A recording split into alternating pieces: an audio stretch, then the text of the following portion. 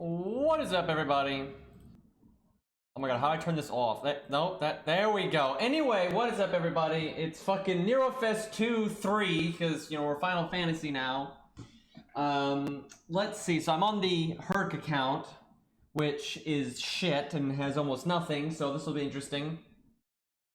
And then I guess after we do the challenge quests and maybe a little bit of farming or whatever, we'll go to the main account and just mess around with different units and see how they do.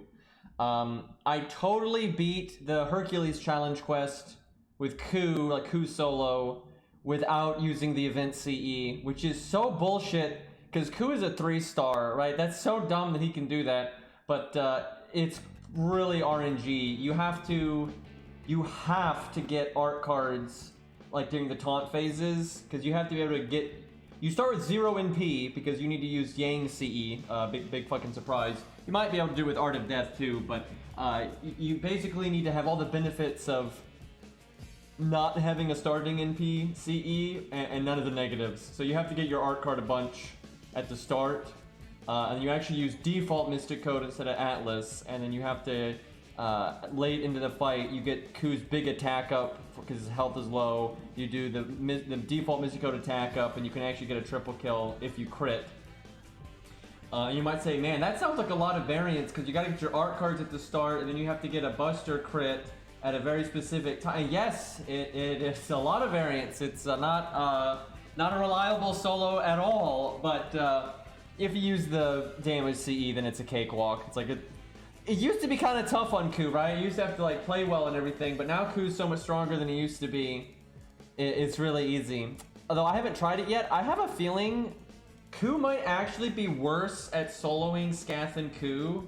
And that might sound weird, like why would he be worse? He has sure hit now. The whole gimmick in that fight is evade. Like, so isn't Ku just way better for that? Ku might, I'm not sure because I haven't done it, but Ku might have a hard time not one-shotting the enemy Ku. And you need to hit him because you need him to be low enough in health that you kill Scath and then you target switch on the same turn and kill Ku, right? And so at the start, if Ku one-shots the enemy Ku, that will make you get insta-death, you know, it doesn't really work out. But you can probably avoid that by just not using a damage up Mystic Code like I did back in the day. But it's just kind of weird that could be a drawback. It's probably not overall though, because before, like I said before, you used a Ku didn't have sure hit back then, so you used a Pearson vulnerability Mystic Code that came with the quick up, and you'd use the quick up on the NP on Ku. Where now you don't need the Pearson vulnerability, and you just wouldn't cast an attack up or a quick up or any of that, and you'd probably be fine. But because Ku doesn't just have the attack up now, he's got the upgraded NP too, so he hits way harder than he used to.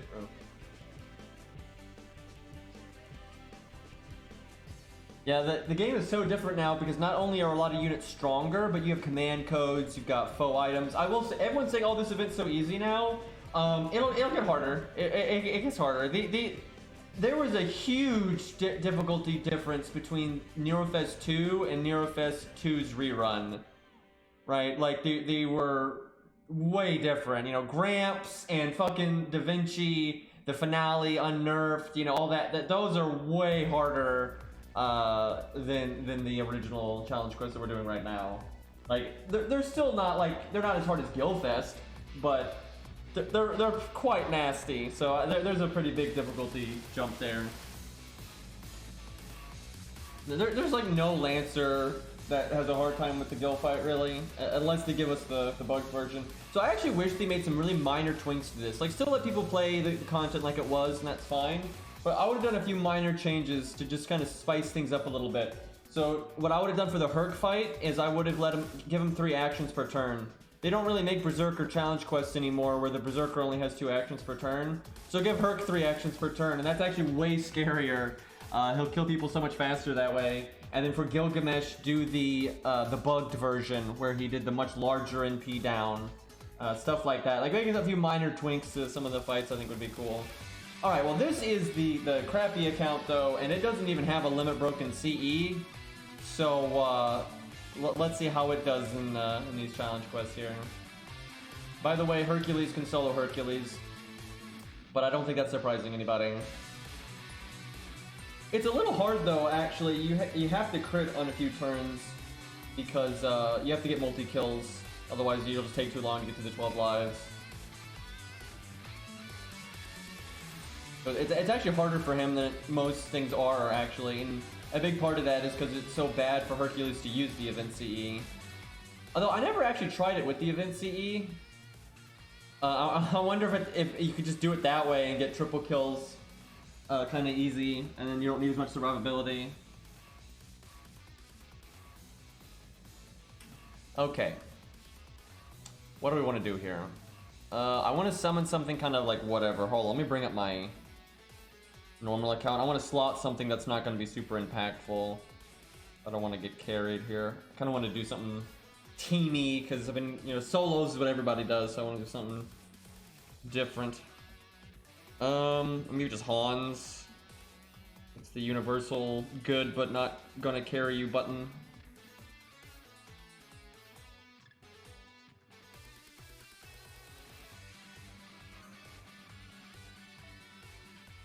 Yes, there's the one, guys. Got him. Fucking got him. So helpful.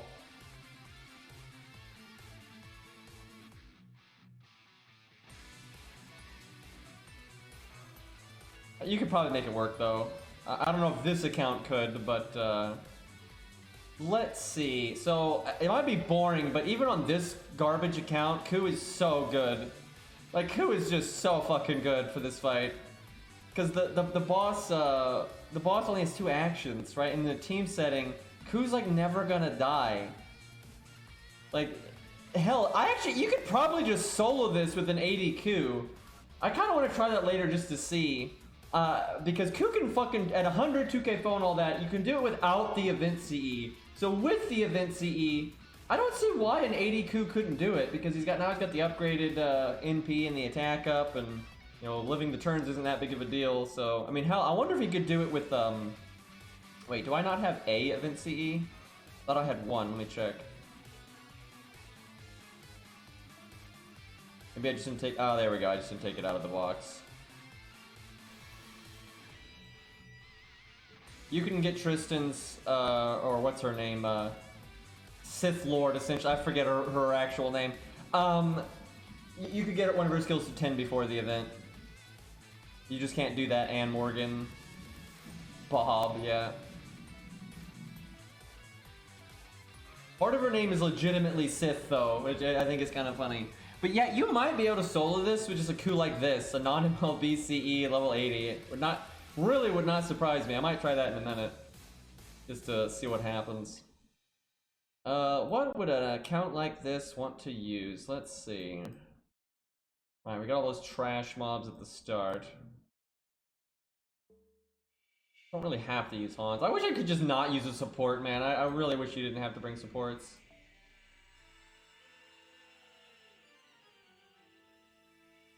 Gain resistance each time you kill him. Yeah, that'd be annoying. Just give him like a damage cut each time or something.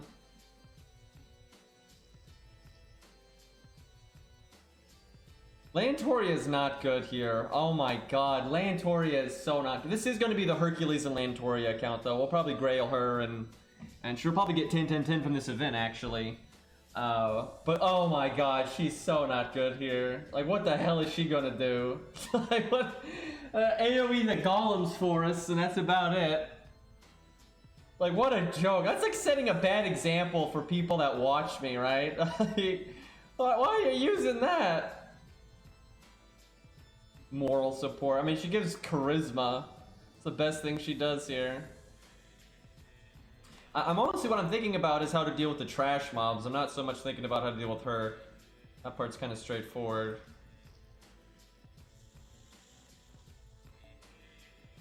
Let's see.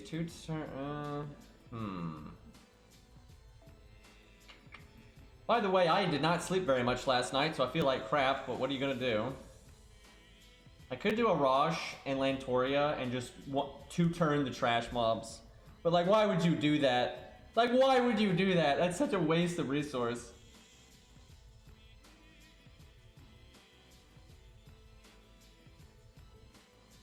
Let's see, what do we give her? Alright, we're gonna use her. Fuck it. We'll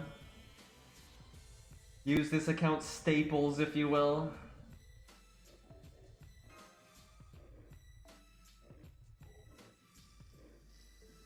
doesn't really need starting NP for the way I'm gonna play this, I think. Do that.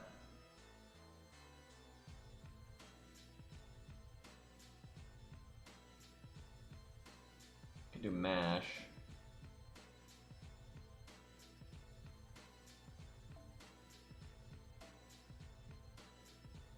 Probably bring another DPS. I wish Hans was just like Ushi or something. Could always switch it.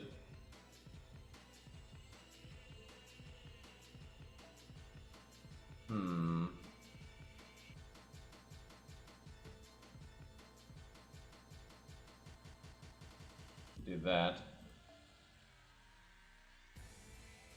I feel like this is too easy, but it's dramatic. Like, if I put that in the back, that, like, boosts our chances of winning so much, but, I mean, we don't have a damage CE, so, I mean, it's a kind of a weak team, so maybe it's fair.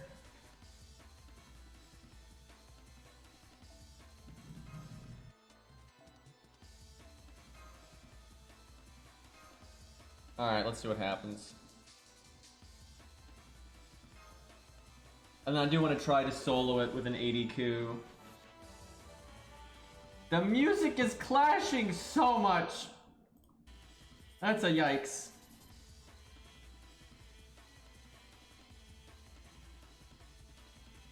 Totally gonna use Geronimo for the Hassan fight. He's actually unironically good there for a budget team. Like, I'm not even kidding, he's fine. Like, he does AoE damage enough to kill a lot of them, and he also gives you healing to keep the team in it. So you do like Hans, Geronimo, and your survivability is excellent there. I wonder if they're going to change the way the insta-death thing works with the D-spell on Medea. Probably not.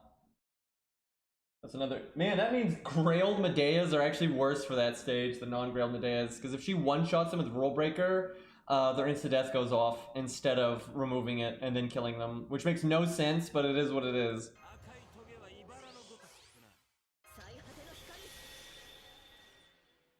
Do I just, like, taunt right now?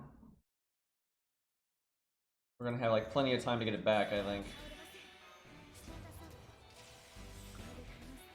Yeah, so, like, this...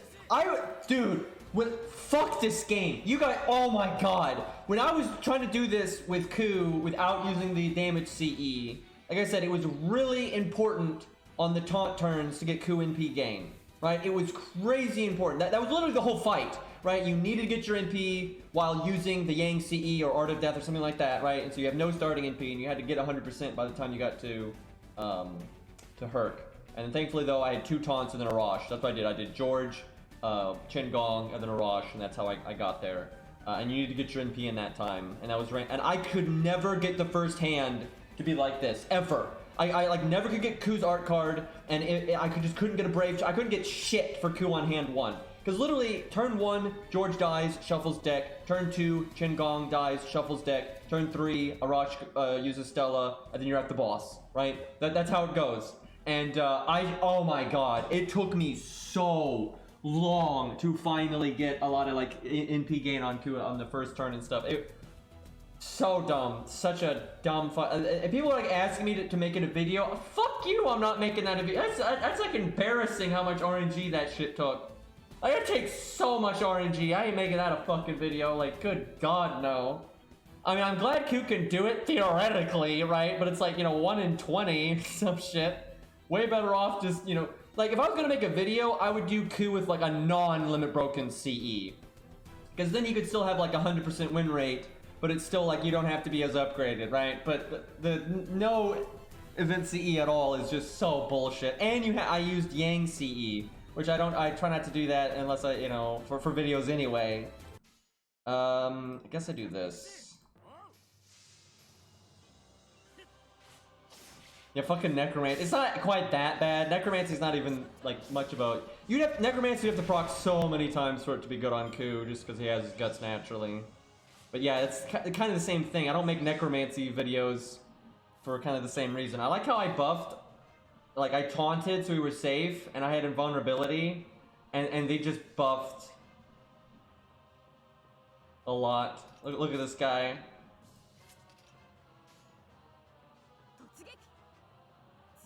Man, her new animations are really good. The horse is a little awkward, but what are you gonna do? Pretty sure in the anime she's not gonna fight on the horse. Like, she will a little bit, but I think in like the main fight at the end with Bedivere, they're probably not gonna have the horse. I don't know, who knows? What's his name? Don Stallion or something like that?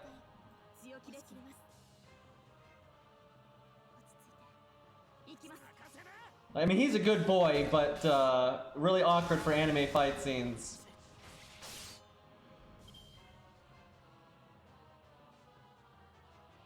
Wait, she doesn't have it at all? Because that's not right. Like, it's one thing not to use it for the big fight scenes, but if she doesn't have it at all, that's some BS right there.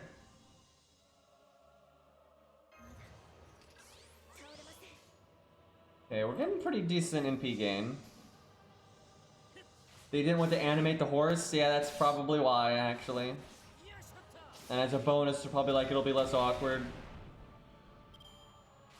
Imagine if she was a writer, and then they did that. Right? Like she's a fucking writer, and like, oh, we don't want to animate the horse. That'd be like, Alexander the Great in Fate Zero not having the bulls or the horse, right? It's like, why is he a writer?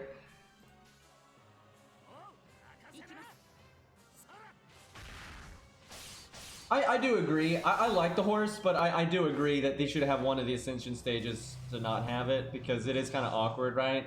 And some people just want Lantoria. The thing is, they'd have to give her 2 completely separate animation sets to do that, and they're too lazy to do that, because she's an old unit, right? They can't make, if they made a new Ortoria, they might give her 2 animation sets, but they're not going to update an old one to be like that, or they are cowards.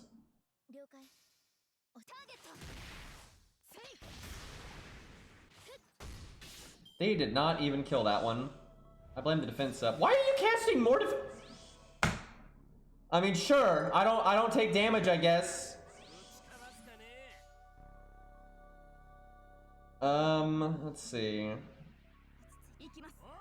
Probably should... Dude, I'm gonna do no damage to that back one. Probably got 50% defense up or something. Never mind, we crit. Still didn't kill it though. My face though! Okay, that took longer than I would have liked, but we were able to build up pretty well. So the match didn't get her NP.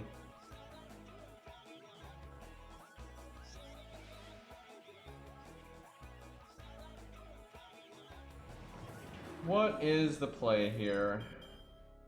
Also, nice art down, nerd.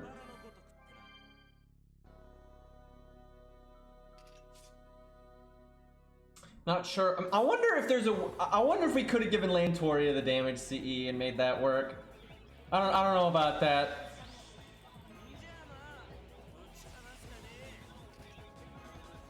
All right, let's. I have faith Ku will break even at level 80 here. Say what I'm gonna do though. I'm gonna taunt right away. We just cast everything. Because I'm more worried about Lantoria. Now, Lantoria, though, is going to get Ku's defense down from Bolg, so that's something. And she gets the attack up here from Mash, so I'm hoping she'll get something done. So insta-death would not be particularly good here, to be honest.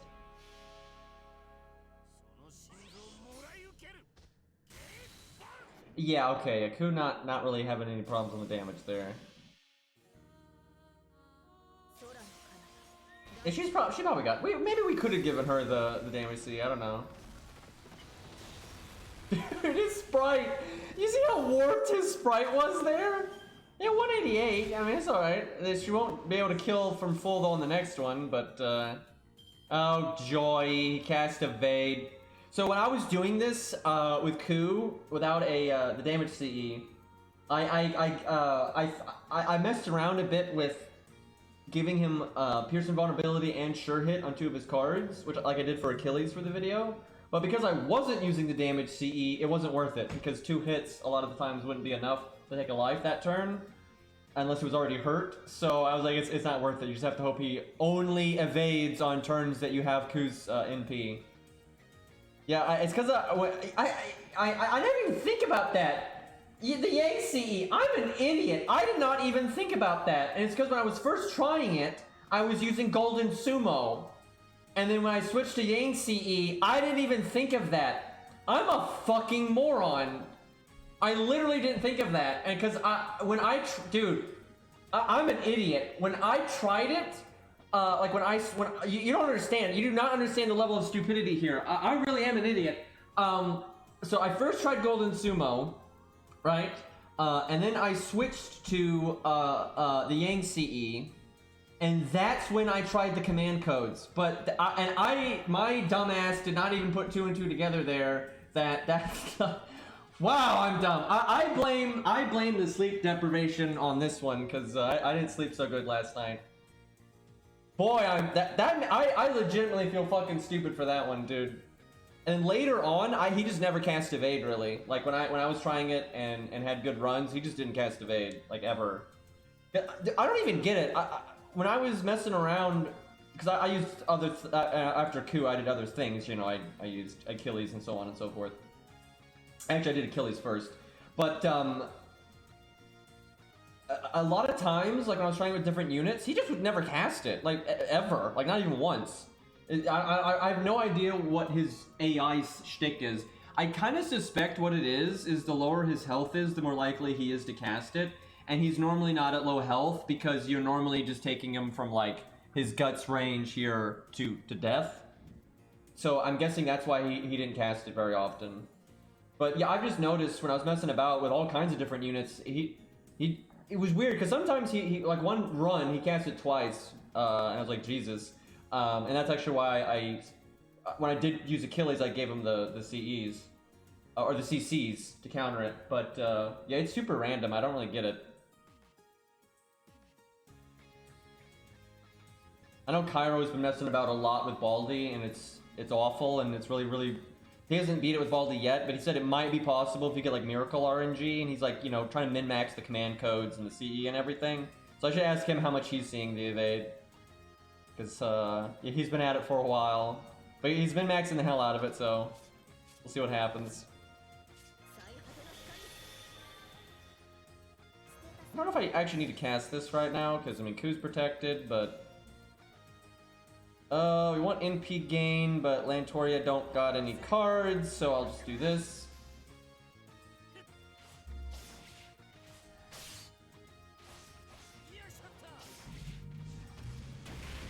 Dude, I cannot believe I forgot that the Yang CE had Pierce Vulnerability, and I talk about that being good all the time. Like, I am a...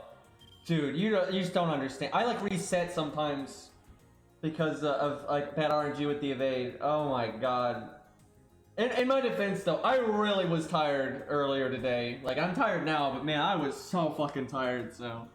I almost wonder if I was making other mistakes then, because, I don't think so, though. For the most part, I made some good decisions when I was min-maxing it, because, like, I noticed Atlas actually wasn't worth it when I was doing it without the damage CE. Like, the cooldowns didn't line up in a way, so default was better, and then the attack up on default lets you triple kill on a turn if you got lucky. So like I just forgot the Yang CE worked that way. Yeah, 40% damage up's pretty big. And I actually tried a little bit with Art of Death, but I didn't really I didn't do it enough to get really good RNG with it, so I don't know if it would work or not. Yang CE was pushing it so much though that I don't know.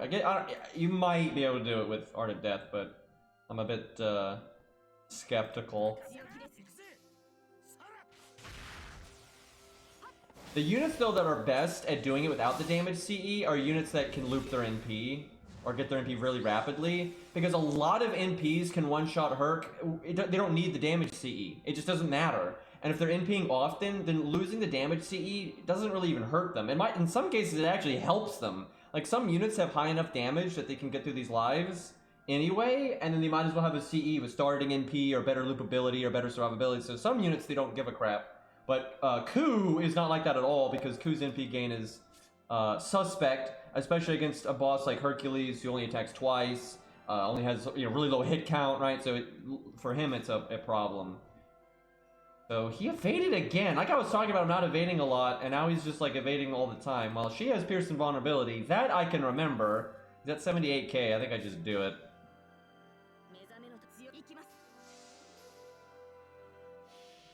How does Luvia do with the damage CE though? Like, does she not...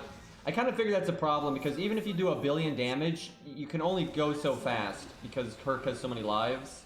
Like, you literally can only win so quickly. And if you don't have enough survivability to get those turns in, right, you're kind of screwed. I'm not gonna lie, Lantoria is doing better here than I thought she would. She's not doing like incredible or anything. Like there's so many units that would do better, like even 3 stars. But she's not really doing bad.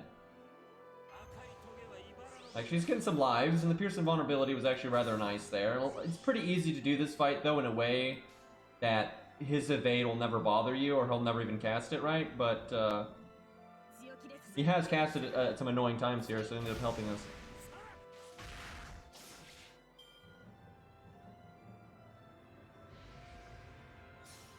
Yeah, Herc is not super hard to solo, but he does require you to have at least some degree of survivability. Like, more damage will help you because you can win faster if you can kill him 3 times in a turn. So you won't need as much survivability, but you still need a chunk, no matter what, because you can't kill him in like 3 turns, there's just no way. And if you can't kill him 3 times, if you can only kill him like 2 times or 1 time or whatever, then you're going to need survivability, like more and more.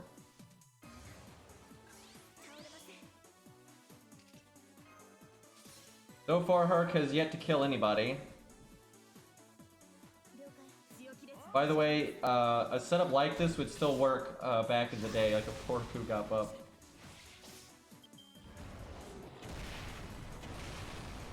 Yeah, Scath is good at it because she does have basic survivability.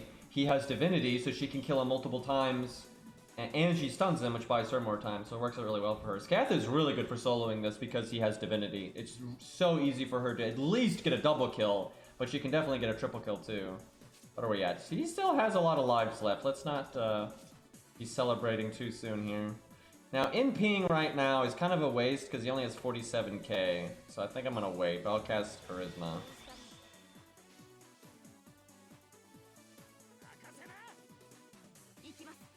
I need to either kill him here or get him so low that I can kill him with like 1 attack next turn. Good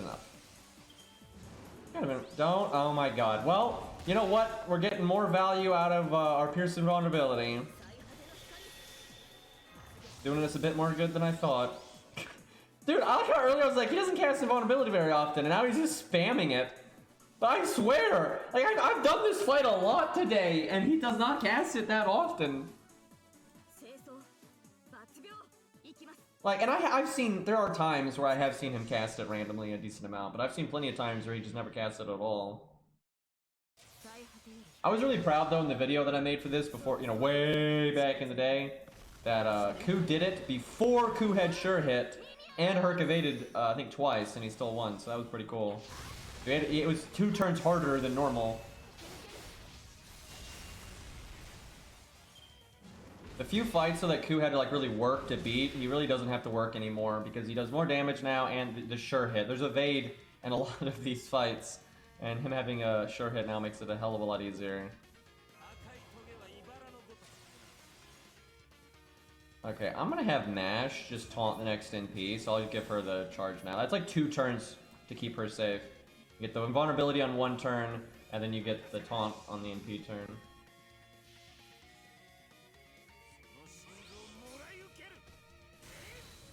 Yeah, if you are a unit that has sure hit on a skill, or it just lasts multiple turns or whatever, then him casting evade is good for you, because then he only attacks once that turn, which is not, you know, too scary.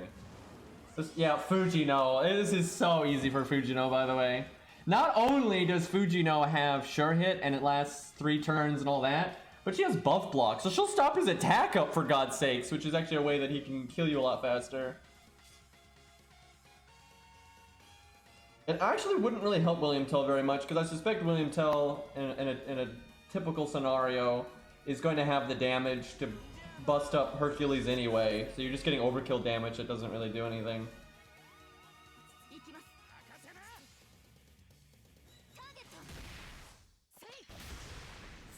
I haven't actually tried any other units though without the event CE. I wonder. I'm sure there's other people that can do it, and I think NP loopy people, like I said, can actually do it without it even being much of a negative. So I'm kind of curious how many people can do it. Hey Fury.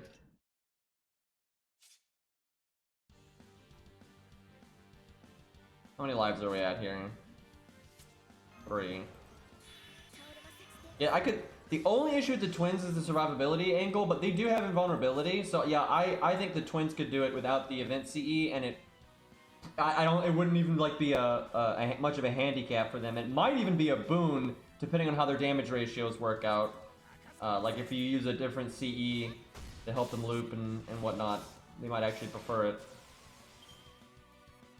That happens every once in a while. There's a few fights out there where the way things just line up, you don't care about an event CE or like Black Grail event against Guadia. Normally not using those things as a handicap, but for a few units it's not.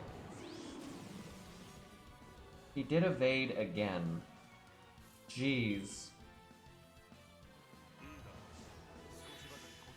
Who do I give the battery to? I guess we give it to Ku because she's got an art card right now, and she has her own battery coming up in a bit.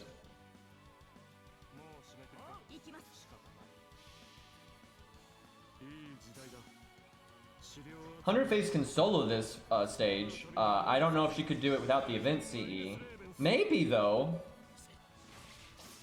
That'd be tough. That would be tough because her NP will kill no matter what, right? That's not a problem. Her NP is going to take a life if she's got the event CE or not. But you want to be able to get kills with like her follow-up art crits.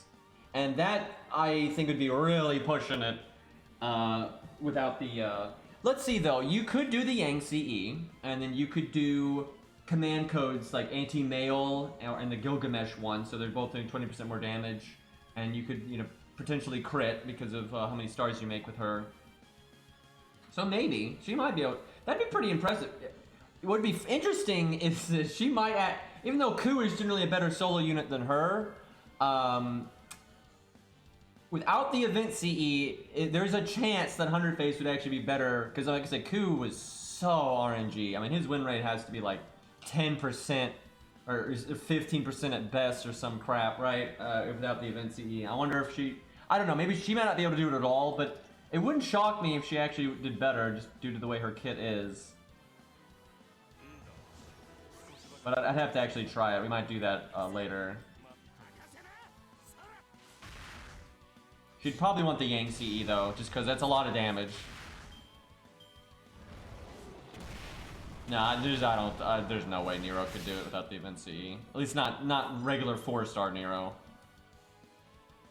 She has such like a set amount of survivability, and she's AoE, so she's got... The only way she would have a chance of doing it is if she was 2k foe, level 100, blah blah blah blah, and then her AoE NP is actually enough to one-shot, and then also get another life with her normal cards after. But I kind of doubt that. I don't know though.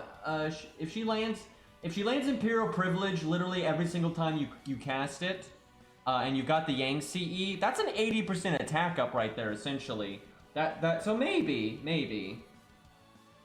I might be selling her short there initially. I think it'd be tough. It might be possible. She definitely would need a really good CE, and you would definitely need really good luck. So she might be if she could do it. It'd probably be a very similar boat to Ku, where you just need stupid fucking high RNG. But yeah, I haven't actually tried it, so I don't know. Let's see. Could NP right now, but I think I can save it for next turn. I could actually maybe get a triple kill. No, I could get a double kill and do a chunk to the next one. Okay, well let's see what we can do here. Let's get fancy.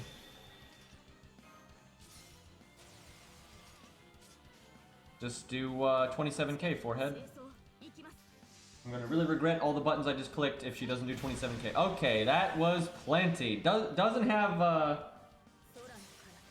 an event CE, by the way. That was kind of nice. She has Art of Death, which is why she got the little icon there. If that had crit, that actually would have been super... That would have been really close to actually getting a triple kill. Looks like Nash was the only casualty. Ku is at full health. Big fucking surprise there.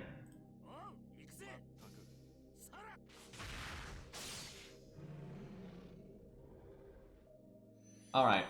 What do you want to see, chat? Do we want to try a level 80 Ku solo on this account? Or do we want to do like my main account and we use lots of units and see like how people do?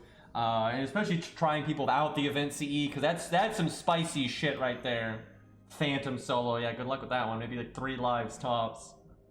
Yeah, let's try 80 Ku real quick. I think that's fun. See how it does. Because we don't have the MLB CE. It'll just be the regular CE. So that's a huge thing. Like, I'm quite sure at level 80 you could do it with the Limit Broken CE. Like, that would be no problem. But I really want to see if you can do it without.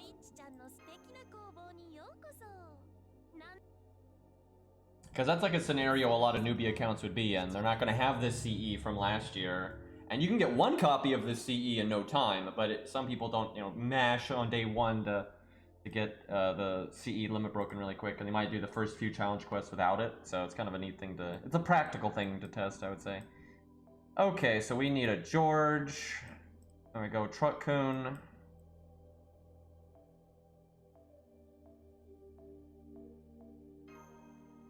Let me at least level that CE a little bit, because this account's going to level that CE anyway, and the first few levels are easy extra attack.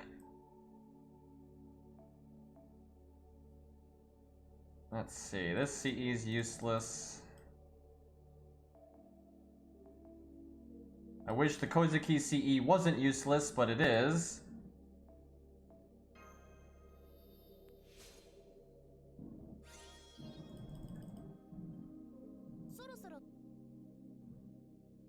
I guess if they ever brought back the Da Vinci event, like they brought this event back. So I suspect as time goes on, they will bring events back, you know, a 3rd time or maybe even a 4th time, but it's only going to be popular events or events that are lottery because of farming.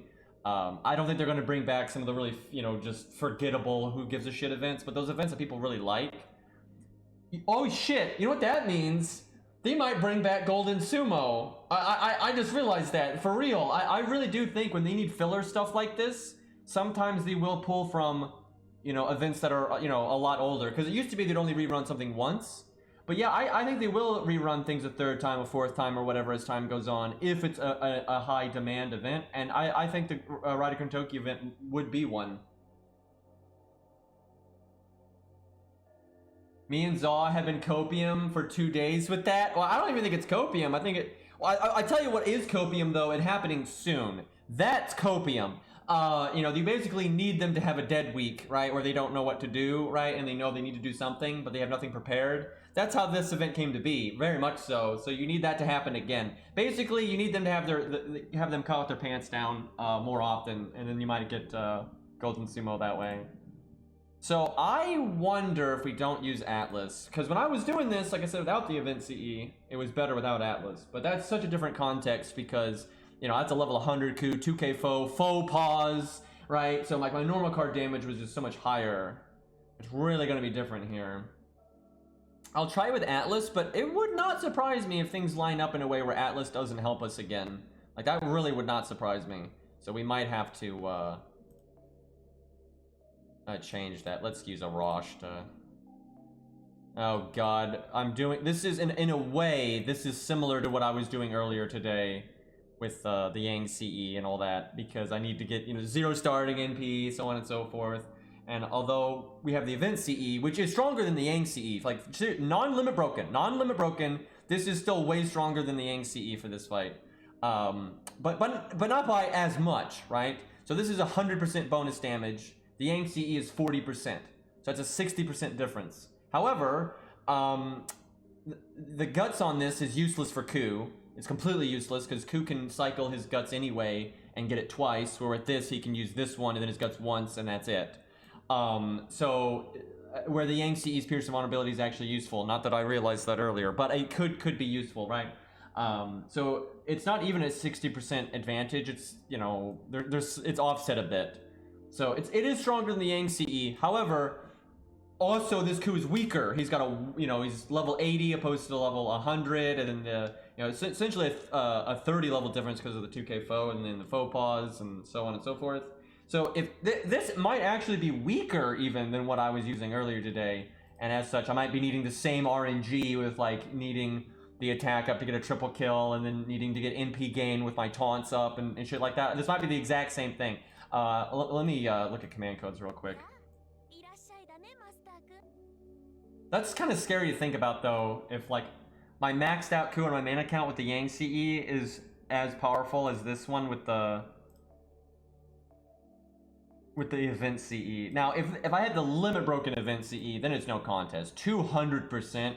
That is just so far ahead of the Yang CE that it's unquestionably better. Even if it's level 80 versus level 100, but okay, let's see. This account's got some weird stuff. All right, we'll go. Got this mini star bomb, so that's something.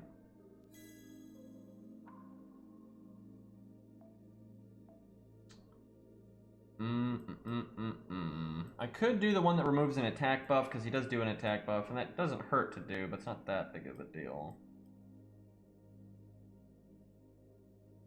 The account's got pretty limited options. Okay, we've got the Merlin one. We should use that. Who is it on? It's probably on Hans. Oh, hey, we have this one. Oh, that's super good.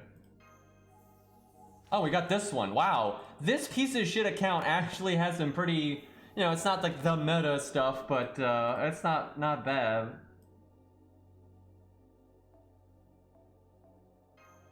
Dude, I'm seriously reset one run earlier today when I was doing the Yang CE because Hurt cast evaded at a bad time. I seriously reset the stage without even attacking, so I'm so dumb, dude. Like, I had Fearsome Vulnerability and I just forgot. That's so ridiculous. I am never gonna live that one down in my own mind.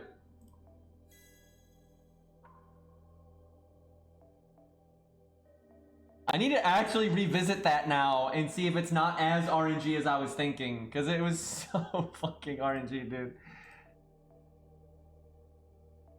I think it's still pretty fucking RNG though, because it's not even that stuff. It's not even Herc never casting evade or not like bustering you at a really bad time, because you had to have a turn where you like almost had guts go off but not go off. That was really important. You had to get that extra turn that way. Or if Herc like double busted you at a bad time, you would just go straight to it, right? You needed that extra turn. Like that was the big RNG. It was it was getting a lot of NP gain on your taunt wall turns. It was critting with a buster card on a very specific turn to get a triple kill with the attack up stuff. And it was not having Herc kill you too fast at the wrong time. Those were the big RNG turns, and that's a lot of RNG. But on top of that, you had to deal with evade as well. It rarely made a problem, but it did for a few times. So, but I didn't act. That wasn't actually RNG. I just didn't realize it. But it's still super fucking RNG. All right, did I already do the anti-mail one? I think I did. Okay, so these are the key ones. We don't have Pearson Vulnerability or Sure Hit on this account. What do we have? We don't have the Anti-Divinity one. We can do the crit damage one. We can do Star Absorb. We can do the attack removal one.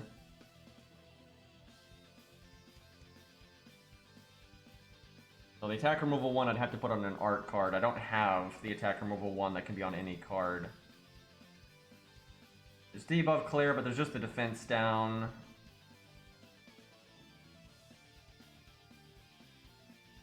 This is okay. But I don't necessarily want the Star Absorb.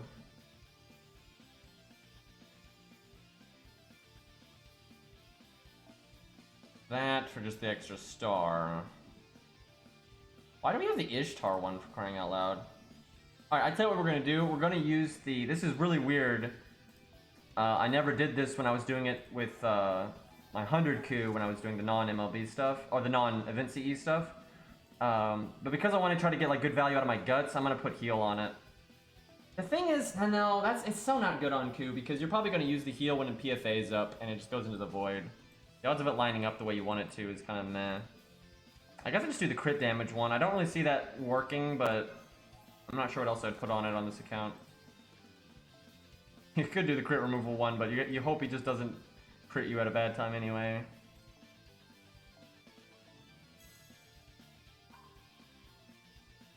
Dude, I'm gonna laugh though if this is harder on an 80 coup with a non-MLB CE than it was with coup without the event CE at all, but then coup's maxed out. Like that, it might be. We'll see. I'll know pretty quick because I'm pretty familiar with what it was like the other way. Because let me look real quick. Let me look at my other account. I got my up on my other screen here. So my coup, when I was using the Yang CE, he had 13,700 attack. That's a good bit more, and you know he's got the faux pas, which is that's essentially another 500 attack. So he had just over 14,000 attack essentially.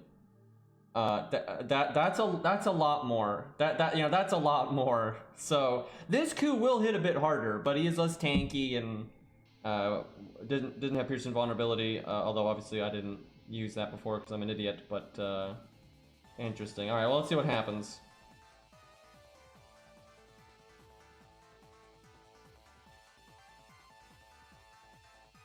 Okay, I was fixing my support list because I just put Yang CE on coup to science.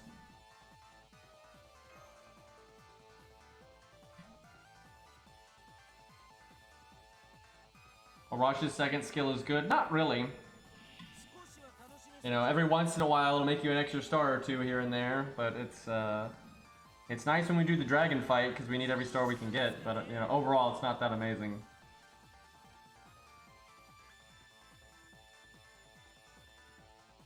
Hopefully they never bring Go West back. Although I won't lie, and I'm probably not alone in this, there are some nice CEs in there, and I'm sure some people would like to get Ox King and stuff like that. So although this, if I don't know, maybe if they made it less of a grind and just like lowered the costs on like what you needed to do the bonus stages and stuff, maybe it wouldn't be so bad.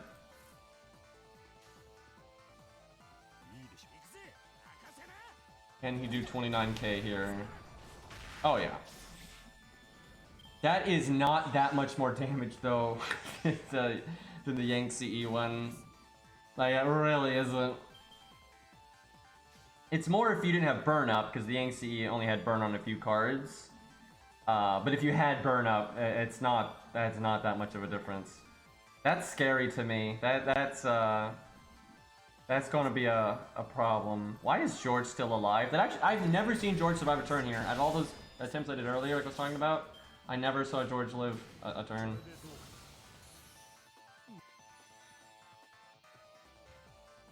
But that kind of helped me because our RNG on that turn was really bad.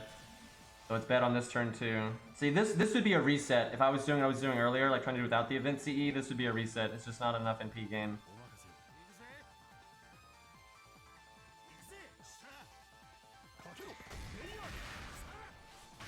And we are, as such, going to get to the boss and not have our NP. But I'm wanting to see maybe... What?! Well, maybe not, because George is still alive. What is going on? This never happened before, man. I'm serious. It gives me a little bit of extra NP here that I normally wouldn't get. It's like an extra turn of it. Yeah, I don't know. Maybe we do get our... That's gonna be crazy if we get our NP, because it would normally take me several tries with the other way to get the NP. I have to not. Yeah, he's gonna get his fucking first try. I get my NP with this joke of a. Okay, no, actually we don't have it yet. We don't have it yet. We gotta get like a quick card here. There we go. Now we got it. But I never had Ku be on turn 6 at this point.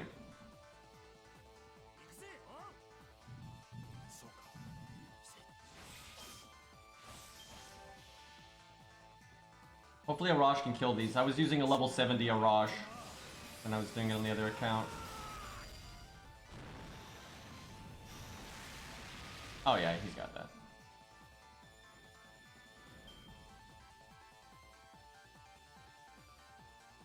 Okay. I'm worried that we need default instead of anniversary. I mean Atlas, but we shall see. Guess we do that.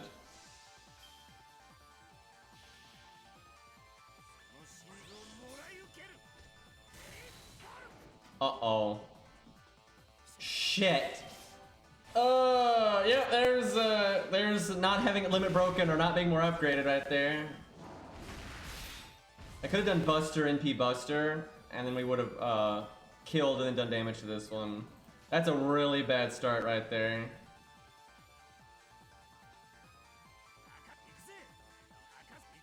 Because I could have killed this life this turn. Okay, we might kill this life anyway. Okay, he's got it. The thing is though, I could have killed that life and got more NP gain. So it's still bad, but it's not as bad as it could have been.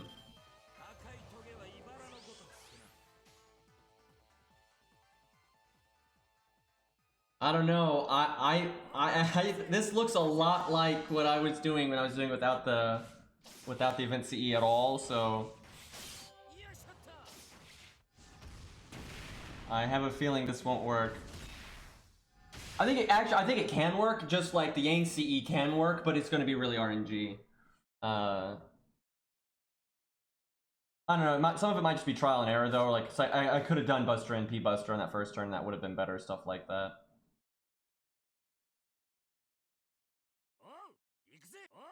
But you gotta find ways to get... If you just do one life at a time, it's not gonna work. Like, there's no... Like, not on an 80Q. There's no way. You've gotta find ways to at least get a double kill every once in a while. Which is easy if you do an MLB CE, and it's doable, like, if you've got, you know, super upgraded Q without the CE, but, with non-MLB and level 80, I don't know. We'll see. I don't know, maybe he's doing a bit more damage than I'm thinking, though. Let me think.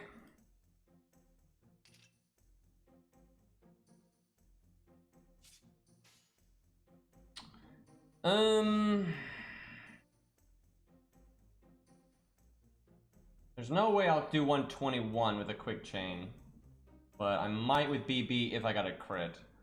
But I know I'd have to have the attack up buff for my first skill.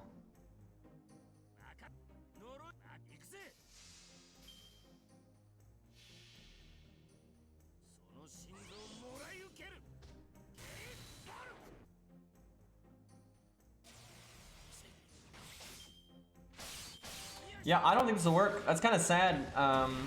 I do think it is doable though without the MLB CE. I just don't think it's doable without the MLB CE and level 80. Well, at least not reasonably doable. You know, if you get crazy RNG maybe, but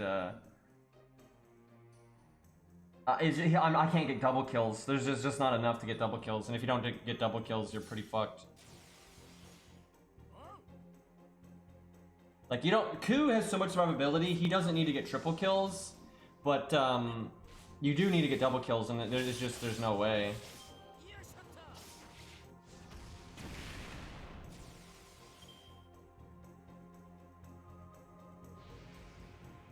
There's no point in doing predictions for anniversary strengthening. There's just too many servants, and there's just too many things you could do, so there's no point in making a prediction.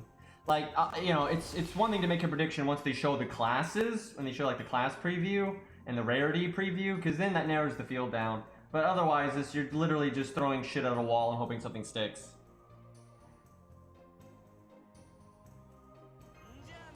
Now, this is a turn where I could potentially get a double kill, but I would need to cast Guts, but then it would go off and no effect. I don't know though. Maybe we do just do default Mystic Code. Maybe we can get our kills that way. Maybe I'm giving up too soon here.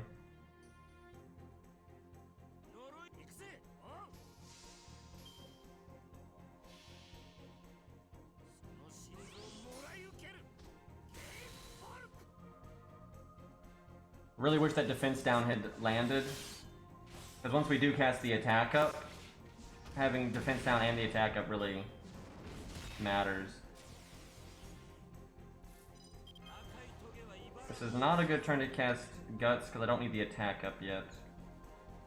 Yep, Atlas is not right here. I'm not sure it's right under any circumstance.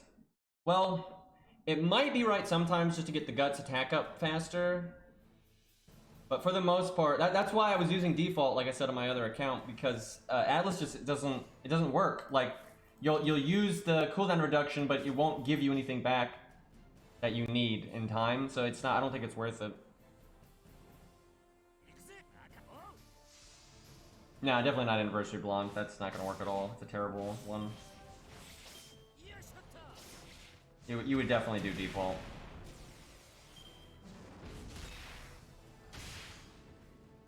Because this is very similar to like what I was having to deal with when I was trying to do it without the event CE at all. Like it's super similar.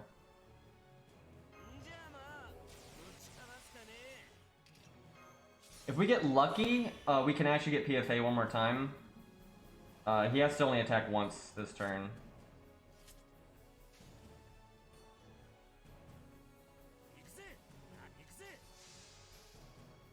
But this is so similar to what it was like when I was trying to solo it without the event CE at all, but on a max Q. Like, this is super similar. If anything, it's worse. Like,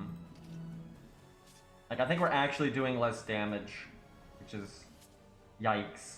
Okay, well, he actually evaded, which really helped us. We might win, but this is what I'm talking about. It's just bullshit luck, like, which is what I needed with the Yang CE as well. And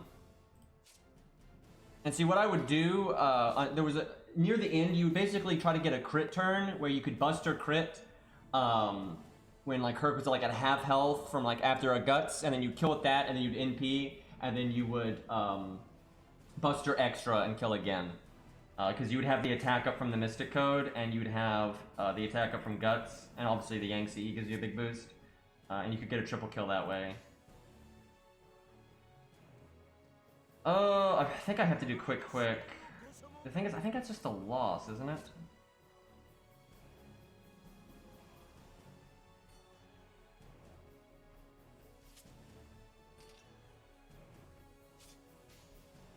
The thing is, if I NP Buster, I don't think there's any way that...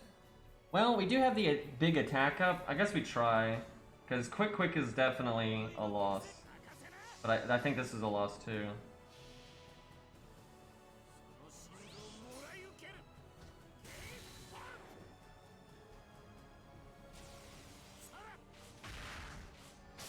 Because if I crit, that would get another kill, and then we would actually be fine.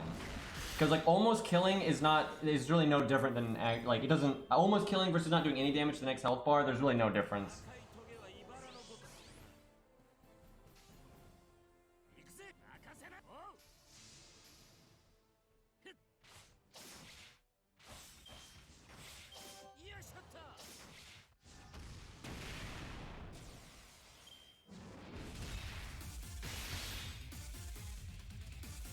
So our only out here is if he doesn't attack after his NP. But you can see what I'm saying though. Why you can see why Ku can do this without the event CE, because if you have a more upgraded Ku, like I said, the damage ratio is like exactly the same here. You can see how it's possible, but it's just RNG. It's just so much more RNG.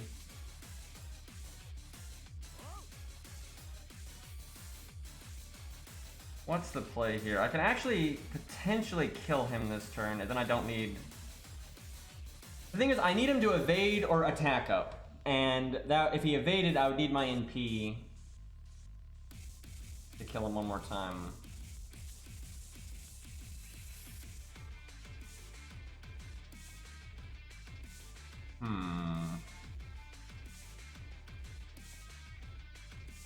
He's gonna give me a lot of NP from attacking me with his NP.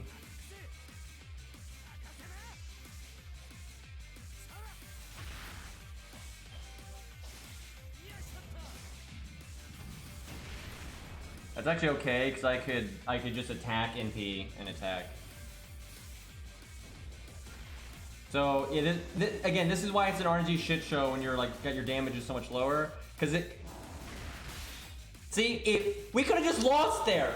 This is stupid though, right? This is exactly like my fucking main account doing it with the Yang CE. It's exactly the same. Like it's slightly different because I actually played worse and I bought the wrong Mystic Code, but I just got lucky. That's it. I just got really lucky, right? Like this is exact, and this is why the Yang CE one isn't going to be a video, because it's just dumb, right? You just have to get fucking lucky. Because he absolutely could have just killed us there.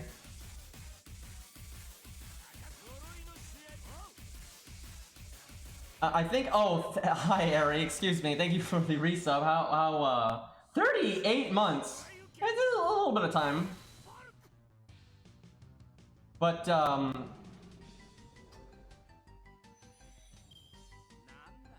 like seriously, I just got like I could make that take a little bit less luck because I did not play that quite right, and you know also I was when I was on my other account I wasn't taking advantage of the Yang CE properly. So you can reduce the RNG on that a little bit, but it's still stupid. Where if you use like you know a proper, you're not handicapping yourself and there's no RNG in it. So now I will say this: at least a level 100 coup that uses a non-MLB event CE. He absolutely can do it with no RNG. It's only RNG there because we're using a non-limit broken CE. And we're, you know, kind of scuffed. I want to, real quick, I will do more stuff on this account and we'll fight Scath because we gotta beat Scath. But I really do want to go back to my main real quick because I want to see the actual numbers here. Like compared, because that felt like the exact same fucking thing that I did like with the Yang C. That's like, it was so fucking similar. It was kind of dumb. So hold on, give me 1 second here to switch over because I really want to look at this. I don't know if chat gives a fuck about this, but this is the kind of stuff I give a fuck about. So I gotta see this here.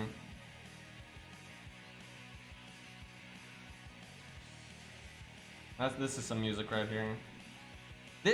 Shit, I'm opening up NA right now.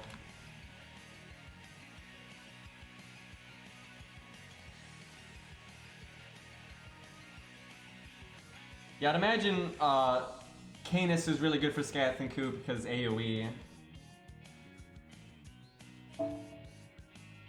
So I feel like a reason. So whoa, that's not right. That's still not right. Okay, hold on a second.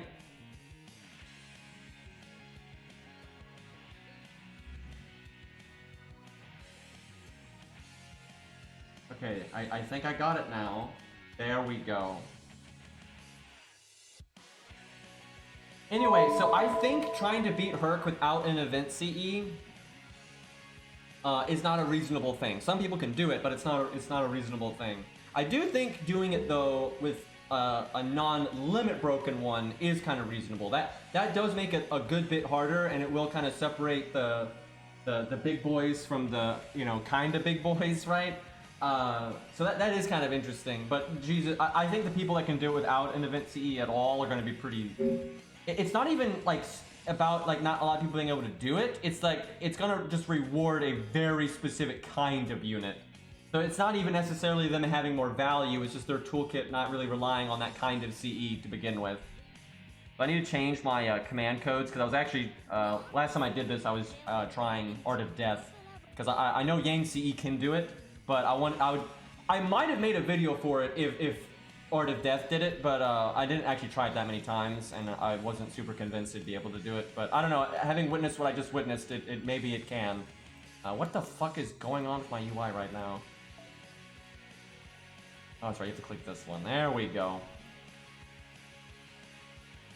Wait, this is not the command code UI.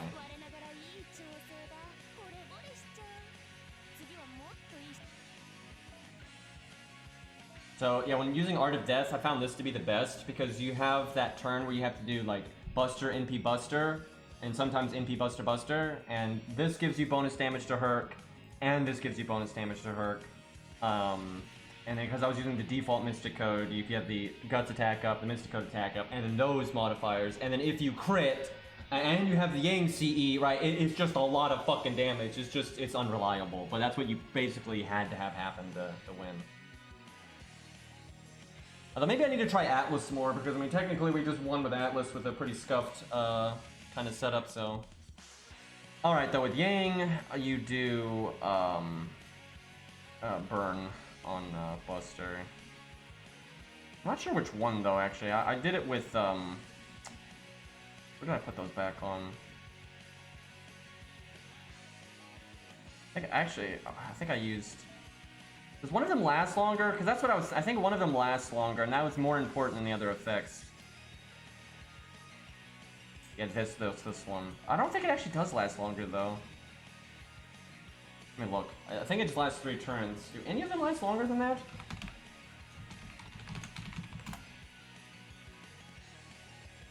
Let me see. Debuff. Burn. Yeah, that one's 3. This one's 3. And the Nero one. Yeah, they're all 3. I guess that might be. I guess that would be kind of OP. Hold on, I gotta move my other monitor. That probably would be OP if you had it for 5 turns.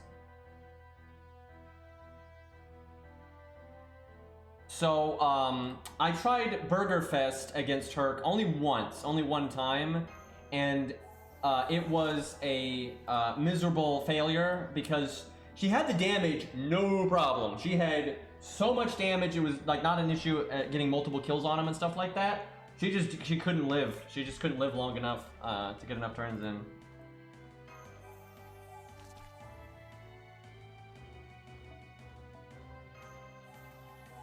So I've tried Canis a little bit without the event CE, but I haven't tried her against Ku and Scath.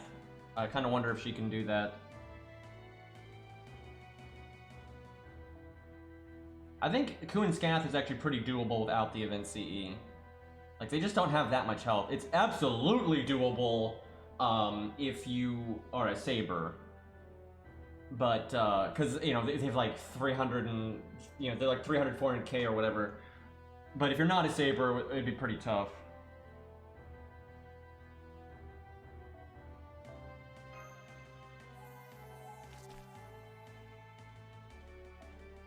Yeah, no hard survival problems indeed. Her self-survival actually would buy her a turn or 2. Because Herc does hit hard, but he doesn't hit that hard. But a turn or 2 is not enough, right?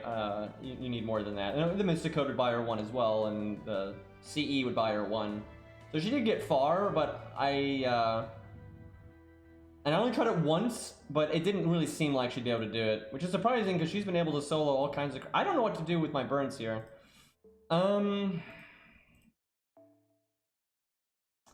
This critting it with a Buster card can be really important, but I almost want to try not doing it the way that I was doing it earlier.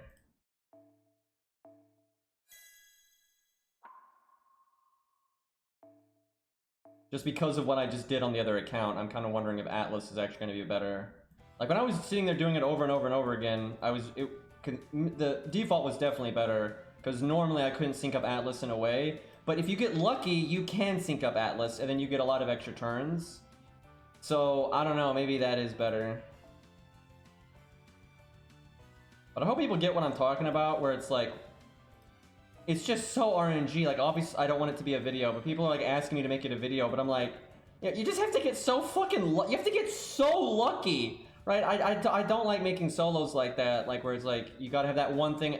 It's one thing if you have to get lucky at some point in the video, but you can also weather bad luck in other parts, right? And it doesn't matter where you get lucky, you just have to get lucky at some point. It's when you have to get lucky multiple times, and it has to be a specific thing at a specific time. You know, because if you have a fight for like 20 turns, of course you're going to get a lucky crit here and there. Like, obviously. But if that lucky crit has to be on that one specific turn, right? And because like if you crit at some other time, it goes to waste. I don't like doing that kind of stuff because that's so much less likely. Because like really, if you just need a crit and it just whenever, if you can capitalize on a crit and it literally doesn't matter what turn it's on, that's almost destined to happen, right? When you especially with a unit like Ku who lives a long time. You just have so many chances to crit. It's going to happen at some point. Am I blind? Did I already equip it? I'm trying to figure out who's got the freaking Star Bomb one. I remember giving it to somebody. Like, I remember giving it to somebody today, unless I'm delusional here.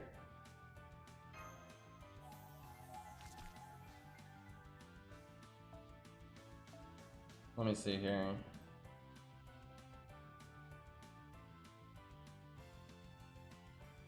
I don't even remember what rarity it is.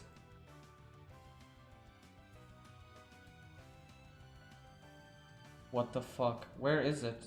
I don't even see it grayed out. I can't find it like at all. I found every Star Bomb CE but the one I'm looking for. What the fuck? It's not like I deleted it or anything. There it is. I could not find this. And I was looking for someone who was equipped to, but it wasn't equipped to anybody. God.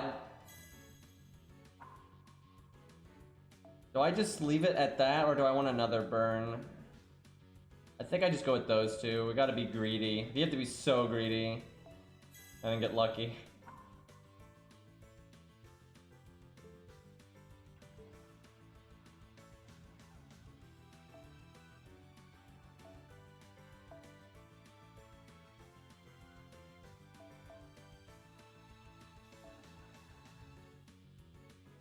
I guess I bring yeah, you can see I was trying Art of Death last, but I'm not sure if we can do it or not. I don't know. Because it is a good chunk weaker than Yang, because it's less attack and it's less bonus damage, and it doesn't have the piercing vulnerability. I'm gonna do double George and see if we can get lucky like our counterpart. He got really paid for that. Like that. That run was so lucky that we just did, because we didn't get the cards we needed to get our NP in time, but our taunts just lived longer for some fucking reason. So I got them that. You know what, I might cheat just to remove RNG. I might cheat. I need like a level 40 George is what I need. But yeah, I might cheat just so I can mimic good RNG reliably.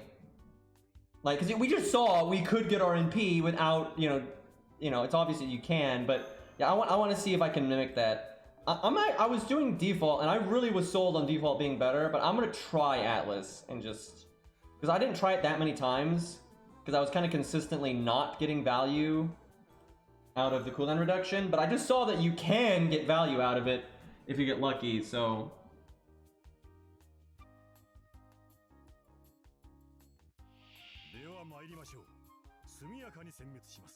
You don't, you don't understand, chat. I had to reset so many times.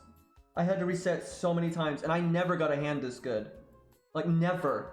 Like, I got some hands where I got like some NP gain, but I never got a hand like this. I was just doing it like, oh my god, that's so stupid. That's so stupid. That's twice! It's twice, right? I was doing the level 80 coup, right? And we got it there too. What is this nonsense?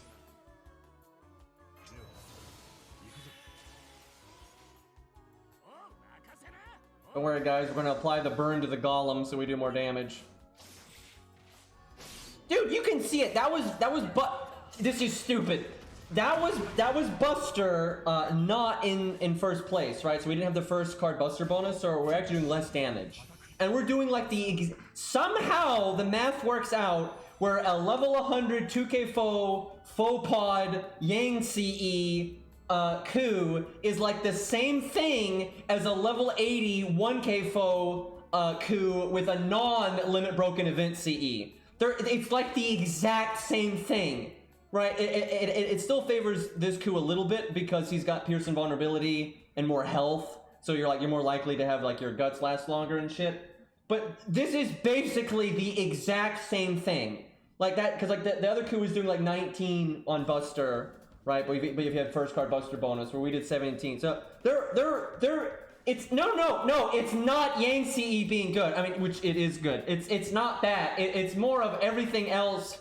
Like you don't understand. One of them should be higher than the other, right? This is so dumb that these are like almost exactly the same, right? Because it's pretty contrived, like where the two different coups are at power range wise, right? In terms of 80 and 100 and 1k foe, 2k foe, and all that. Like, this is really dumb that somehow equaled the same. How like 40% damage up versus 100% damage up and all that other stuff somehow equals the same. That really frustrates me actually, because it'd be nice to have like a version, right? Because here's the thing, limit broken CE is easy mode, right? Like this is what's happening in my brain. That's hard to communicate here.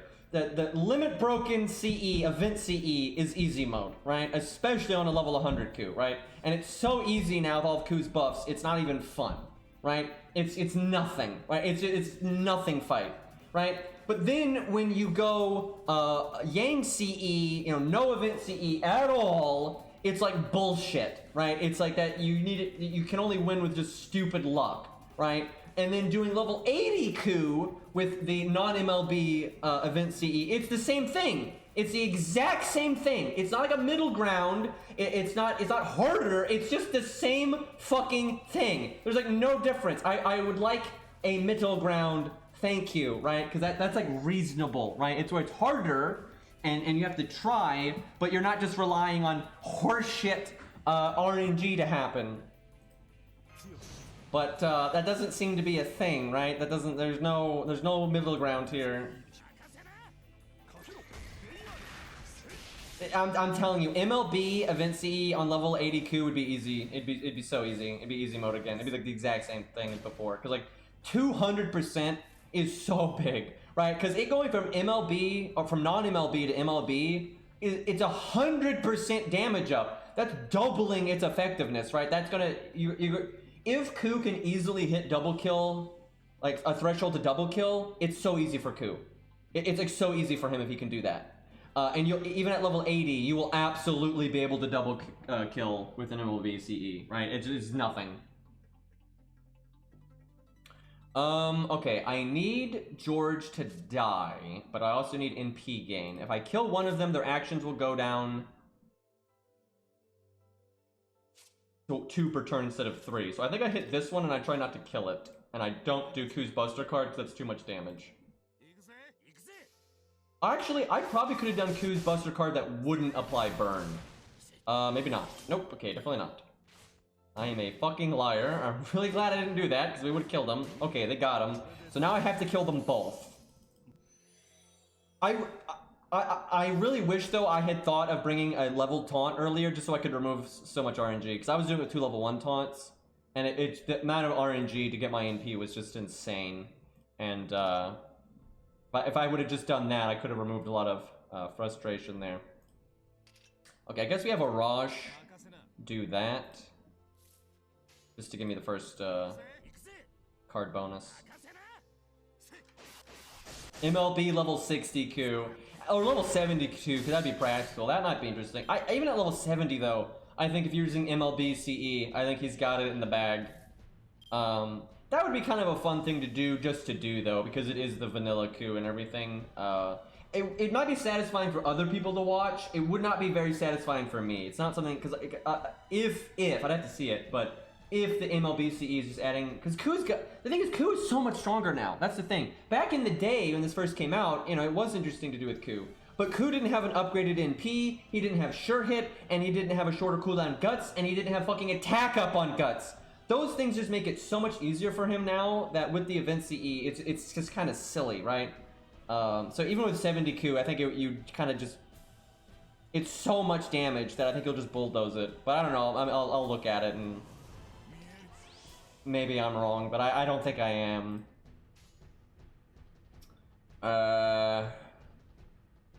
This is that.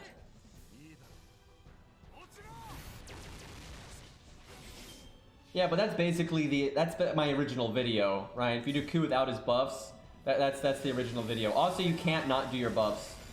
It's impossible. If I level up a new Ku, he already has his buffs because I did them on my 100 Ku. They're like, their Saint Graph is like tied that way. There are certain things that are like, it's the same character, right? You're not allowed to bring 2 Kus, right? That one's on a support, and their bond is the same. Their command codes are the same. The only thing that's unique between the 2 Kus is Grails, and I think Faux Paws. But they even share the fucking I think the 1K 2K Faux is not shared, but I think Faux Paws actually are shared. I'll have to look. But a lot of stuff is shared. So yeah, it's like impossible to have a scuffed Ku if you have a Ku like mine. Okay, what is my play here? I think I Guts right now.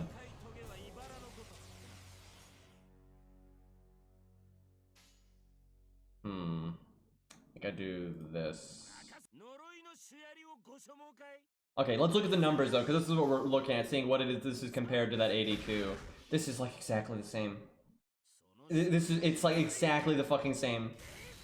I think it's a little bit less damage, right? I'm not sure though because we're at max health right now, so we're not getting the full attack buff. Does anyone remember what our NP hit for? What the hell happened there? But does anyone remember what our NP hit for when we were at full health on the 80 coup? If it's 220 versus 230, then that's within low high roll, and it's the same. As I was saying, like literally, it's the same shit. Like it's like this, and if anything, it's a little bit easier. Like you would think, oh man, no event CE, so high. If anything, it's easier on this one just because we have more HP, so we're more likely to get that turn where like Guts doesn't go off too soon. It could still happen, but it's less likely to happen. And then we have Pierce and Vulnerability. So if anything, it's easier over here without the event CE. That is so nonsense. I've had decks do that on the new update. Shit. Dude, that's what I used to do on my old computer, and that was a big part of why I literally built a brand new computer, because I had a much stronger graphics card and stuff, so I could like muscle out the problem. And so, dude, I think they're like fucking shit up over there, because what basically happened with decks is the older version of decks that I had, it would not mess up on my old computer. It would not have graphics glitches. But then they did an update, and it started having graphics glitches, and from what I could tell, the only way to fix those graphics glitches were having a overpowered graphics card that was way better than you actually needed to basically brute force the bad optimization. And they updated decks again recently, and that's kind of what just happened again. So I'm really worried that they're, you know, fuck man, I might have to start using an emulator. I really don't want to. You know, I really like being able to play, you know, without an emulator, not technically breaking terms of service and all that. But I'm just, it's so hard. And because what happens is it gets more taxed when you do OBS, which is what you need to record. And that's what I've noticed. I've never, ever, on my old computer or my new computer, I have never had a graphics glitch on Samsung decks if I'm not recording or I'm not using OBS. But like just now, you know, I'm streaming, so I'm using OBS, and you know, we just had a graphics glitch, so I'm kind of worried. 3,090 for decks, I know, right? I thank you for the 5 pennies, poi poi. Okay, I guess I go NP gain here.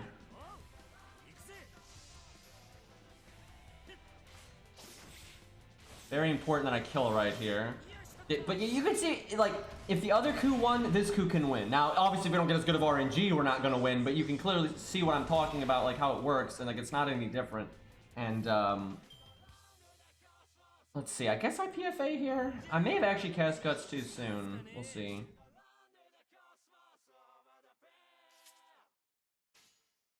I know, I might record it, but I don't, just in case I do want to post it, but I don't know if it's, like, something I want to post, just because, like, other people might find it cool, but it's, like, the exact kind of video I don't like, and, even if people don't notice that it's dumb, I'll notice that it's dumb, so.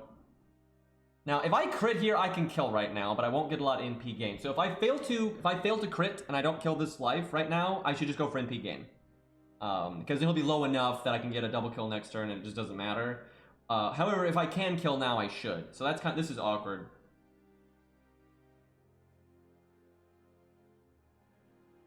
Popo, you're breaking up. I didn't get that last message. Must be my my ISP. So the safe play is art quick. Because it's like, it's playing to what your worst case scenario. Like, if you're not gonna kill, then you might as well get the NP, and then he'll be low in health, so then you can, like, Buster, NP Buster again. The greedy play, though, to get ahead of the curve is, is Buster, Art Buster. If I had a higher crit chance, I would definitely go for the risky play. Fuck it. Go big. We already beat it with the, you know, the other coup, which is basically the same thing, so we might as well go for it. Oh, there we go! We actually only need one of those crits, we didn't need both. Although I'm actually not 100% sure that was worth it just because of the NP gain. I probably should have done Buster Art, actually. That's, I think would have been the best.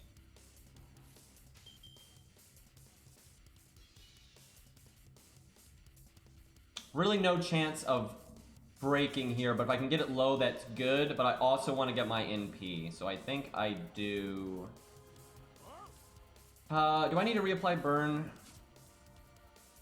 1 and 2. I don't have to, but it's cozy to in case he resists it later or some shit. Wait, he can't resist it. Gotta do this. By the way, this has nothing to do with like potentially making this a video or any of that, but it is really nice just having a unit, and in my case, my fucking 90. Okay, guys, it's so awesome hitting 98% on your NP. It's great. Anyway, it's really nice having your favorite unit be level 100, NP 5, 2k foe, and about to be max foe pod, right? It's just nice, right? Like, it's like very strong, right? It's good stuff. Imagine not having a 20% battery. That's Canis over there. Have you tried it, Zaw, without the event CE? I've messed around with it a little bit, but I didn't really do it enough to have any like barometer if it was doable or not. I was kind of just fucking around. And I haven't used her against Scath in Q at all yet. I guess this turn sucks. I just lost all the stuff I did last turn are going to waste because of me getting 98% there.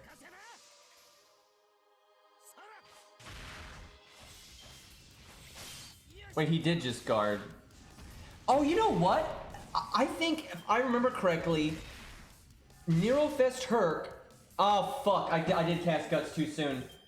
I cast Guts 1 turn too soon. Shit. That ain't great. Anyway, if I remember correctly, Nero Fest Herc actually has an under the hood like gimmick where he actually has some debuff resist where he normally doesn't. And it's a decent chunk too. It's like, you know, 25% or something. I'm pretty sure that is the case. Okay, that's really bad though that he guarded that, because that's gonna kind of destroy my chances of getting a double kill. It's still possible, but I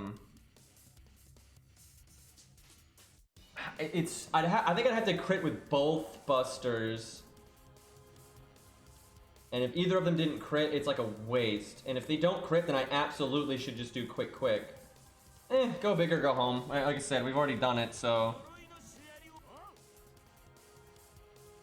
So Herc has never evaded, which I thought would be a good thing, but because we have Pearson vulnerability, it's actually a bad thing. We actually want him to cast evade.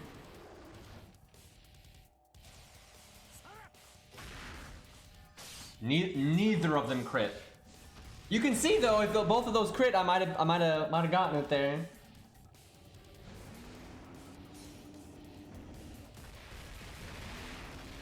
Magic resist is a fun and balanced mechanic, yeah.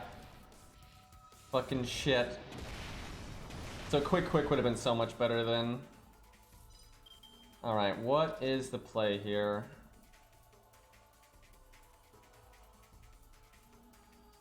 I'm actually gonna do this. Just because there's a chance he doesn't pop Guts right now. Like if he does like a quick attack or an art attack and then he casts evade, he won't pop Guts here, which would be massive value. We're doing horrible. I think I've been missing my chances to get double kills because oh boy, I think I may have just fucked up. I know I just fucked up. This is not the turn order that we did when we just won.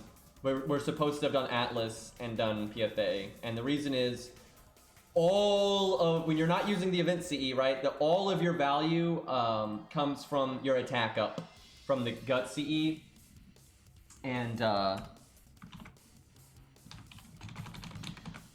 that's where you get your double kills, right? It's from the attack up from your gut CE, and so I cast it there because I wanted to live, but I didn't need to. I could have just done PFA.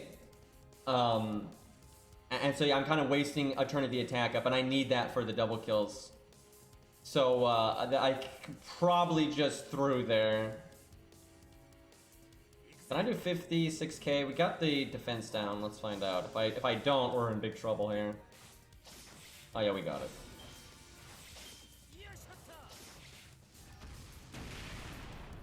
Herc, I'm gonna need you to give me my NP. That's a buster attack, Herc.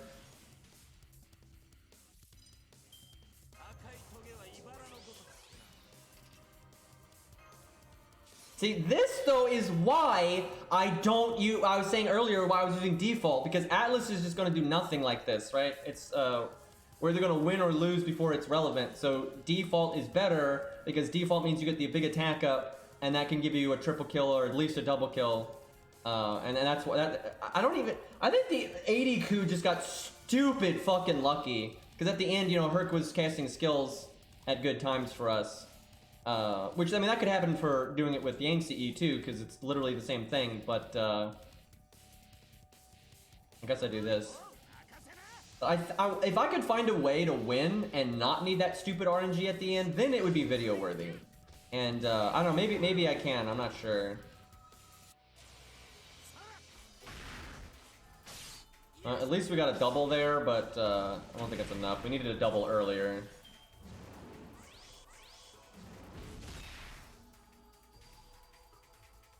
Just throughout the fight, you need Herc to cast skills here and there, and that's like one that he just hasn't been. He's never evaded, and that's one of the few times I've seen him do the attack up. So I think we're gonna be like one turn off what we need.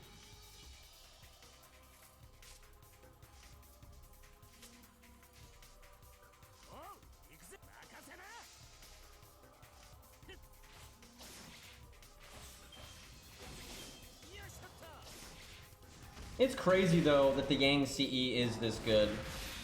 You know, clearly it's not as good as the event CE, but the fact that it is this good is really ridiculous. Cause yeah, this is exactly what the other Q had, but he didn't die here because we just got lucky. Or we're probably going to. Because if he did a quicker on art, because we have defense up, we would live, and if he casts a skill, we would live, and then we actually win next turn. Well, we win next turn if I kill here, which I'm pretty sure we will. We'd have to kill here and get our NP, which we might not. Yeah, we're a little bit behind the 80Q, but that's because the 80Q just got so fucking lucky. I actually think this is easier. Yeah, okay, well, there we go. I actually think this is easier with the Yang CE than it is with a level 80Q with the non-MLB CE. Like, I actually think it's easier, even though we lost, but we clearly didn't get as good of luck as the 80Q did.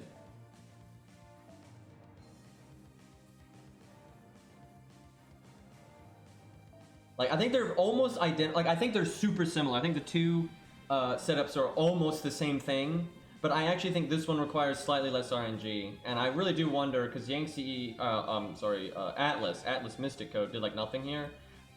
We might have actually won on that attempt if I had used default and I had just played well. I don't know, I might be able to find a way to do this with default that doesn't take so much RNG. Like, I don't know, I'll have to mess around with it. But like, looking at that last run there where we didn't get the RNG we needed at the last second, it might be doable without super RNG. I'll do that later though, because that's enough fucking real quick though, just to show how fucking easy it is, I'll show why I don't use the event CE here, because this is just going to be an absolute slaughter. Default might actually be better still, but I don't need it, so I might as well have like the option to get lucky and get more survivability.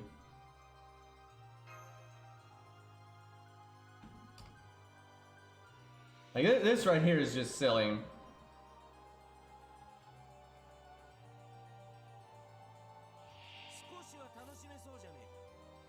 Also, the Yang CE is only level 89 right now, so it could have a slightly more attack stat.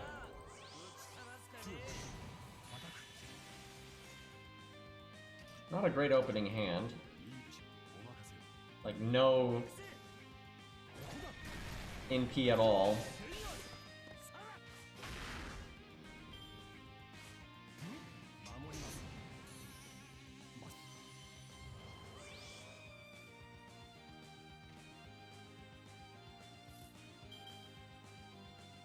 That's good though.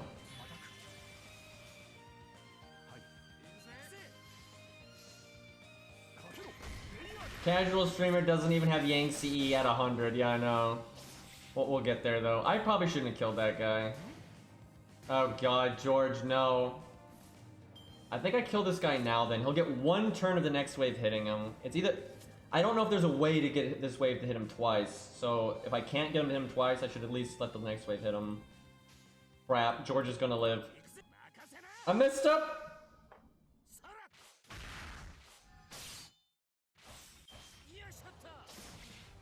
Oh, I'm still using the command codes from the Yang CE. So we're not truly taking advantage of how much easier this is.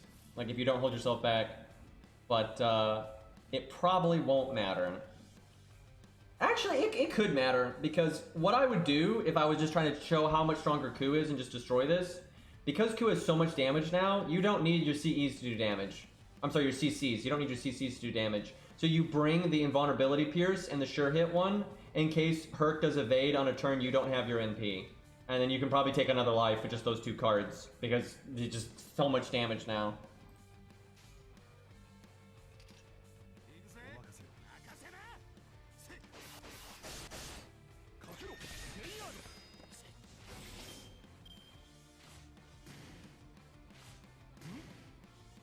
Did somebody take it seriously, Otto? I could see that happening. Why is George alive? I'm about to Atlas George. I took it seriously. I know you made a video for it, but let's see. Seriously, I might Atlas George.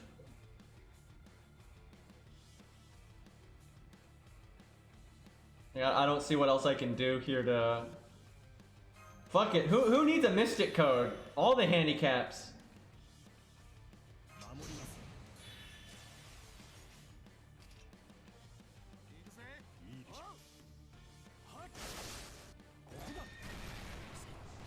Yeah, I saw the thumbnail when you posted it on the Discord. George. See, this is why I need like a level 40 George, or like a 55 or something. The 65 is just too much. Trying really hard here not to kill any of these guys.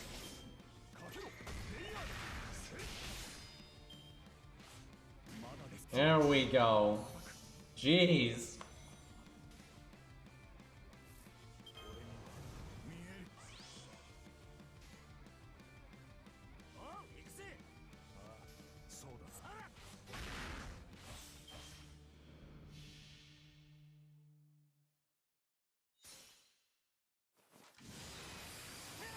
I will say, just from like messing around with this on stream, I do think I might actually be able to find a way to do this without super RNG. So I don't know, I may end up being a video, we'll see. I just feel like, you know, look, I'm not using the event CE, but you're using the Yang one. It's kind of like, oh man. It's not exactly hype.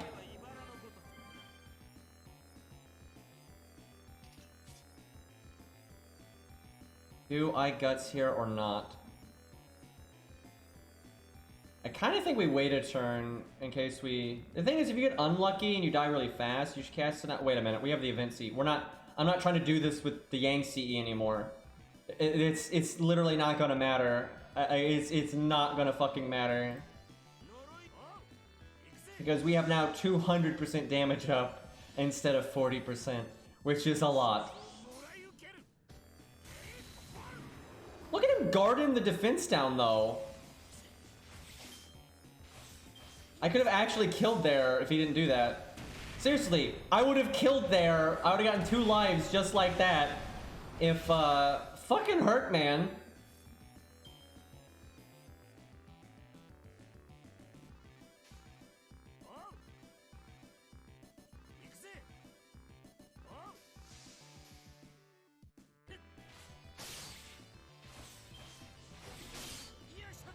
Otto, there's no way I'm gonna be able to explain that and that you're gonna understand at this point, and the lid has nothing to do with it. And no one in chat knows what you're talking about, so...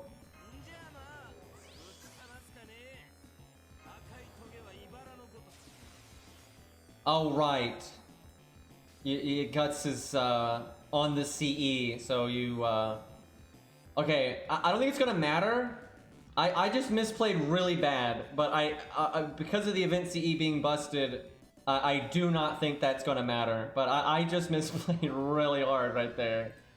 Because, although it's, you know, my guts will come back by that time I need it most likely, I don't need the attack buff right there. Like, I don't need it at all, and that was just a waste. I would've killed on that turn without it.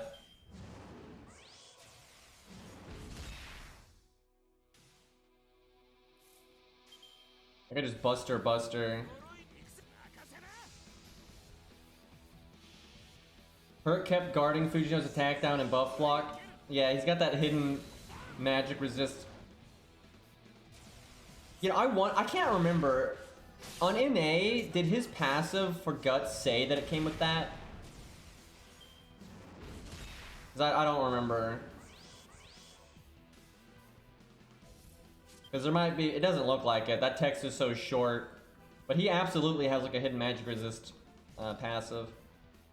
Which is crazy random. But it's not super high either. You know what I think they did?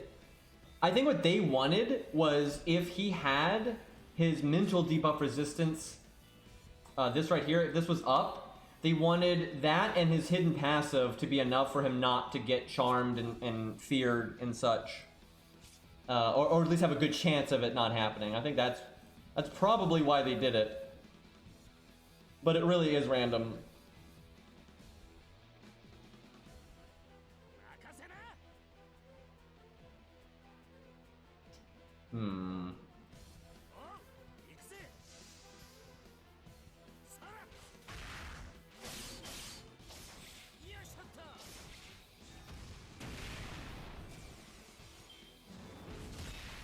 I'm actually making a decent amount of misplays here.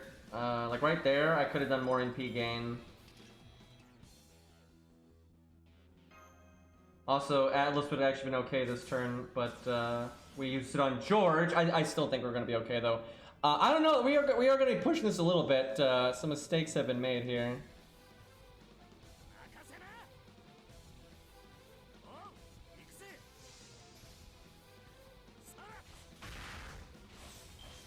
My god, though, so much more damage.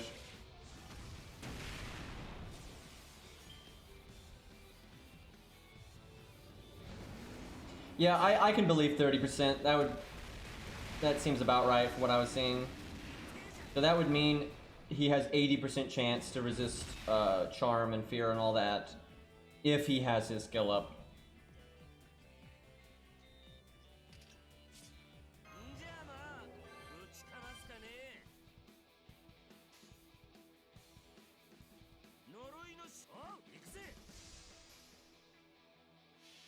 That actually might not kill. Actually, it probably will. I remember when Ku, like when this was way back in the day when it first came out, if you did NP Buster with Ku, a lot of times you wouldn't kill, but you get crazy close, and it was kind of up to low-high roll. But now we've got Faux Pause. Because I didn't have my attack buff from our Guts there, but because of the Faux Pause, I think it probably removes the low-high roll issue.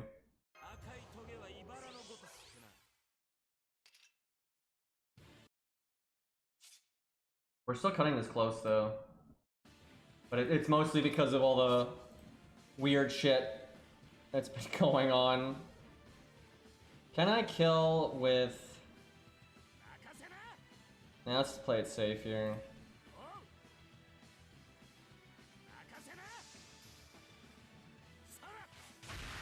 Okay, that's...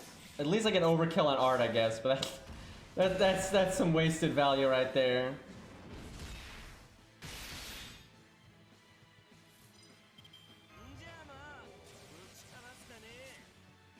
Oh, he's already on his last life.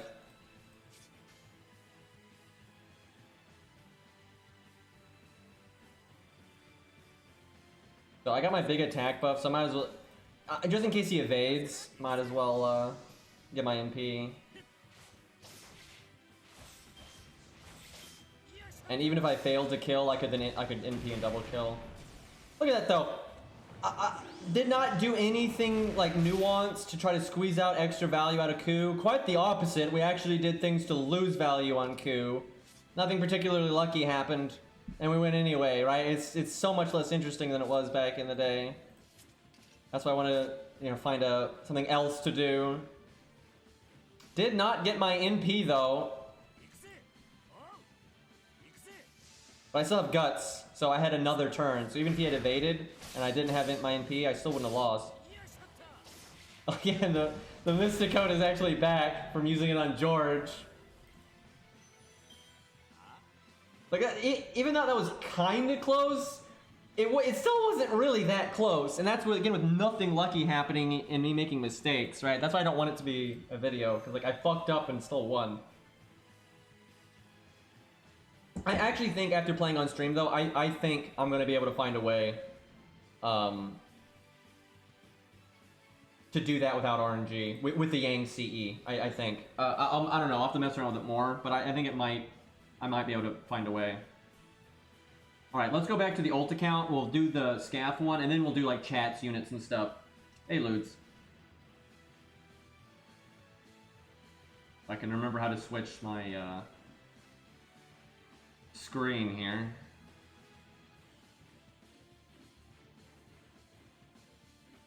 Okay.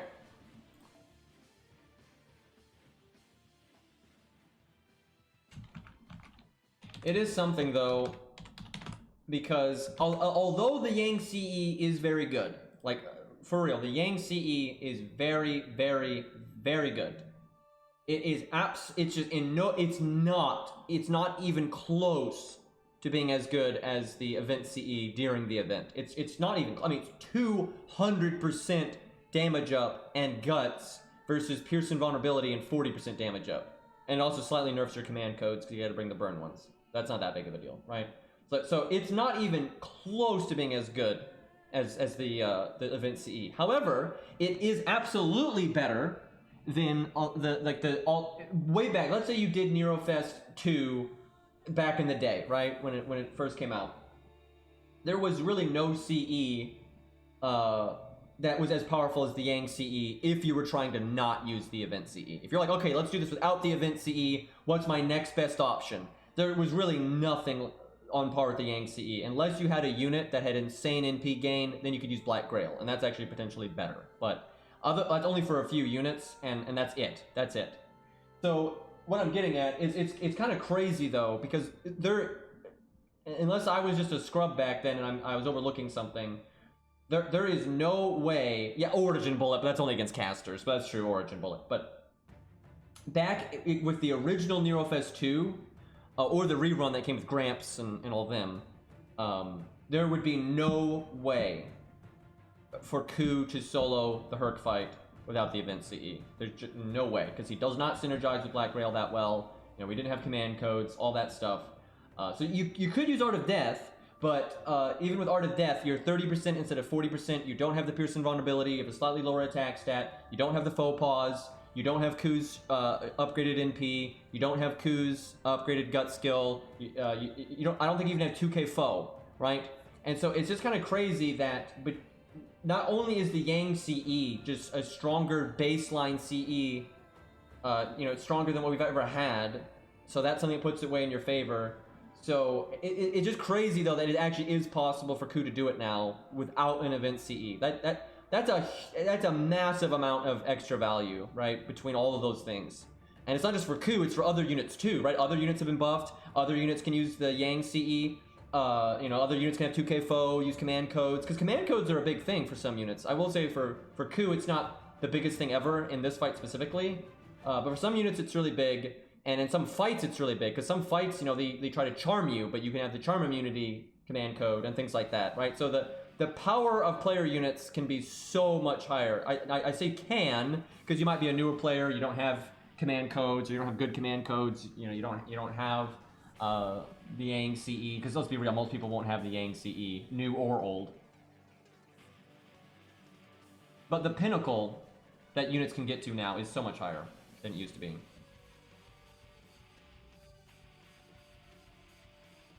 Okay, so we're doing our alt scrub account. We don't want to summon anything that's going to be like a ludicrous carry. What do we want to summon then?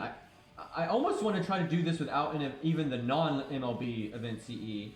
I don't know, on an alt account, maybe that's foolish. Foolishness, Dante, foolishness. But I do wonder if I could set that up. So let's see. Scath NP seals you on turn 1, but you can immunity it or remove it, stuff like that. So debuff clear can be good.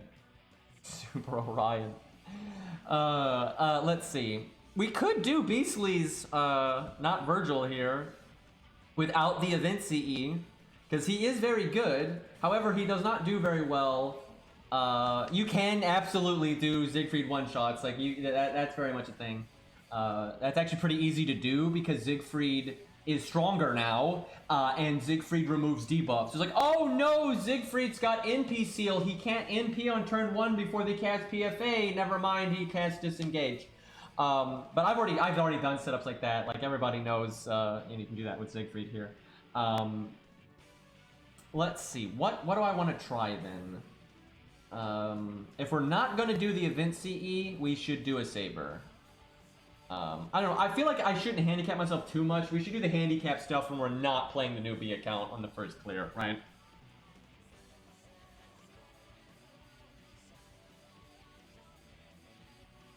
It would be interesting to see how an account of this caliber works with Siegfried.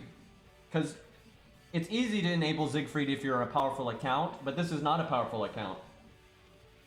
So that might be kind of interesting. Event CE Super Romulus. We'll do that stuff in a second. We'll do that stuff when I switch to my main account and we want to just mess around. You know, this is the shitty account. We want to just beat it, that kind of thing. Because on my main account, if we want to goof off, we have a lot more ability to do that because we have more units and, you know, we could upgrade and downgrade to like our heart's content, right? I'm kind of just thinking what I want to do to be like reasonable, but not like overly handicapping myself. Now see, this would make it really easy. I'm not gonna lie. Also, I am quite sure she can solo this. Beastly, if you're here, have you tried that? Because I feel like there's no way she can't solo this. You know, even without the event CE, I don't think she would have any problem. They just don't have enough health, right? Like and she has guts to, like, if you get insta death at the end. So yeah, I don't see her having any issue there. We could do Mordred without the event CE. That'd be kind of fun. I kind of want to do that just because I'm a big Mordred fan. Now I should really give her command codes, but this is like what my friends list. This is what they get to work with, right? Because I don't always have command codes on her. So you know what? And we're not even gonna give her golden sumo. Let's see if we can make this work. All right. So I don't remember what the trash mobs are here. I don't remember. I think there's like Lancers or something. I think their classes are all over the place. But I remember Scath and NP seals you on turn 1. And then, you know, PFA every turn after that. Although, I think if, like, depending on who you attack, you can actually make Scath do her evade every turn instead of Q doing PFA every turn.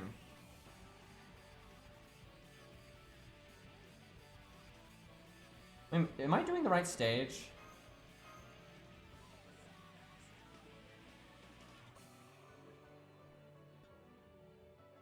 Yeah, okay. I was in there so long, I wasn't sure I'd actually clicked the right thing. Okay. I will say, with me handicapping myself this much here, I'm a wee concerned just because this account does not have a lot in the Saber department. I'm not gonna lie here. Okay, so no event CE, none of that. We've got Karna. How would this account want to buff? Oh my god, we have Qingong now. That's a thing. Let's see. I wish I had Shakespeare. I was trying to say Mozart, but that's not right.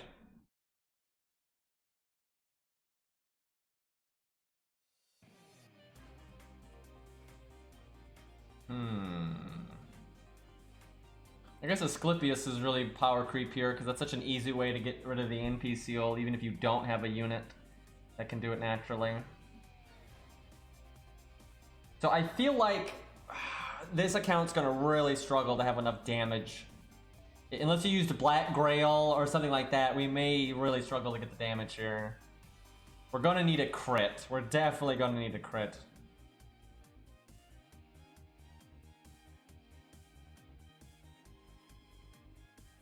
I guess Anniversary Blonde.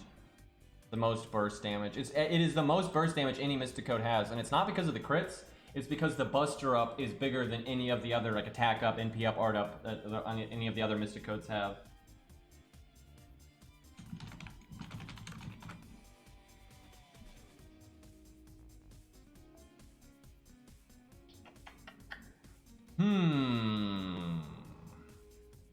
I guess we're gonna want Caesar to NP as well. Because that's some extra oomph. I don't remember how much health Scath has. I can't remember. I want to say, though, they're in like 450, 300 range.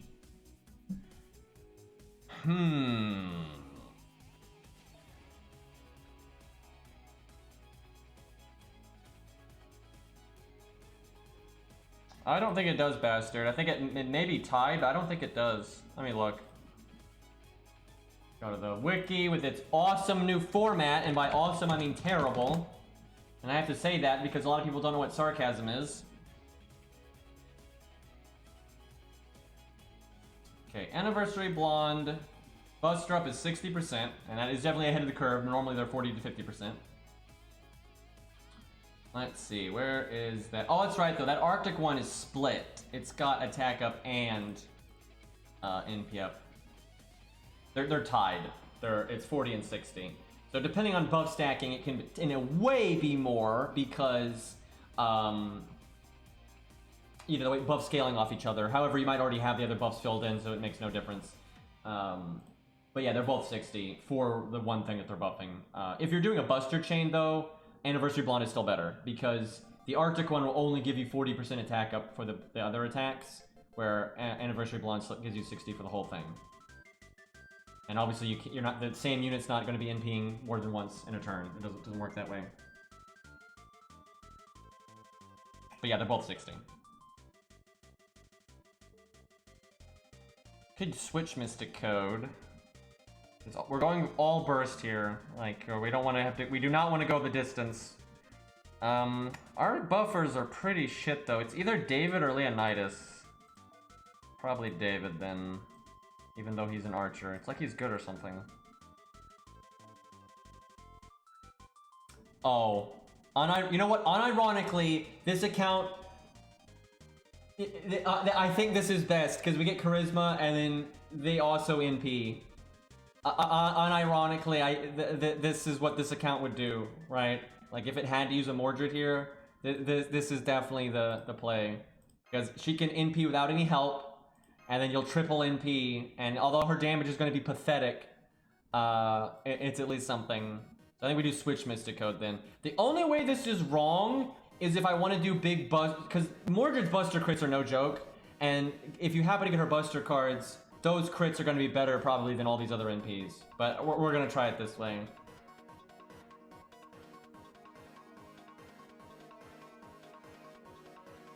Do you think anybody levels the Lost Belt Mystic Code just because it puts the female MC in a miniskirt that you can't see? But I feel like somebody has done that. There's probably yeah, I would say yes. I would say yes. I won't lie though, it honestly is a decent looking Mystic Code though. Oh, okay, we're on the female character now, but on the male character even, it's fine. You know, the black is I think better than the white, but it's just not worth it, man. It's so hard to level. Like, fuck that nonsense. Oh yeah, this account doesn't have the Caneth album.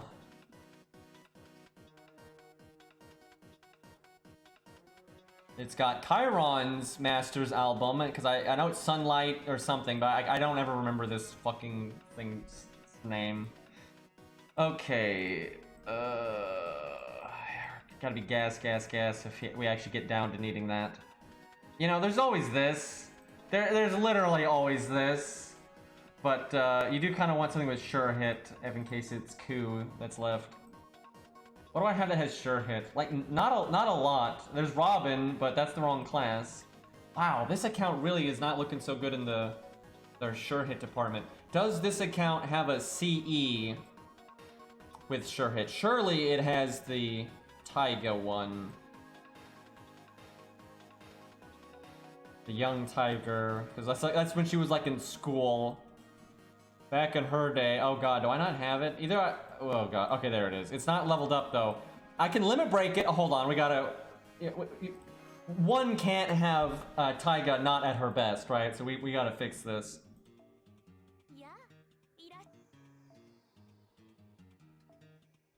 So you can very much tell this is Taiga, but this is one of the only like age up or age down CEs that it actually does look quite different. Like I swear to God, Formal Craft, I didn't even know that was an aged up Rin for so long. Like it's, I mean, I didn't really pay that much attention to be honest, but it's just Rin for God's sakes. Where this one you can tell it's Taiga but younger. It's either that or you're like, what a weird art style.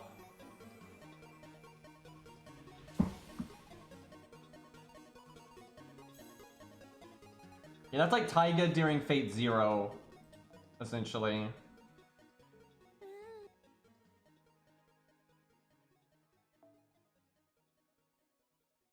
Because I'm pretty sure she's in high school during Fate Zero, I think.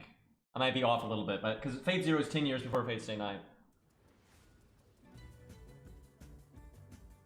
What is the best thing I can give that to, though? I mean, it's okay on Karna. Yeah, that's fine. And just he won't get his NP.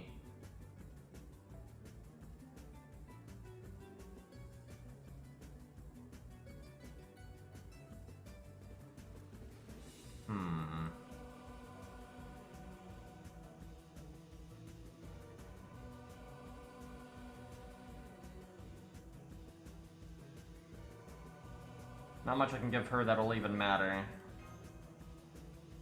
Alright. See what happens.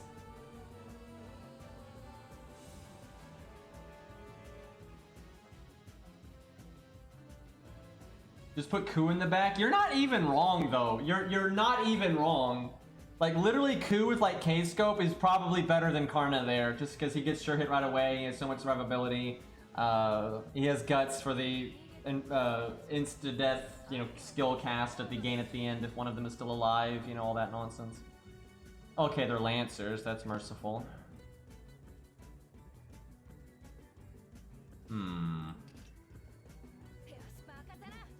Why is this staged in question mark? I thought it because there's a lot of different classes, but that doesn't even make sense. If they're all Lancers, what's the point? And they even show Scath in the preview window.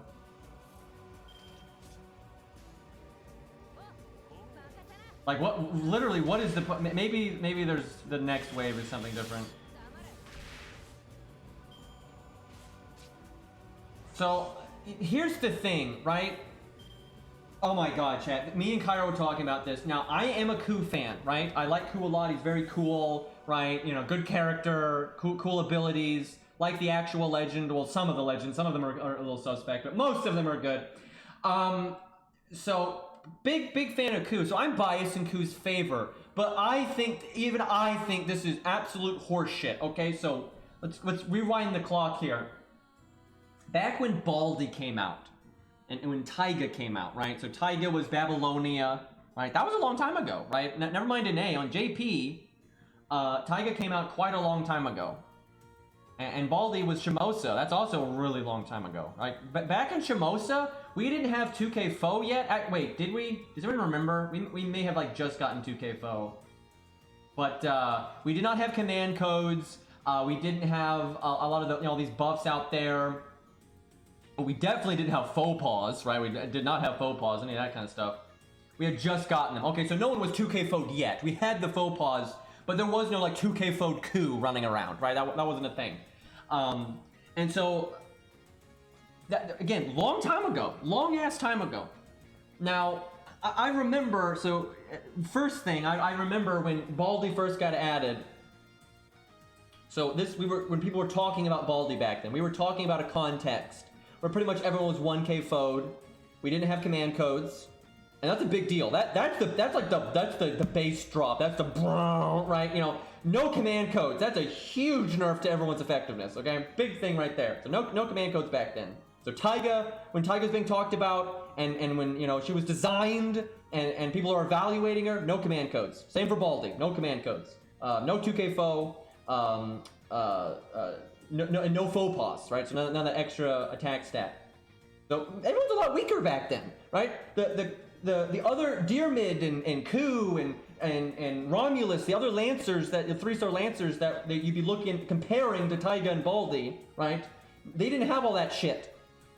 Now, here we are, way later, and Taiga and Baldi have not been buffed, right? This whole time. They have not been buffed. Now, this is the kicker. This is the kicker. When Baldi got added, I remember a bunch of people on Reddit saying that Baldi could absolutely solo all of the stuff that Ku soloed in Nero Fest. And Herc was a big example, even though Herc was one of the easier things Ku could solo, but everyone was talking about Herc as the example. And I was like, there is no way Baldi can solo Herc. I was just like, that's just, and I remember so many people telling me I'm wrong, and them trying to like throw out their armchair math as why he could do it. And now here we are, way later again, and Cairo is over there with a much bigger Baldi than what we had back then, what we were actually talking about back then. Because now he's got 2K foe, he's got command codes, he's got faux pas, right? We got better CEs, and way stronger Baldi than and he still hasn't beaten it. He's been trying all day, still hasn't beaten it, right? And it's like, but now here's the other thing. Guess who got buffed though, right? Ku did it way back then. Ku actually did it, right? Ku didn't have faux pas. He didn't have 2K foe. He didn't have command codes, and he did it. But yet they buffed Ku though. Why didn't they buff Ku? And then Taiga didn't do it back then either. And she certainly isn't doing it now. Well, I haven't tried her with all the command codes, and I haven't tried yet. But I don't think Taiga still can't do it with all this extra help. She can't do it. And she hasn't been buffed. Why? It just doesn't make sense, right? This is nonsense. And like in a lot of team play stuff, it's the same thing, right? Like the same kind of disparity is still there. And then you have Deer Mid is like, excuse me, you think it's hard on Taiga and Baldi? what about Deer Mid? He's been in the game way longer, right? He's been in the game since like what, Fate 0? And ever since Hercules, the original Nero Fest 2 and Nero Fest 3, right? Deer Mid ain't been buffed that whole time, right? He ain't getting nothing, right? He still ain't doing it. Actually, I don't know, maybe Deer Mid can do it. I remember Deer Mid getting kind of close in Nero Fest 3. So I don't know, maybe with 2K foe. Anybody out there got ultimate Deer Mid and got 2K foe, faux pas, you know, all the works? Has that, because he's not any stronger with like buffs, but like, so is the extra, you know, oomph from the new systems enough to get him through? Because it's not for Taiga. And Baldi's looking, maybe he can do it, but we're not sure yet. That's only with the new systems. If you did it with Baldi without the new system, there's just no way. I know Max has got a good one, but I don't know if someone's got ultimate Deer Mid, right? Because a lot of the, if you don't have ultimate Deer Mid, you're not that much different from what he was back in Nero Fest 3, if that makes any sense. You have to actually be using those new gameplay systems to see the difference, right? I have level 99, but no MLB CE yet. Yeah, no rush. How upgraded is he though compared to what he could have been in Nero Fest 3? Because that's the real thing to check. So she did it, and she did not have the event CE. Yeah, there we go. Did you just now do that, Beastly? But yeah, I'm not surprised, but it's also impressive though, because I will say, the event CE, I think, makes that stage more easier than any other, because that fight is all about, it's not all about one-shotting them, but that's the easiest way to beat them is one-shotting them, and it's a lot harder to one-shot them without the event CE, and for some units you just can't. No Yang CE, no event. See, that's the next step, right? Now I will say the Yang CE is a real step down from the event one, but the Yang CE is so good that that's a noteworthy thing, right? It's like you didn't do the event CE, that's like step 1, and then I also didn't use the Yang CE, that's like step 2, right? Because yeah, it's kind of busted. All right, we're on wave 1 still. All I care about is NP gain, so I'll do this. I mean, we literally know Guadia is still alive. What are you talking about? Oh, excuse me. Wait, do you all not? I may have just spoiled this, man. I don't remember. Do you all know that by Lost Belt 3? I don't even know. I don't. It's, dude. We've been in Lost Belt 5 for over a year, bro. We've lost track of time over here in JP, man. You know, that Lost Belt 3 was so fucking long ago.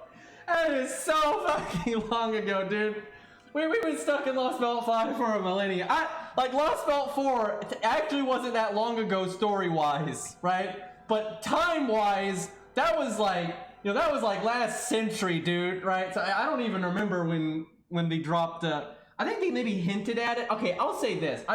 In my defense, chat, back this up. Two things. One, this is obviously a JP stream, so I'm obviously going to be throwing out spoilers for things that are on NA. So, but in two, I really stand by this. I don't think anyone was actually surprised that Guadia was still alive because of the original trailer. Now, I know a lot of y'all don't remember this because the original trailer for Lost Belts was 12 years ago. But the original trailer, you know, showed like Romani, and a lot of people thought that, you know, maybe it was going to be. A lot of people thought maybe it was still just Romani, but it was you know, it was his body, right? It's not hard to be like, oh yeah, that's probably that was Guadia. So when you learn later that Guadia's in Romani's corpse and all that, that's not that surprising, right? And like with what you learn on the way, it really isn't. It's not a shocker, right? It's not a big deal. Yeah, they showed the rings. They had the trailer. It was clearly Guadia speaking in the trailer, not Romani or Solomon. You know, it was not that big of a surprise, I will say.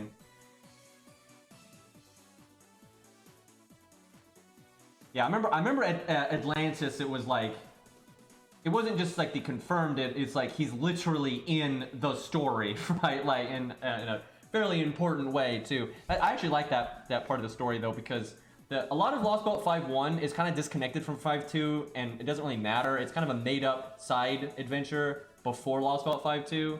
But the stuff with Wadim and Canis and Guadia aren't, right? Those stuff are very connected to 5.2, and so that's kind of part of like the ongoing story, which I really like. So that whole part of 5.1 was awesome. Yeah, I like Guadia a lot. I'm glad someone else likes Guadia. You know, I really like Guadia's character. It kind of sucks though that it takes so long for them to kind of explain where he's coming from until like the last second, and then he doesn't really start like developing until like moments before he dies, right? Well, I guess he doesn't die, but almost dies. If they could have like flushed that arc out and paced it better, that would have been nice.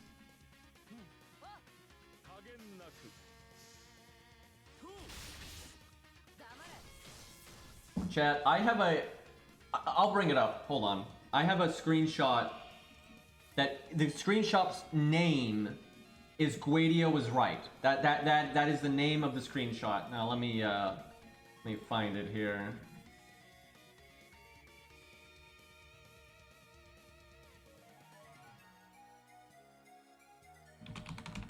There it is. Alright, I think I got this where you can see it on stream here.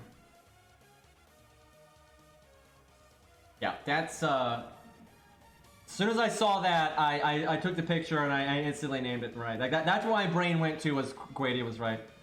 We're on the wrong side. We're on the wrong fucking side. Like that's in FGO, by the way. That's not like some fan art. That's not like from some other game. That's not an anime. That's FGO. That's literally the story in FGO. So yeah, that's a good reason for Guadia to have won right there. Okay, I guess we kind of just do this, and these guys hit really hard for Lancers on Sabers, I have to say. They're kind of lighting Mordred up there. I don't think you can 10-10-10 Berghest still. There's no way. They give you, now they were at least somewhat merciful, and they put more bronze mats in the event shop than normal, but it's still not enough. She needs like, what, I forgot, she needs like what, I think she needs 180? I think she needs 180 of the new bronze mat, and you can get 60. And then even if you pick every bronze mat for every day in the month, that's still not enough. That's still not even enough for 2 skills. You have enough for 1 skill. If you pick every bronze mat from the login reward, and you get every bronze mat from the shop, and you also got every bronze mat from the story, you still cannot 10-10-10 her. So they're gonna have to do, you know, they're gonna have to be like a stage that drops them or something for it to be possible. So I don't know what they were thinking with that, man. It's so dumb. Alright, I think it might be time to face... Oh, crap. I don't have a way for Caesar to NP. So I should have swapped him with Lantoria or something, because Lantoria can clear her debuffs as well.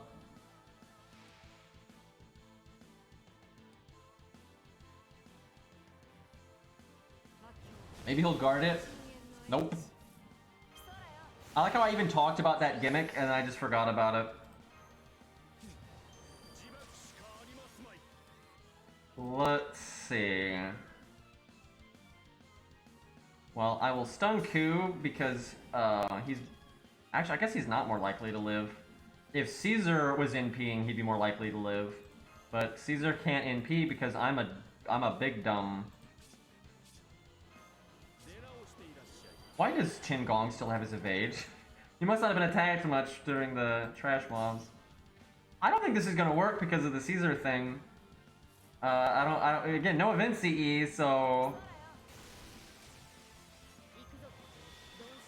I'm not too confident here. Because this attack buff is supposed to be buffing all three of them, but it's not. That means I should have stunned Scath, because Ku is now the most likely one to die. Also, 0 Mordred cards, fantastic.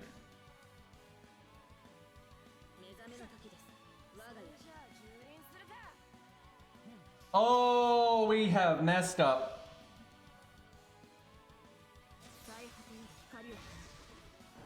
Trying to think the best way to cover Caesar. Oh, I'll switch. Why am I not using Karna? He just has debuff immunity. Right? Just put him in the front. Oh god, that did nothing. Oh my god, that did nothing. A buffer for Mordred would be so much better than that. Oh my god, that was nothing. That was absolute garbage. So, the easiest way to do this then is have Mordred just get her fucking a Buster card, right? And have her just, because she could have done like huge Buster crit there. So I could kill Ku now, but then Scath will get the insta-death thing. Yeah, see, because Ku couldn't do it, she did it. I've seen that before. Let's see.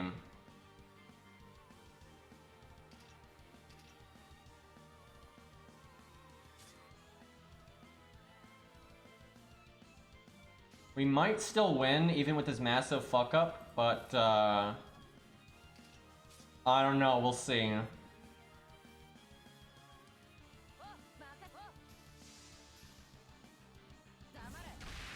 In some ways, Scath is more annoying with her evade, because, with Ku, you can kind of manipulate it to where there's a turn where he still has 1 hit left, or 2 hits left, and then you get a hit in. But with her, you can't exactly do that. Oh, it's AoE! I did not remember that. I thought it was single target. That's a little rough.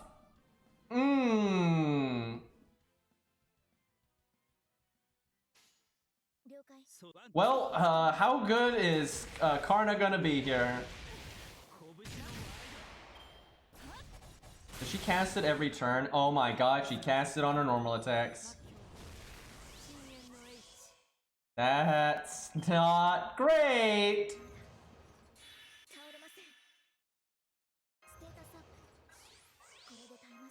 I'd like to point out, if we had the event CE, this would not be a problem, but, let's see.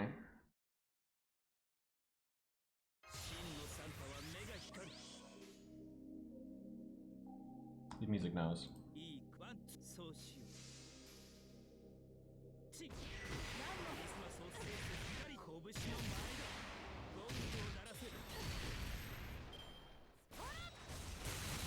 So, if I could have gotten my NP, we would have definitely been okay, but that's not looking too likely here.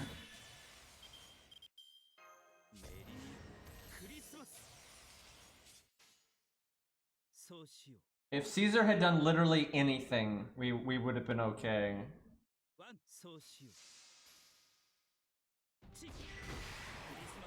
For some reason, my playlist is like stalling. There we go. We were really close. I'm surprised we were that close with how scuffed that was. So, if I was gonna do a setup like this, it would have been just better to have not done the Switch Mystic Code. Immune to stun, by the way. Oh shit, we win. That's so bullshit. Anyway, what would have been better is to not have used the Switch Mystic Code, and just buffed Mordred more. And like just put all the eggs in the Mordred basket, and then just have a back row that can do something, right? Because the Switch Mystic Code was wasted, because all it gave us was Lancer Artoria, which was nothing, right? That was like so nothing. And I could have brought a Mystic Code to either remove Caesar's debuff, so he could have NP'd, or I could have just, you know, brought Anniversary Ball and had Mordred do more damage, stuff like that. I should have just brought units to just focus on making Mordred do more. We still win though, because Karna is charitable.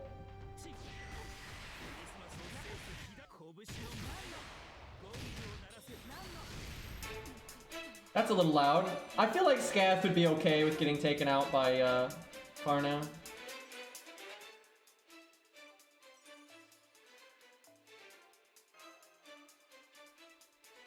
Red nose. Christmas is here, boys. That blob emote works rather well for this song, actually. Okay. Let's go to our main account, and now it's time for tomfoolery. Now we can just do stupid crap. Let me start a stage. That way, if I forget to come back to this account later, I'm not whipping as much AP.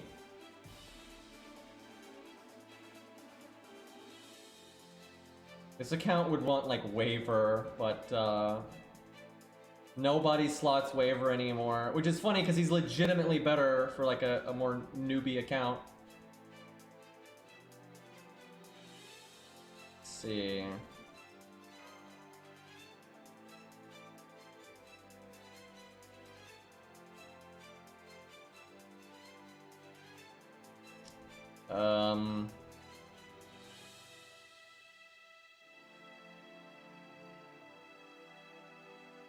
Sure, there we go.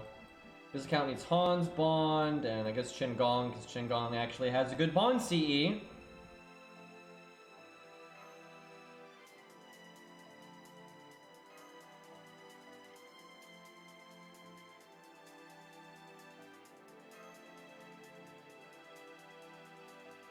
Good enough.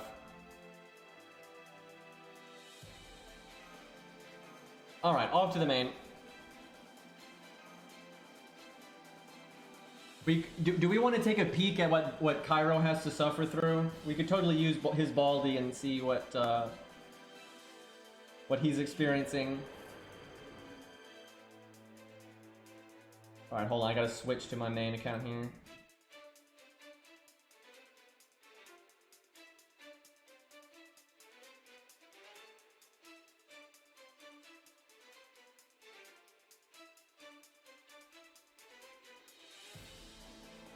There we go, that was kind of smooth. Oh, I haven't even beat this on this account yet.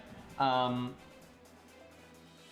kind of want to be disgusting real quick, just because we can. What's something that we just want to see? Like, what are, you know, there's Siegfried stuff, there's Zigguard stuff, you know, literally whatever, Saber, Berserker, like, what do y'all want to see be disgusting? Like, we'll be really nasty here. Jekyll, yeah, that's the one. That's the one. Brunhilde, you know, she would actually kind of struggle with this kind of setup because you know, we don't have the event CE. She doesn't have a natural debuff clear. It would actually be kind of hard. Probably doable though, especially if you're. I mean, really, it's only 500k. Like, not that big of a deal. Well, chat, you all have really boring ideas. Let's see.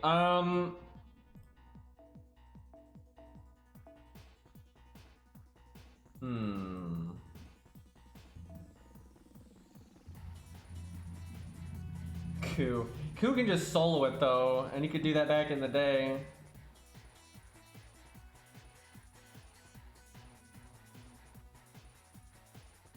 I kind of want to do Siegfried because I want to see, like, how much better he is now.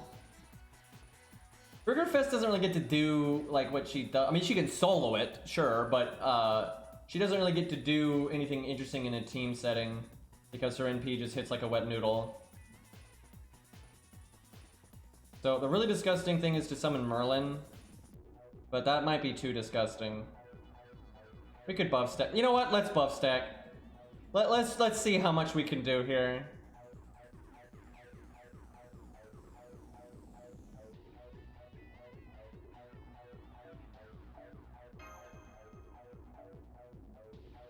Alright, where's our boy? He's grailed. There he is. I think we need Chin Gong. If we're gonna go full, like, nastiness, we gotta get a lot of buffs in here. Gotta cycle a lot. If we did art stuff, we could do Romulus stuff.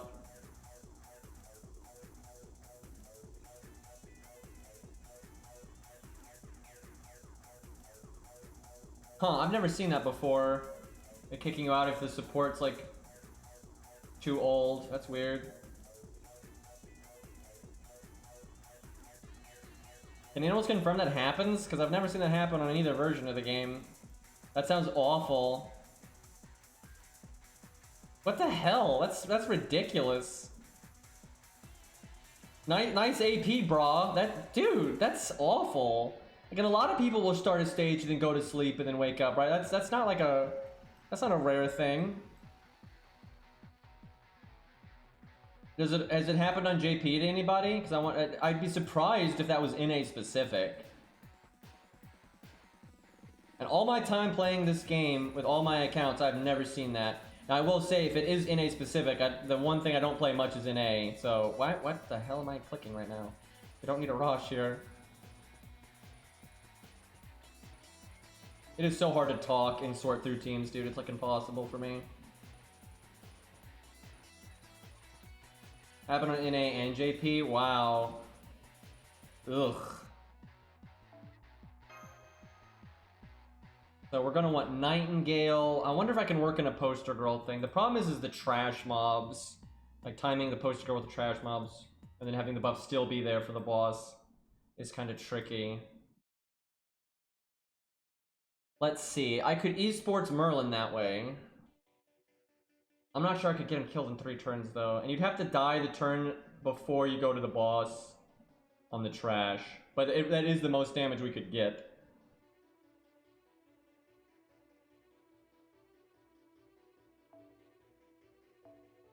Wait a minute. If we're doing Siegfried though, we gotta turn someone into a dragon. It's not the best. Trying to get maximum buff stacking and Siegfried memes don't exactly sync up because of that. I didn't really think of that at the time. I mean, you could still buff stack and be super disgusting. You just can't be as disgusting. That's kind of saddening. Because neither of them are dragons inherently. You might be able to get more damage though by just not turning him into a dragon. I don't know though, his dragon bonus is so big.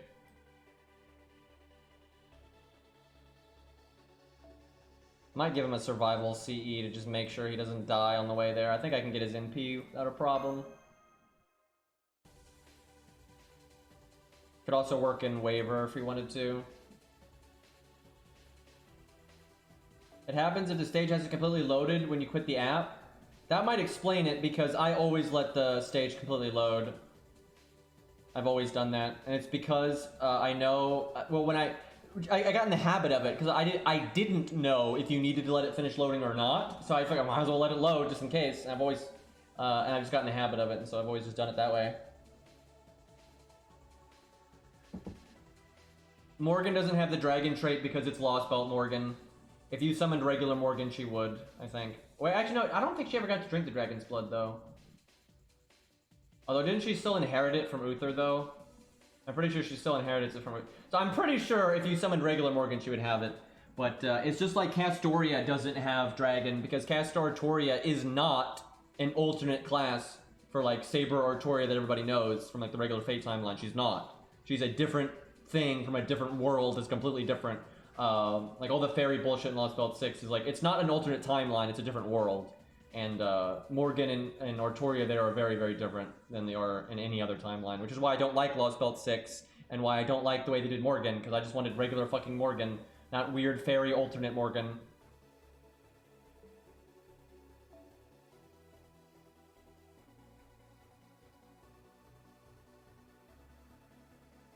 It is so hard to talk and then think about like a team, dude. It's like so. That's why I don't normally read chat when I'm trying to do team stuff.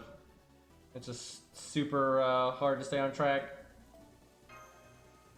So let's see. This is gonna be so much less damage. This kind of sucks. It would be you can only do the switch. Yeah, I would need the only way I could make this really good is if I could taunt with a Merlin or a Nightingale with Poster Girl and have them die on like the turn before the boss. Like I don't need it, right? I'm only have to do 500k. I don't need to get all these buffs. It's just you want to see giant numbers. I would need Merlin to die the turn before.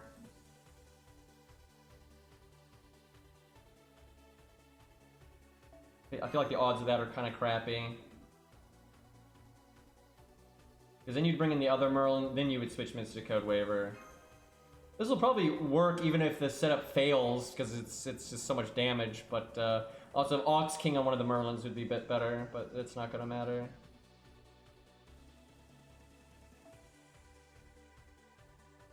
Get bond points.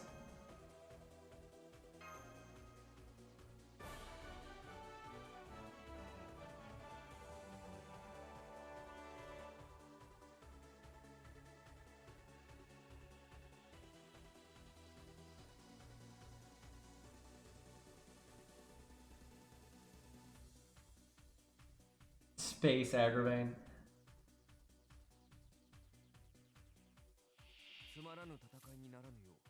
Okay. This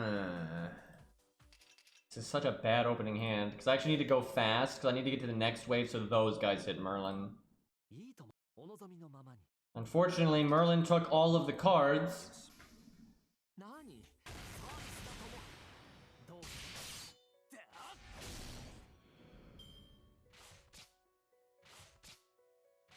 I mean, he did take a lot of damage, though. I think he's got to be able to die on, like, the turn I clear. That's the problem.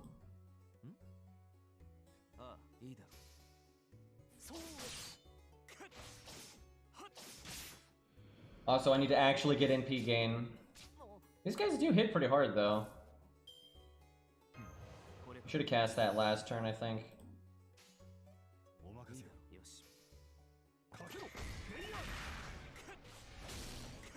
I should have given George starting NP. I don't know what I was thinking, because he's not going to need invulnerability when he has guts. And then he can't be attacked for a while because Merlin has taunt. Well, had taunt. Okay, I don't want Merlin to die yet, so I'll do this. The problem is getting Merlin to actually die in the right turn, though.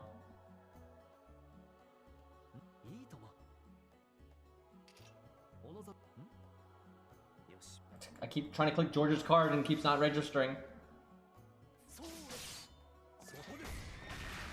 I know, I really want like a old, you know, wise sage type or wizard, you know. Unfortunately, they are cowards. I could taunt with George, but that might last too long. Oh, I've messed up. This won't work at all. I've forgotten so many things that I have to do. This is honestly easier without Merlin. Like it's so much easier to just like do a normal setup and not worry about trying to do big damage, because it's so easy for Siegfried to do enough damage to win. It's so awkward trying to buff stack him here.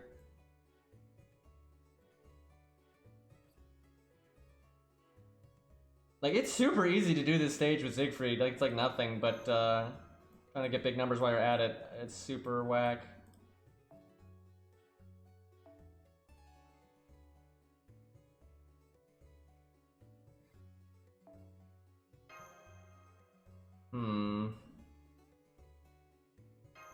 It might actually be easier to K-scope George.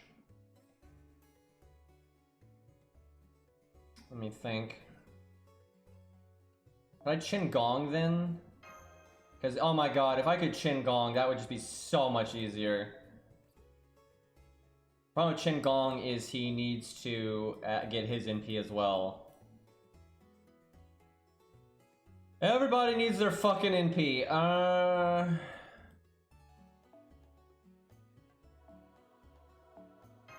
Let me think. So you could Chin Gong the turn before, and that could even kill the golems.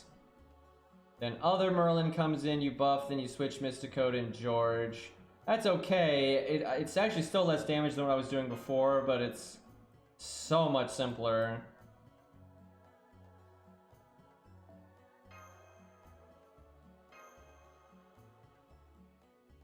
I think I'd use this Merlin then, because he's gonna die. Oh, then I can Ox King. Here we go. That's way better.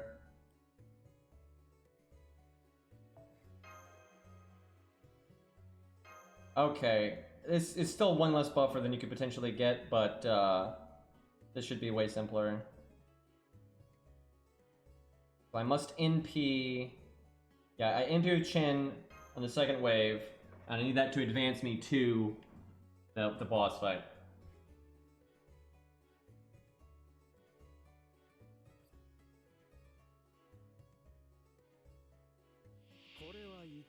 We need some NP on Siegfried, but not that much.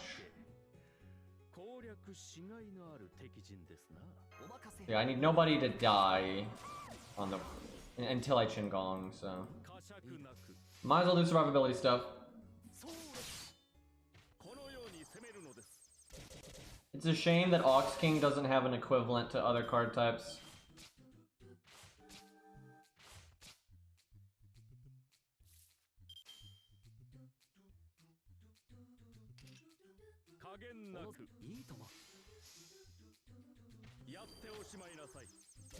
It'd be funny if some kind of like they did something if you 2K fo'd Merlin because of the whole bow thing. I don't know what you would do, but that would be interesting if they could find something.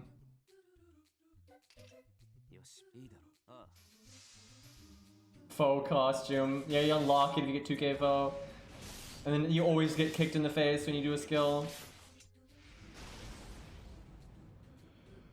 Get negative stats. God, that would suck.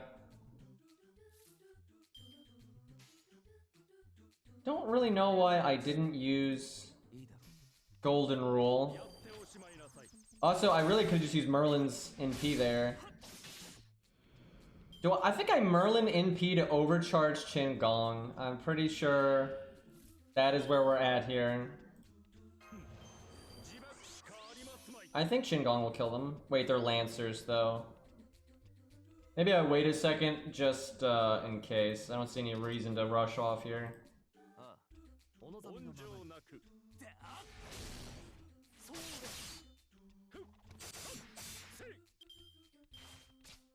Okay, as long as Siegfried gets a card here, we can do it now. Okay, that should do it.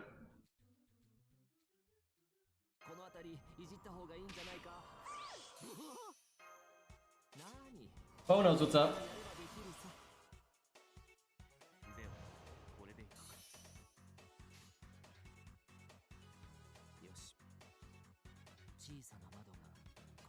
The only way this fails is if Chen doesn't do 27k. But I mean, he's being overcharged, so relevant image.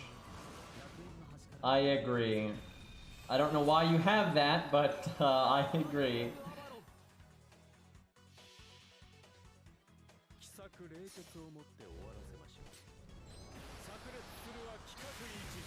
Yeah, but you had that really on hand there. You were like expecting Merlin to die. Okay, we got it. He did like 32k each, I think.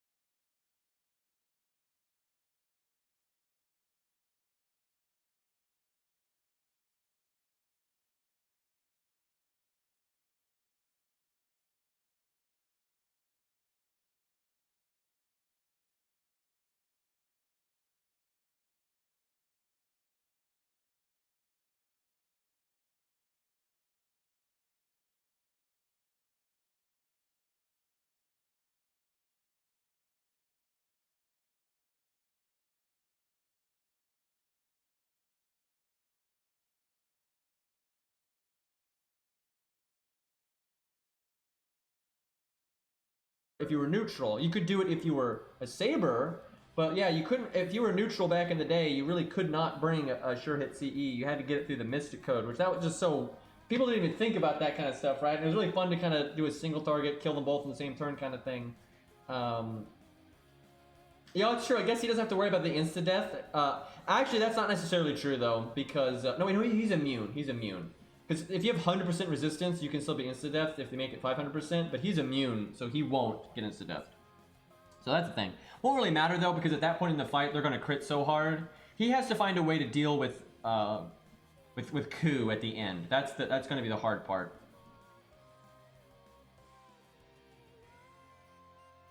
Don't have the MLB CE. Damn, I wonder if he could do it without. It'd be tough, because he's going to have to bruiser down Scath for a good bit of it. We could try it. It'd certainly be impressive as hell if he did it with just a regular MLB CE. So I guess we give it a go. Like, no harm in trying.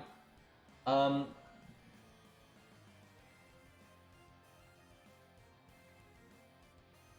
about... I'm thinking we're gonna want Pierce Invulnerability on at least one card. Because then you'd hit it with Ku one time and then all of a sudden with the extra attack. I'm not sure that's enough. Let me think. Here's the plan. This is what I'm thinking. Here's the plan. When we get to the boss, we want to NP Ku but not kill him, but he's low. And then we want to, on the turn we kill Scath, we want to use an NP to target switch. And then have something, a command code or something that has sure hit, and we finish off Ku. We might need two then. We might need sure hit and Pierce Invulnerability.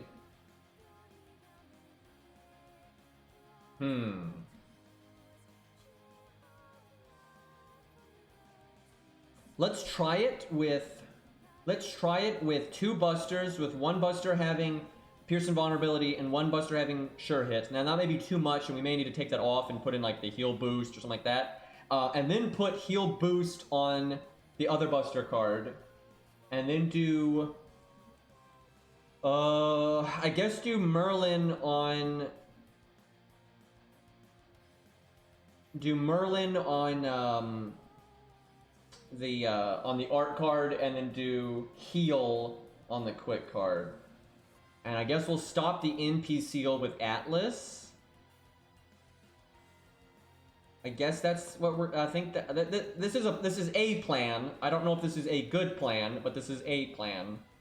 So the question is, how much NP damage are we going to do to Ku? Because we want him to be so low that, you know, several turns later we can finish him off with two busters and an extra attack.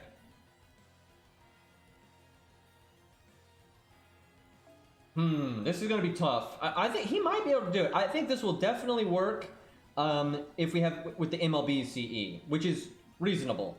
If without MLB, it's going to be really tough, but if he beats it, I'm going to be quite impressed. Because again, he's neutral. If he was a Saber, I wouldn't really be that impressed at all, but for a neutral, this could be pretty good. And he's 90, he's not 100, he's not 2k foe, right? That's why, Phil, I'm thinking we're going to need the MLB CE, because we don't have all the bells and whistles, right?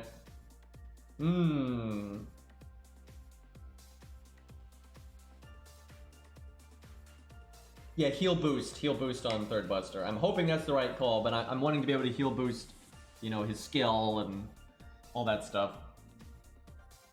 Give me 1 second, chat. I'm gonna go grab some water.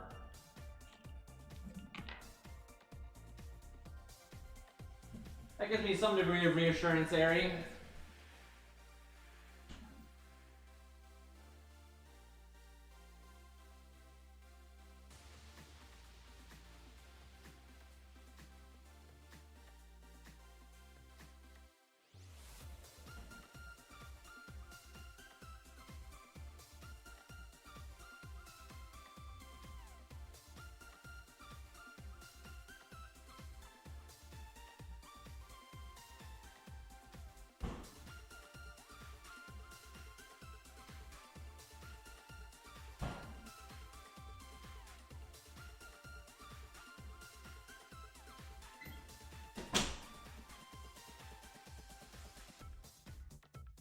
All right.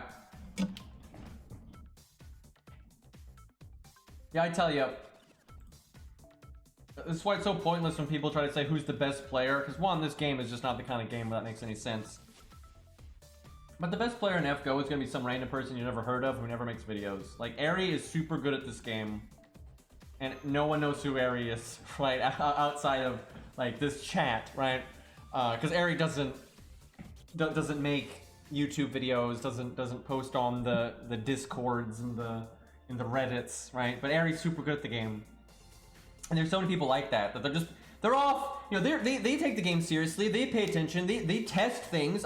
It's not like only YouTube people test things, and actually a lot of YouTube people don't test things, because but you know, loads of people that don't stream, don't make YouTube videos, don't post on Reddit, they just play their game, but they still like, you know, min-maxing or testing things or trial and error things, doing solos, team play, all, you know, they do all that stuff, right? But you never hear of them, right? And a lot of them are very knowledgeable. Why did I just refresh again? Also that Gramps number 2 there, pretty much the same thing, but it has MLB. But we'll try without MLB first, but then we'll escalate. Although I do approve. I do approve of the hood. I always enjoy the hood there. All right, so round 1 we'll do non-MLB, then we can escalate here. So what's missing here? So this other one doesn't have the sure hit. Noel just may not have equipped it yet. Don't have the sure hit command code. Oof. I don't even know what would be best in place of it. I'm not sure.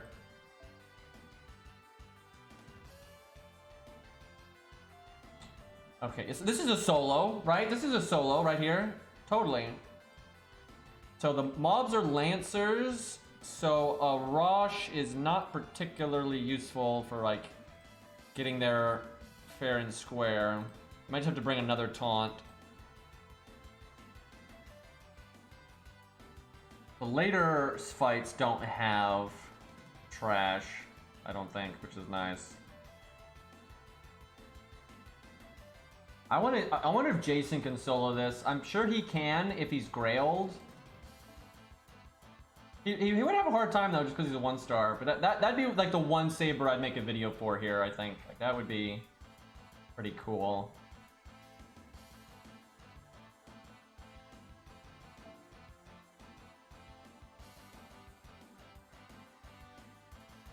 So I need another George. I need like a level 40 George. Hell, I'm gonna go check. Hold on, I might be able to make one, because these kind of stages are really where you want like a, you know 65 is too much, right? Especially with the skill being at 10. That's the big one. The skill being at 10 is just way too tanky.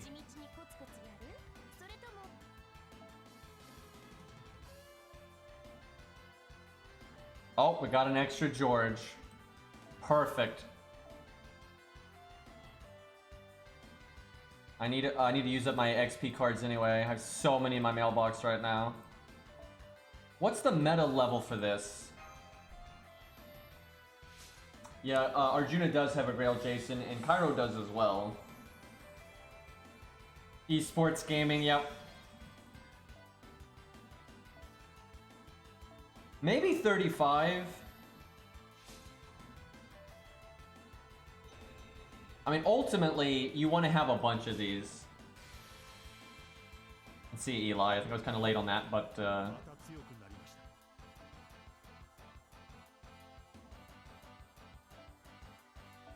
Yeah, ultimately, you probably want like 25, 35, 45, right? Just literally every level range to deal with whatever level the mobs are, right? So many different damage ratios out there.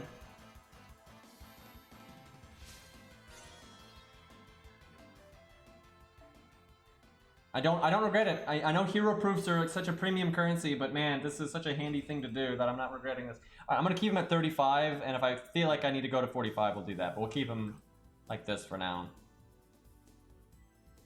How much health did he have? Let's see.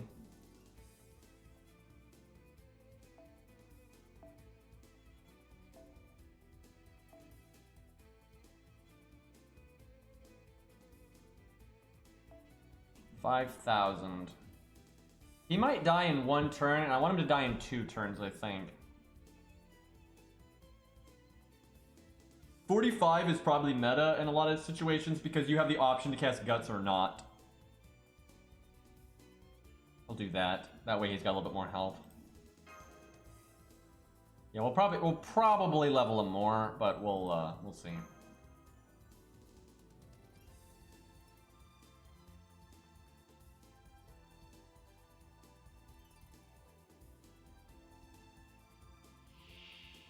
His spear is clipping through the ground. You know you put effort into the character model when that happens.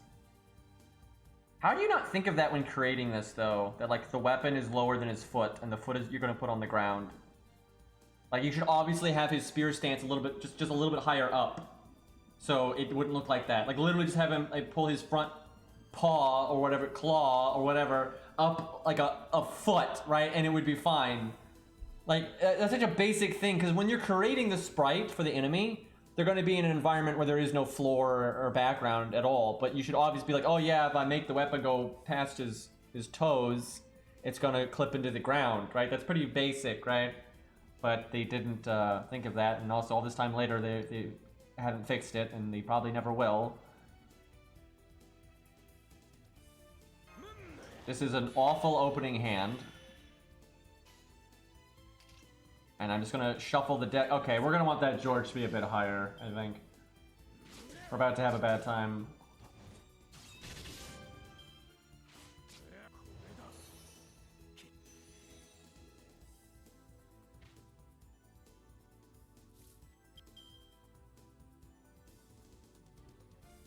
It's like modified. It's using the same skeleton work that they use for Day 1 Lancers, but it is different. But they do like the same like attack and stuff. Like they're reusing the skeleton work. It's a different sprite attached to that skeleton though. And the skeleton is probably twinked a little bit. But okay, let's see if I can kill 2 of them here, because that would be good.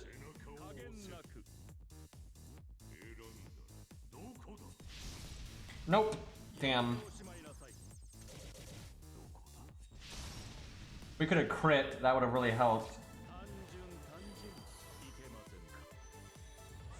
Dude, if I just killed 2 of them, then gotten cards here, we'd be set. I don't really want to taunt right now, but I kind of have to.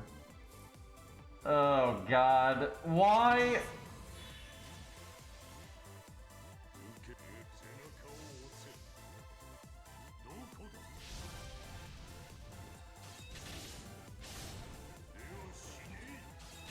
Cool guy.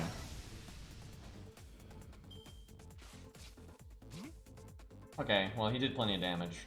The thing is, I need 1 more turn. So this would have worked. Oh god, we're not gonna kill it here, are we? Oh my god, I need like George to give me like 2 turns on the next one. Or like tank 1 and then die on the next one, essentially.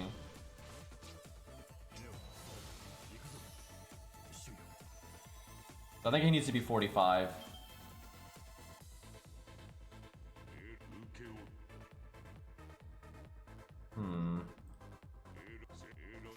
We're gonna need that MLB CE. We're not doing that much damage, right? We're not gonna like foobar coup with an NP, I don't think.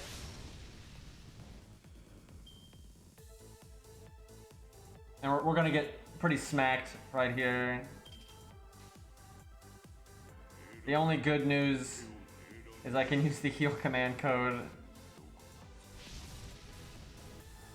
And it'll have double healing up.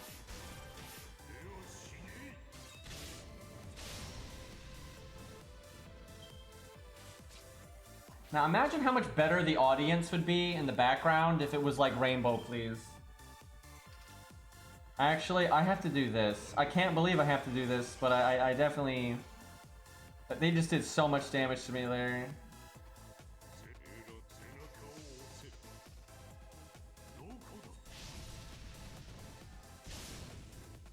Yeah, we gotta figure our taunts out a little bit better.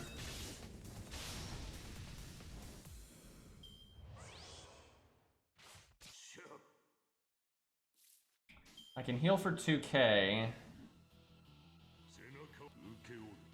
Helps. The bad thing is I've already used my second skill. That's terrible.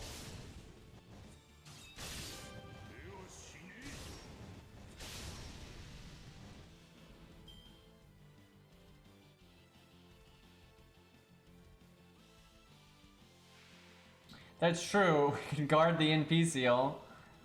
I don't know if we have like think we have any other use, though, of our debuff clear, and it's more than 100%. Well, we just scienced something. Yeah, it's probably 500. It could be 300, but they love... Like, normally when they want to do something like that, they normally go with 500. So we need to fuck him up, but absolutely not kill him. If we kill him, we're actually totally boned.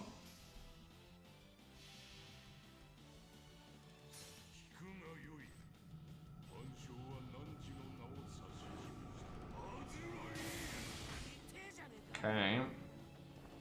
Is that going to be enough? If we get a crit, I think it will. Oh, no, no, no, no, no, no, no, no, no, no, no, no. We're dead. We, one crit maybe, two crits no. Guys, we got our buster up, guys.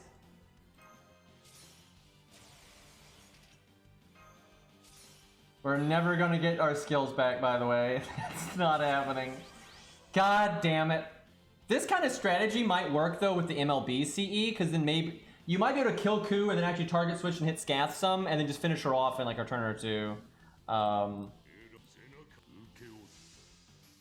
But non-MLB CE... Like, honestly, at level 100, 2k foe, all that bullshit, MLB CE, then you probably could muscle it this way.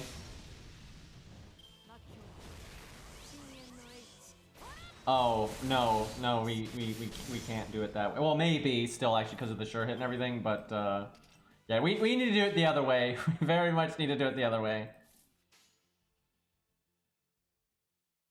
Guess we do that. Well, honestly, for how awry that went, still a decent performance. This is definitely winnable, though. I think, so if you use the MLB CE, you probably do NP like quick art. And then with non-MLB CE, I'm not sure. I'm interested though. I think he might be able to do this without limit breaking the CE, which would be awesome. Like that would be super cool. Might even make a video for it because I've been wanting to make a Gramps video and I've never really found something that I thought would be good for that, but that'd be pretty cool. All right, let's level George up a little bit here.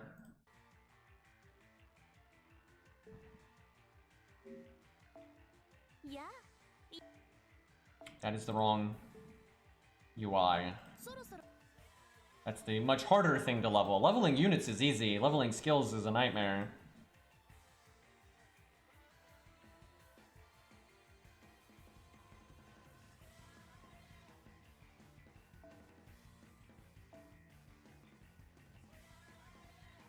Two busters with no crits would have worked. Yeah, I guess what I do will have to be determined by what my crit chances are. And I actually need to remember to try to not to make stars the turn before. That's not something you normally do, but in this context, it is definitely the right thing to do. I don't even know what you do with MLB CE, because you might kill no matter what. Even if you do quick art and you don't crit, you might actually kill anyway, which would be bad. Unless you could then finish off Scath in a few turns. Hey, Arash is the best archer. Thank you for the sub, man. 8 months. Okay, that's probably enough XP.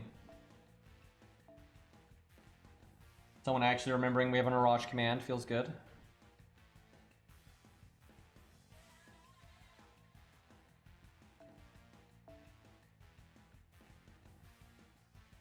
Wait. I guess I should have taken a few more out than that, but this will be fine.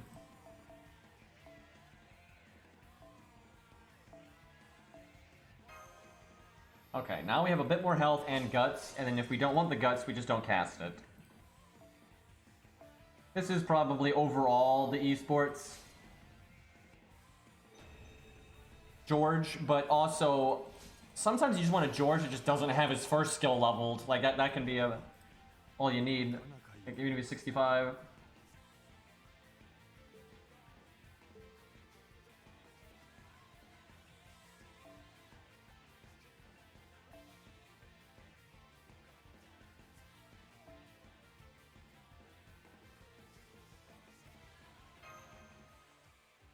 So I hate when they do 500% stuff, though. It's okay sometimes, but when they do it on insta-death or seal or charm or stun, I think it's lame because you basically remove the entire thing that makes certain characters unique, right? Like, because a lot of characters don't... It's super rare to have, like, 100% resistance to certain things like that, like charm, and then when you make it where that doesn't work, that it's kind of stupid. Didn't they give Hot Wheels immunity to charm, though, instead of 100%? It's almost like they realized that that was a mistake, and, like, they didn't intend it. But then why don't they go back and change Gramps' to be immunity instead of 100%? Because them making... they do this all the time! They make Sanson, they make it human instead of humanoid, and that doesn't work. And then they make other doctor characters that have knowledge of the human body for the same reason Sanson does. And they get humanoid, so it actually works on servants, but they don't go back and change Sansons. Like, they do that kind of shit all the time, where they acknowledge something as bad or should be done differently, and they start doing it differently, but then they don't retroactively fix it for old people. That's probably my least favorite thing about DW, is how they just do not fucking fix things retroactively.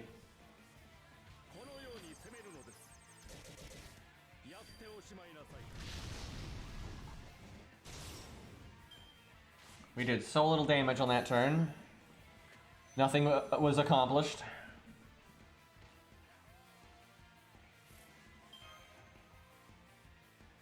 This part would definitely be easier with the MLB CE, because you can just kill these things so much faster. Where it's gonna be kinda shitty for us. No, it's certainly not because it's spaghetti code, of course not. I mean, they've changed, because they do it. They do change things retroactively. They just don't do it unless they've got like a... Guys, look, it's an event, and it's APOC themed. Look, we buffed the APOC characters, right? They don't do normal patches like a normal fucking video game. I think I don't taunt here. If we crit, I might even be able to kill 2 of them, but it's pretty unlikely to work out. God damn it! If that one had crit, I'd have been a bit pissed. And then they almost killed George just like that. I actually wanted them to hit Gramps because he could use the heal command code. Well, we're definitely going to use Guts.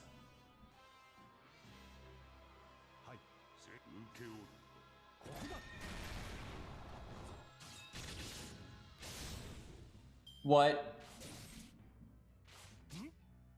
This is going so badly because of the trash mobs. Oh my god. I wonder if I'm gonna have enough time for this to come back. Fucking yikes.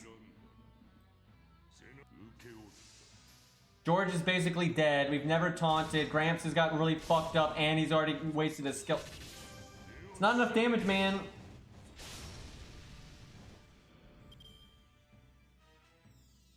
If we had the MLB CE, this wouldn't be a problem at all, though. We'd be killing these at, like, just the right rate.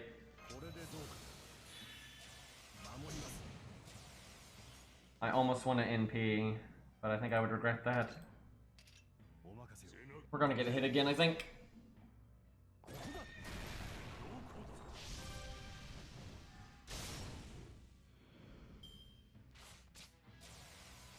Oh my god, fuck you, game.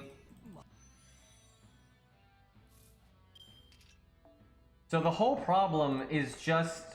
I'm gonna bring 65 George for this. These guys hit so hard, I think I'm just gonna bring 65 George. Besides, the lower cooldown on his taunt might actually be good. It's just 65 George... It's not... 65 George is fine. The problem is his fucking first skill being level 10. That's the problem, because that's such a big defense up.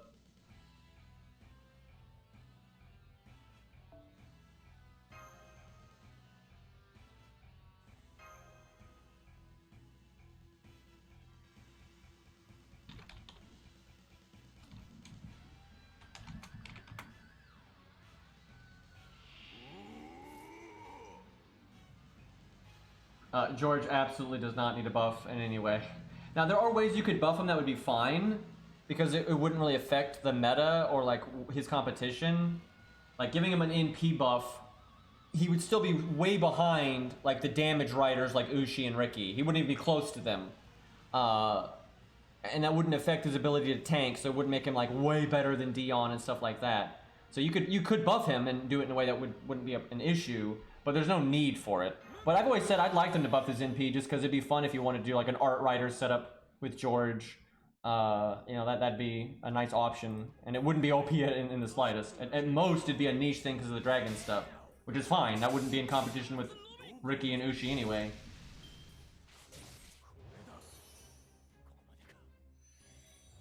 If I could like actually kill one of them on the first turn, that would be amazing.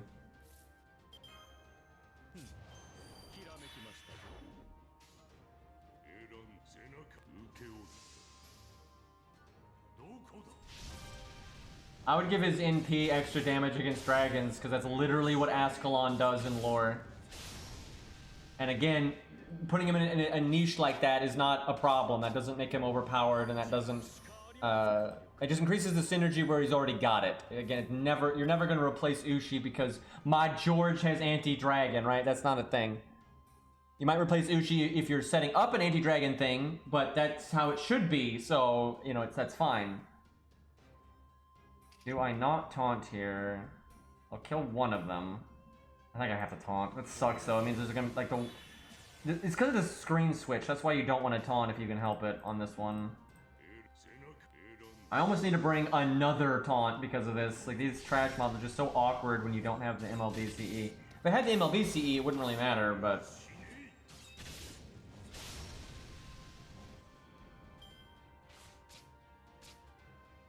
I don't know if I want to heal or not. I'm gonna not heal and see what happens.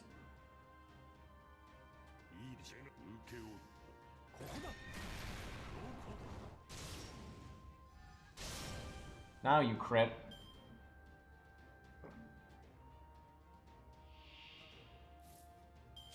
Why can't I just... Dude, I cannot get a win with my taunts. Like, it's either dying way too soon or now too long, right? Like, I just cannot line this shit up. This is why you need every level range of George. I'm gonna have to start working on that. It's so worth it in the long run. I'm about to fucking NP. Can I get my NP again before the boss? I think I might be able to, because George has NP on death. These fucking trash mobs, dude. And they're not even, it's not, like I said, it's not normally a problem. It's only a problem because we're not using the MLB CE. And we're not counterclassing. They're actually helpful otherwise. He just procced insta-death on his normal attack, and there's been so many other times that that would have been useful. Oh my god, this is so bad. Now we're gonna kill it, and George is still alive, and he doesn't have his taunt. I think that I gotta, like, do this, and hope he doesn't die, and then hope he doesn't attack Gramps. I just want a normal setup here, for God's sakes, game.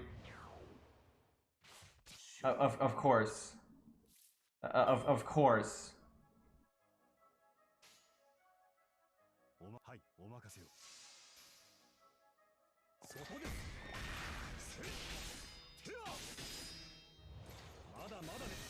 This is probably the hardest stage, though, to deal with taunts. Are you I'm almost dead, and we haven't even gotten... This is so ridiculous.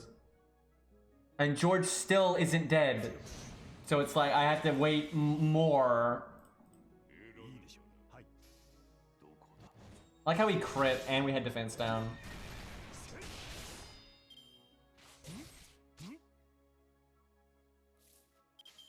I'm not sure I can avoid killing him.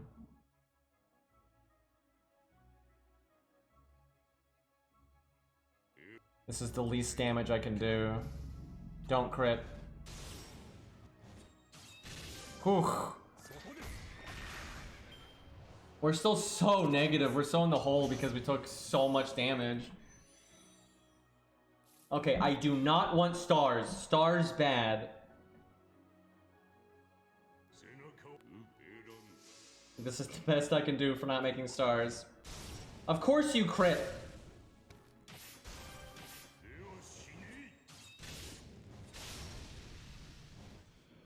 Wait, I could have done like Buster in P. Buster. because when he's dead, he wouldn't activate the NP, and so I wouldn't do the extra attack and all that, so I could have made way less stars. When you miss the chance to be 4-head, I'm sorry, 5-head.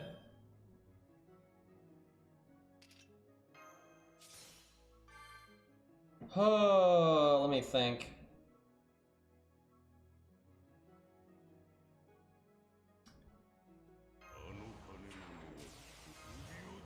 This would be so much easier with the MLB CE, but it's you gotta fight the fight.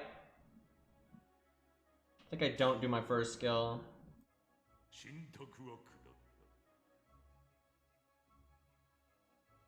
Because I'm not doing my first skill, I think if I crit it's okay. I might even need to crit, I'm not sure.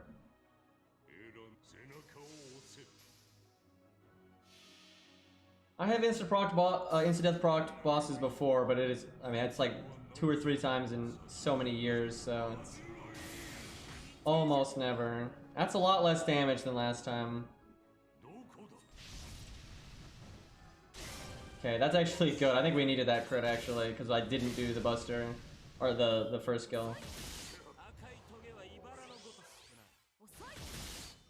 The problem is I need to be at full health. Like, I need to be at full health. Like, having that goblin just destroy me is super bad.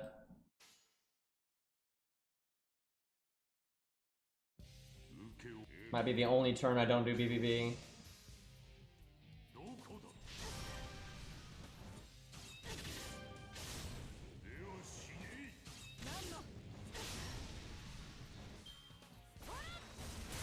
Damn it.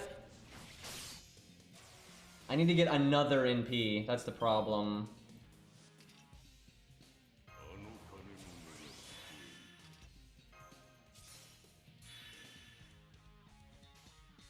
Because I have to be able to target switch at some point.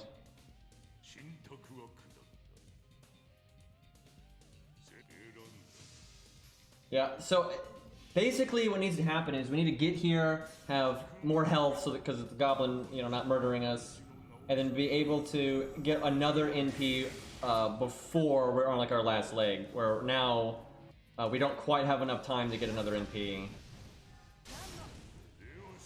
So he's close. This is super close to working.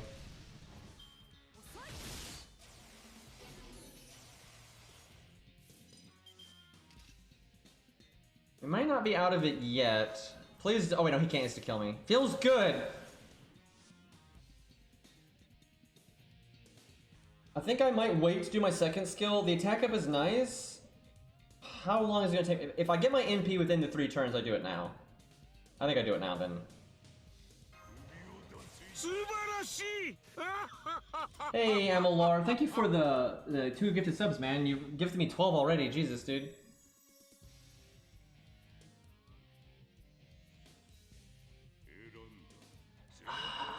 Dude, I'm telling you, we're just—it's so close. We see that, like, if it wasn't for the goblin, I think we'd be looking great here. I think we're gonna be like just like 1 turn off from our NP in time. Oh, Scat's doing big hit count stuff though.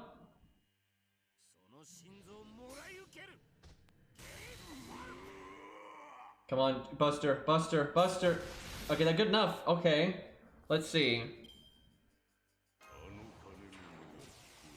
We're right on the edge. Our damage on her is right on the edge. So I could do Buster, NP Buster. Will that work though? Hold on. Because we've got Buster up and attack up. So we're like right on the edge of our NP. I think our NP killing her or not is up to low high roll. So if I don't want to deal with low high roll, I need to do Buster NP. And then we hit Ku. Probably, no, we'd only hit Ku with the 1. Because the extra attack won't hit because of PFA. So I have to do NPBB. There's no way I have enough damage otherwise. Unless I crit Ku. If I crit Ku, then it doesn't matter. Oof.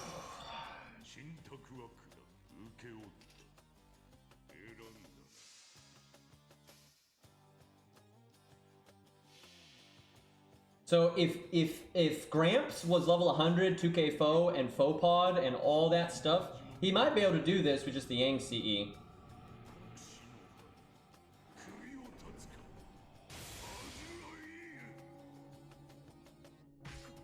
fuck. Oh, fuck. Well, for science, I'm gonna say. Oh god, actually, that wouldn't even been enough. Well, so that one would. That means we could have won. Actually. Okay, let's science this a little bit. So it's doable. It is doable, and it's easy with the MLB CE. Like then there's no problem. But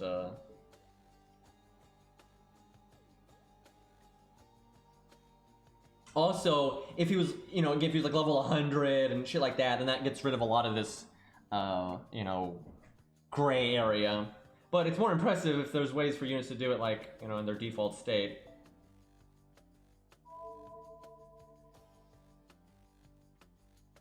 Oh fuck, this is NA. God, it's because I've been playing NA so much lately that I keep thinking we're on NA.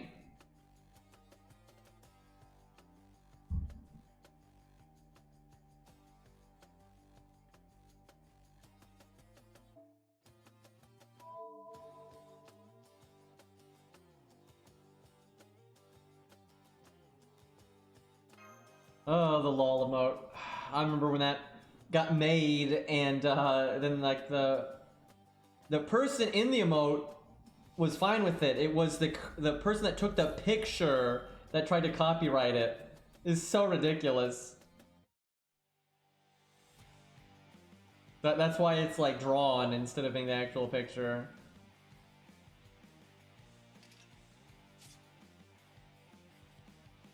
Columbus is awesome.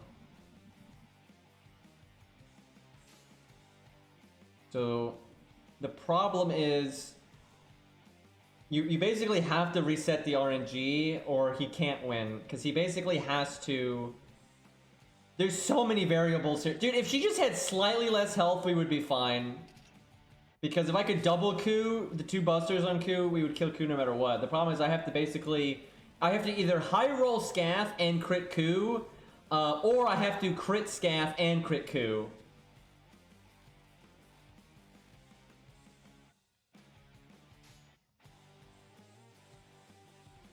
Because there's just no way to kill Ku with just 1 buster unless it crits. This is not going to happen.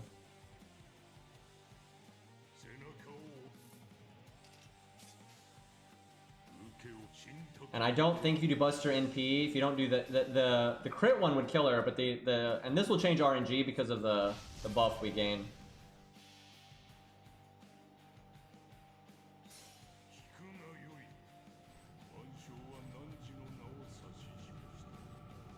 This is tough, man, and it's I like it though because it's super unique. You don't do solos like this normal, right? Like how you set up Ku like that and get him low, and then try to. Oh my god! Oh, he's got like 2k health. It's so close to working. 50k on that one. That'd have killed Ku. He was 2k off from winning. Fucking. Jesus, man. Okay, well, we'll just let it go here. No effect, though. It's a good feeling. And he buster crits us for 30k. Yep, yep. So, honestly, if it wasn't for Goblin Boy, I think we would have been totally fine there. Because if it wasn't for Goblin Boy, I would have had a bit more time, and I could have done more damage that turn before. I actually think, though, I kind of messed up. I think even with Goblin Boy, I think I could have won if that turn before I had prioritized damage a little bit more, because I actually overcharged a bit. So I could have done like Buster Art or something like that. And then I would, because we only needed, I mean, a hair more of damage. Maniac, you are probably right. And I don't know why I didn't think of that. I've even done that before, but you are correct. That probably would have worked because the extra attack would have gotten the 3-of-a-kind bonus. So, although the NP definitely was not going to kill Scath, and sometimes extra, you know, the NP and 1 buster wasn't enough to kill Scath, the 1 extra attack with the 3-of-a-kind bonus would have done more than the 1 buster. So you are correct. We could have just BB'd Ku and then NP'd Scath. So that was literally a win, but I am bad and I did not realize that. But yes, Maniac is correct there. I think this should be a video though. I'm gonna want to clean it up a little bit, mostly with the trash mobs. The boss I think we've got fairly figured out there. I think that's good enough for a video. I've been wanting to make a Gramps video, and I always dislike that Gramps is so reliant on being like level 100, 2k full, blah blah blah, and he's, you know, 5-star. And it's not even that, is that he needs a high MP rank, right? Because it's really hard for 5 stars to be NP 5. And also just so many other people do Gramps solos that I didn't feel like I could really bring anything unique to the table. But that's a fun one. I think that was kind of nice. It's fun to do it without the MLB CE and at level 90 and just NP2. So then we'll probably make that a video. That's pretty cool. Okay, let's see. What else do we want to... We should use someone like against... There's so many people that can fight Herc. We should use someone against Herc. Okay. So we're gonna use the event CE because only a few units can do it without, so I don't think that's even fair. But I would like to do non-MLB. Non-MLB event CE is definitely more fun here, I think. Unless the unit is like a 3-star or some shit, then you probably go MLB. Let's go. Anyone that's in stream right now, if you want me to use something, just put it in your all slot. And if you need a second for command codes, I'll notice and I'll wait. But just put what you want in the all slot, and we'll kind of see what chat's got.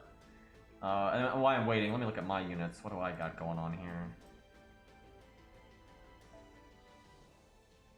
I feel like Landling is so bad for this fight. Oh no, this is Herc. Oh wait, actually I clicked the wrong one. It's supposed to be Herc. No, he's question mark too. I don't know why they do that. I don't understand that. They even have the picture, so it's very pointless. There's Canis. She can certainly do this with the MLB one, but I don't know if she can do it without the MLB one, so that's kind of interesting. I wonder if Billy can do this. I remember Billy getting so close to soloing this back in the day, and he's stronger now. He'd need the MLB CE though, but I'm just curious if he could do it at all, because honestly, a lot of 3-stars can't do this with or without the CE, right? 3-stars have a hard time generally with this kind of thing. So the fact that Billy was so close before, I wonder if he could pull it off now. I have not tried Ash, although I suspect he would be fine here. Although you probably have to big brain a little bit trying to get multiple kills on him, because that's really important. Ash isn't. I wouldn't mind trying Ash. I've been on kind of an Ash kick lately. Okay, I'll use my Canis without the MLB CE. And that'll buy us time for other people to set up their stuff. Cersei? Oh god. Chat, what do you think? Way back, if you know, don't say it. If someone's tried it, don't fucking say it. But Cersei was obviously added way after Nero Fest stuff. So do our Nero Fest bosses flag to be unpickable? Because that's always been, you know, sometimes you see old bosses that slip through the cracks, but a lot of times they don't. Oh my god.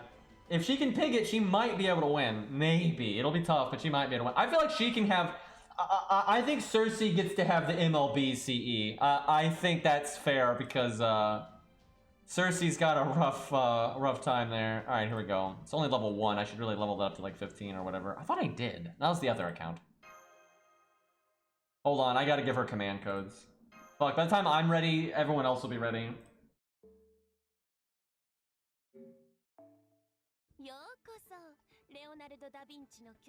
So Canis has a really easy time getting multi-kills on him with the MLB CE.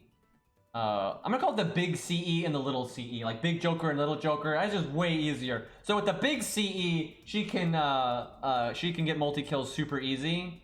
I'm not sure without though, so I'm kind of interested to see that.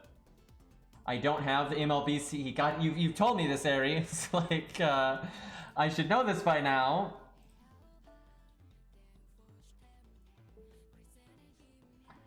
Were you not playing JP for NeroFest 3? I don't even remember.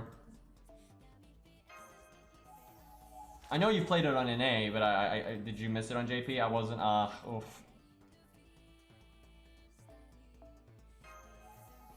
OG Summer 3.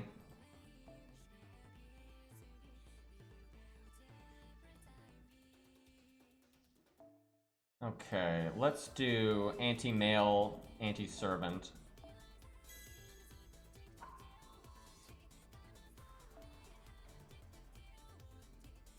Oh yeah, Edmund. Feels good.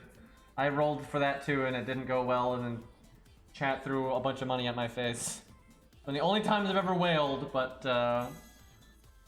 it's also why we don't stream rolls anymore. Still glad that I got him though.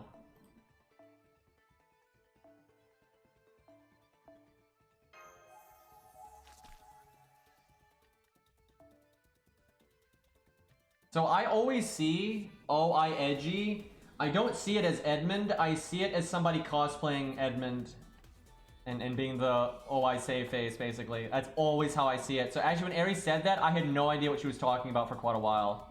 I was like, what are you talking for him? Who's him? Like, what's like? What? And I was like, oh, wait a minute.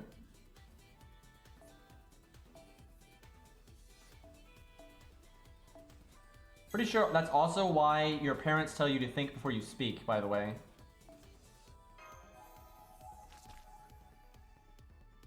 Just a hunch.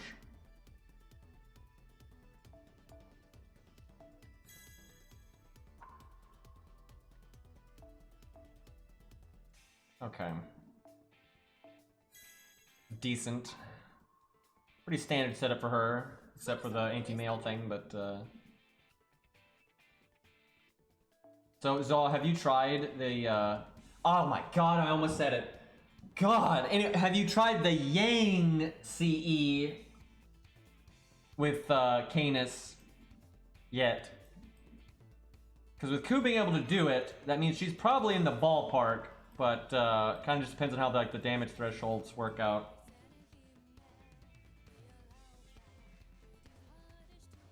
I don't know either, Ari, and you play the unit more than I do, so...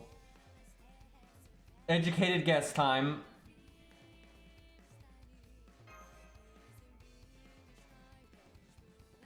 Got hurt down to 3 guts. That's pretty good, honestly. I think most people will just get crushed if they don't have the event CE. I really should make the video with Ku. I don't know, it's just... it feels like it's better stream content, right? And I'm glad we did it on the stream earlier, but it's like, I really think it's better stream content because it's like... well, I don't know. I might be able to do without the RNG. I kind of forgot we realized we were fucking up earlier. I'll mess around with it.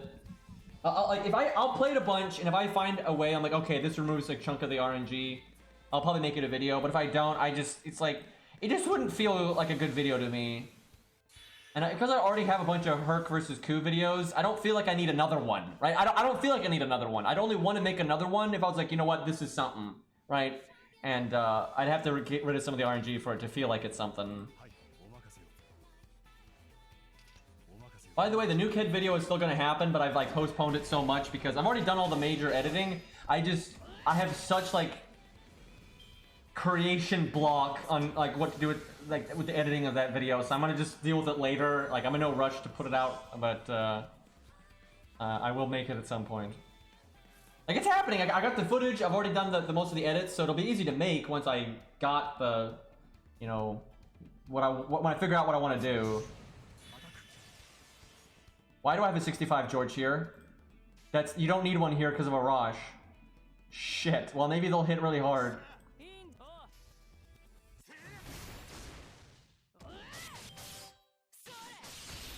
I really like that video though, actually. I like the gameplay in that. See, if he had died there, this would have been perfect. This would have been so good if he had just died there. This stage is easy. This stage is not hard to deal with the trash mobs. I just messed up and brought the wrong George. I guess I kill.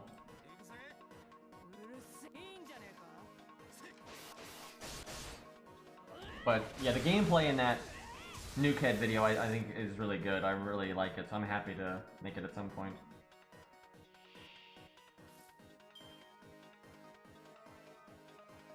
Where did you get the Panther Atlanta lines from your recent video? I just record them, like, in the game. You just turn the music off and that's that. And I've got like a library of like so many, dude, I have so many voice lines. I've got like a file for them. And it's because some of them get removed from the game, so it's good to have them. If I forgot to put the command codes back on Gramps after this, feel free to ping me for them. Yeah, I will, because yeah, I want to make that a video.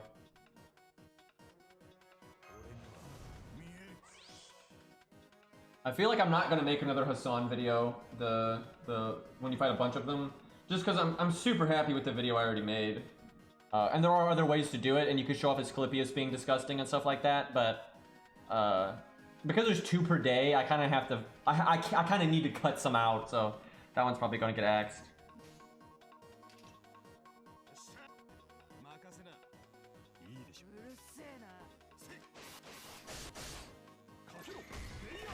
I don't know who I'm going to do for some of them, though, because some of them are pretty flexible.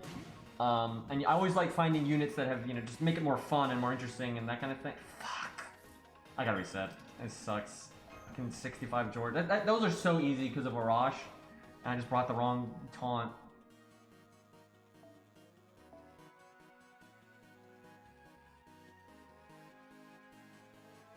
Anyway, I don't know who I'm going to use for like Spartacus and like I might cut Leonidas. I may not make a video for that one. I love that boss so much, but again, I'm super happy with the video I already made for it. So I think I even made an update to it in slightly better video quality. Probably not as good as video quality as I have now, but I'm pretty sure on NA I pretty much remade it and made it slightly better video quality. Dude, does anyone else feel like Siegfried is probably the challenge quest out of all of these that is aged the worst? He has 50k health. And so his shtick though is he has so much armor up that armor ignore actually doesn't do full damage to him. It's either that or he has damage cut, it's so hard to figure out. But basically, ignore defense does not do full damage to him. You won't, you'll do like half damage, something like that. But he only has 50k health and so many things have armor ignore now. Right, when he first came out, armor ignore was actually kind of rare, but it's not rare at all anymore, right? It's super common now. There's more budget units that have it. There's more non-budget units that have it. There's just so much stuff, and he's only got 50k, so you literally just slap the event CE on anything that has armor ignore, and you just NP him, and you win, and that's it. Right? It used to be really fun, but it so isn't now. So if you look at the different like wikis out there, they all say different stuff. It's either, I suspect that he has damage cut and defense up. That's always what I've expected, because that's the only way I can make sense out of ignore defense stuff's not doing full damage. Because it's not like it says ignore 100% of defense, it says ignore all defense. But it's really hard to test because it's not like you fight enemies with 200% defense up anyway. Like, when else can you fight something that potentially has 200% defense up? Even the challenge quest on NA right now, I don't think gets to 200% defense. So it's super hard to test that kind of thing. But I do expect it that it's just damage cut, because it just makes sense.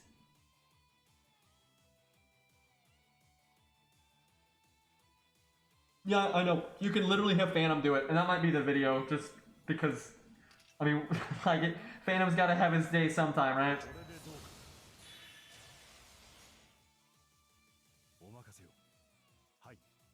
We have non-MLB damage CE, and these are Berserkers.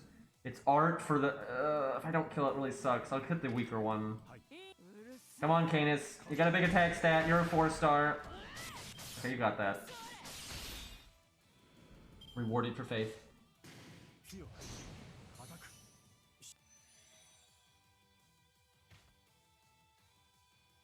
I wanted to watch it. I've just been so busy. How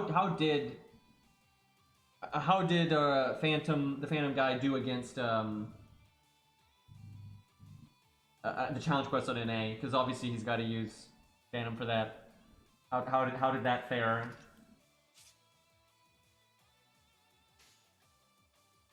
What do I do on this one? I just need to kill one. Can she kill without the first card? I should be safe.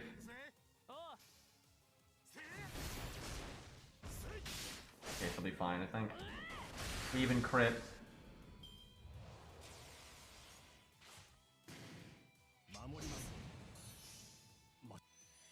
How did you beat the golem? What do I do here? Got the defense up this time. It's actually kind of bad. These golems are doing pretty much everything they can to make... Like, fucking really? I like never have issues really? God, this fucking game, dude! I like never have issues killing these in time. And they, I like how not only we barely not kill because he cast the defense up, and I got no Canis cards. If she had gotten 2 cards, she would have killed. Of course, she got 1. And that 1 would kill if he didn't cast the defense up. And then instead of buffing, he double attacked. And double attacked Canis.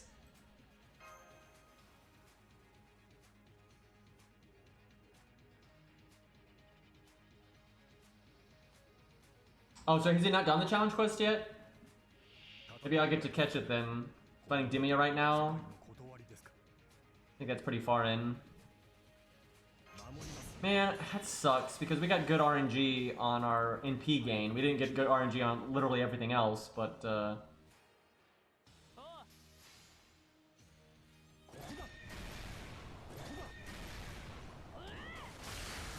so Phantom would do so much better in that challenge quest if it was JP Phantom because of his charm. His charm can work on anything, and when you charm the boss, he won't cast the defense up for that turn. And that's super helpful. And you might say, well, he's got armor ignore, so why do you care? You care because you still want to do some normal card damage, because it's fucking Phantom of the Opera, and he's not going to do that much NP damage. So, yeah, the extra... and also the charm just means you don't get attacked as much, and that's good too.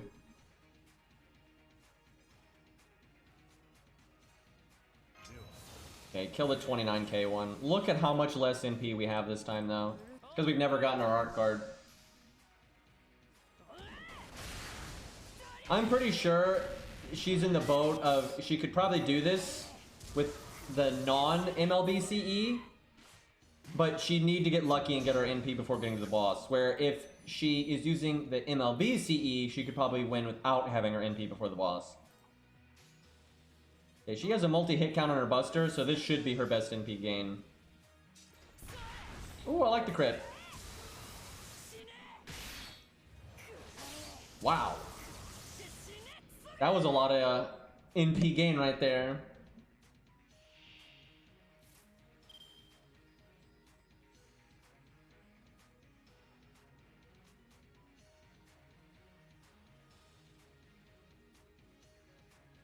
If he's still streaming when I'm done, I'll raid him 100%. Unless Cairo's streaming, because he's probably doing Baldy stuff. If he is, he's not streaming. Damn. But yeah, I really want to see Cairo messing about with Baldy here.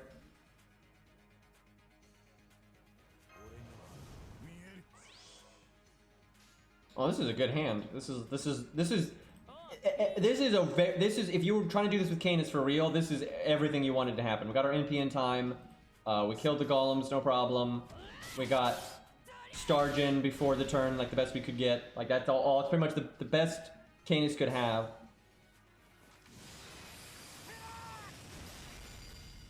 I should have cast her third skill though that turn, I think. I'm not sure. I really hope, because I didn't, that he does not guard the attack down. The problem is you have to apply it many times to get the full effect. And he's probably going to guard at least one of them. So, RNG time. Now, later, we'd want to do a buff. Oh, fuck, I forgot about her buff. How did I forget about her buff? What is wrong with me? I knew it before I saw the icons pop up. Like, as soon as I clicked the skill, I was like, wait a minute. I'm not sure it was right to click that. Let me think. But so, if Herc had already lost a life, I would do Buster NP Buster. But because I haven't, I think we BBB. Is that too much, though? I don't know. Well, we'll find out.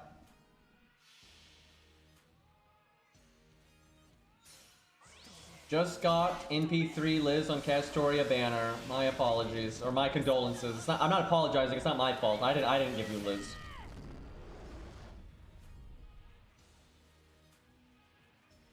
Oh.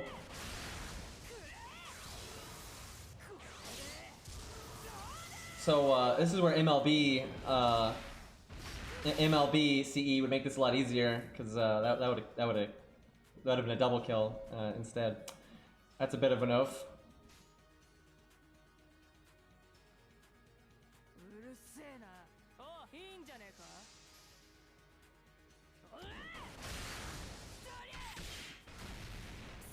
Why couldn't you crit with that?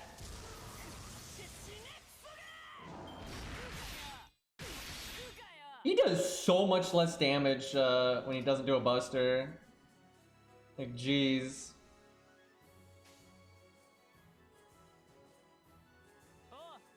Why? Oh my, we've messed up. You gotta use your second skill so differently. I'm getting my crits on the worst turns. You gotta do that. Oh my god, I played that so badly. You've gotta have your like big stuff on the turns where you can like buster and be buster. You've gotta set that up. You gotta set up your crits and your monster strength on those turns. That was so, I messed that up super hard. That's why though it's kind of nice to handicap yourself a bit, because you don't have to play well, you don't have to optimize if you have the MLB CE, because you just do so much damage it doesn't matter. Okay, hold on. It's getting late, so we should do Cersei. I can do Canis anytime. Oh my god. So I like how we greenlit, you know, her using MLB CE, but Aerie doesn't have it, so it doesn't matter. So she's gonna have a hard time. She's gonna have a hard time. Alright, we need a Rosh. Oh my god, it takes so long to do this stuff. I hate it. Because I have to change the taunts and blah blah blah blah, and the CEs. And because FGO has a terrible UI, that takes forever. Oh yeah, I'll rush to 70. No regrets.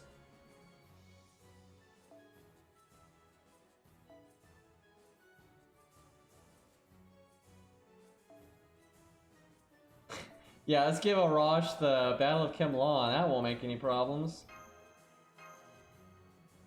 I have no idea what Mystic Code for her.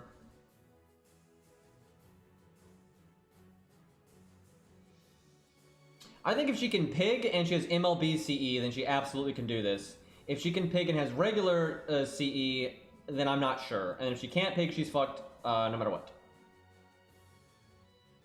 Yeah, and also the attack up might be, if we ever gonna get a double kill, we're probably gonna need the attack up. Or to just get to that first health bar faster, because the first health bar is the big one.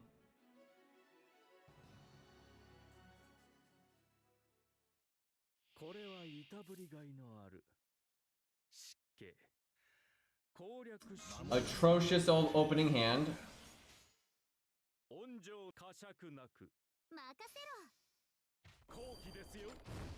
I probably should have done her battery skill.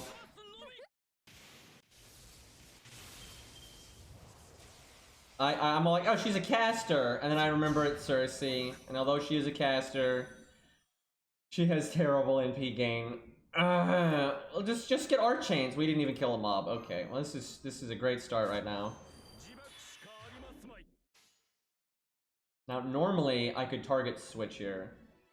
Fucking music looping already. Like I could kill one. I could potentially try to kill two here, but because I need NP gain so bad, I don't think I can do that. But then what do I do later?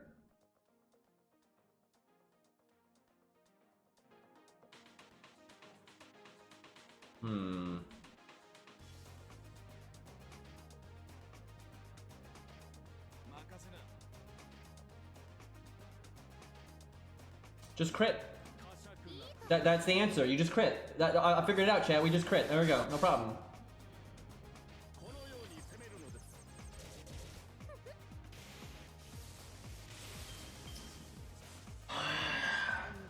That'd have been so good if we just crit there, dude. Everything would have been so smooth. Arash, can you do 9k?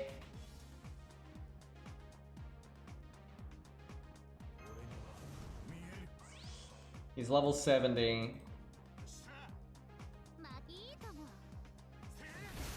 No! Shut up, phone.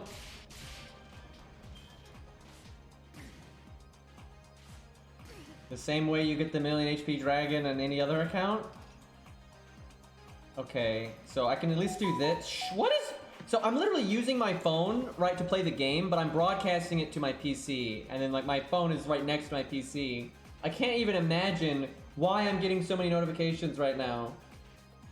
It's literally FGO on my the secure folder account saying that its AP is back, and I don't know what the other one was, but I don't know why, but secure folder resets my notifications for FGO all the time. I turn that shit off all the time, and it always turns itself back on, and I don't even know how.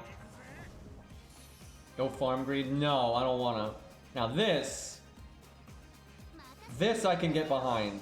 So I could have done that damage earlier. I could have done like the more damagey route earlier, and we still would have gotten our MP. Although I have to say, fucking barely. Imagine doing an art chain and getting 20 NP from the art chain. Without the 20%, we'd be at 107.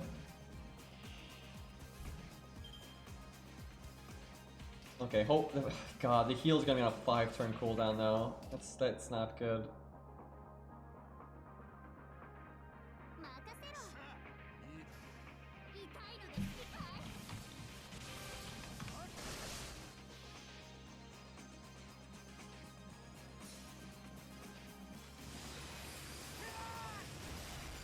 Oh yeah, Rosh can kill these, no problem.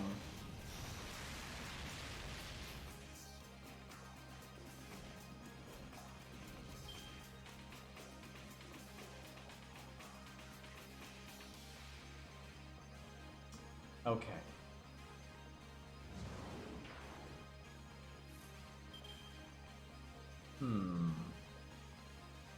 Oh god. Oh god. We need Atlas. Either that or we need the CE or CC to remove it. Oh right, she has debuff clear. Never mind. Excuse me. Kind of forgot about that. It's team-wide too, which is really good.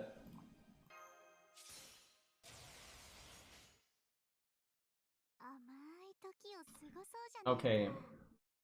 Shirley. Don't call me Shirley. But, Shirley, we're going to kill here, right? So, please pig. This will be so good if we pig. Like, it's all good if we can just pig. This is bullshit. This is bullshit. Imagine your entire gimmick.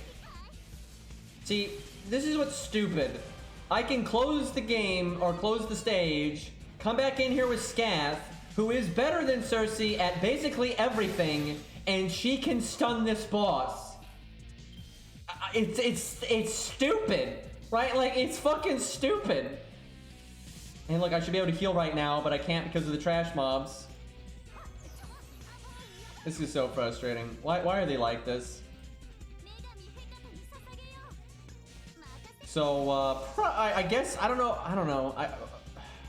Sometimes we would do that Buster card there. Because of the crits, I didn't. So it's hard to say where the heal should go. Dude, that's so lame that we can't pig. It's not even guard. It's no effect.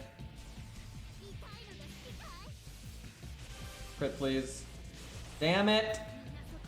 So she could actually do this with probably the Yang CE if she could pig. Her damage ratios are a bit better than I thought they would be. And she would just have so much extra time if she was able to pig.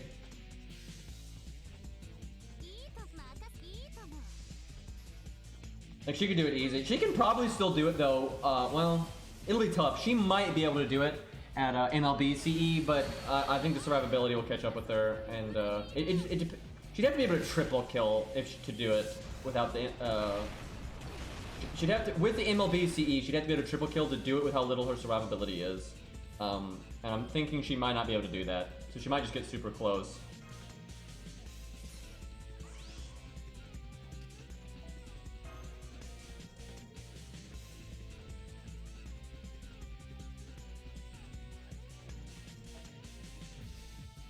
Why do they hate my caster girls? I know, right? And they won't buff Anastasia for some fucking reason. Anastasia is such a mess, dude. Like, God. Like, they went in one direction with her kit and in another direction. It's like, they don't, it doesn't sync up very well. So it's like, what are we doing here? At least she gets her NP easy. I'll give her that. Alright, did it? Okay, Maniac. I bet you she can do this. I would think so. Because, yeah, we're wanting to do non-MLB CE because it's more interesting that way. But yeah, I think she can do this. What will she want? She'll probably want Atlas. Oh, I just remembered. Nero is an event servant, isn't she? And she has just bonus damage. Someone asked me earlier if Nero could do this without the event CE. Like with just the Yang CE. And I was kind of like, I'm not sure. It'd be pretty tough. But I just remembered she's a fucking event servant. So, it's probably not tough for her at all. But that's, you know, not exactly... At that point, you have to, like, not even use the Yang CE, because, that's kind of OP. How big is her event bonus? I don't remember Nero Fest like that. Let me see.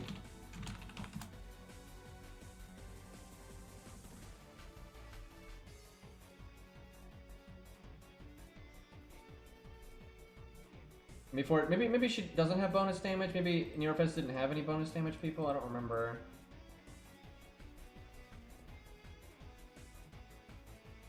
I hate the way the wiki lists though bonus servants. They don't have like a tab for like event servants. They don't ever do that. They always combine it with something else. I can't even. I couldn't tell you if she does or doesn't. All right, let's see. What am I doing? Oh my god, dude! Why are all the hands like this?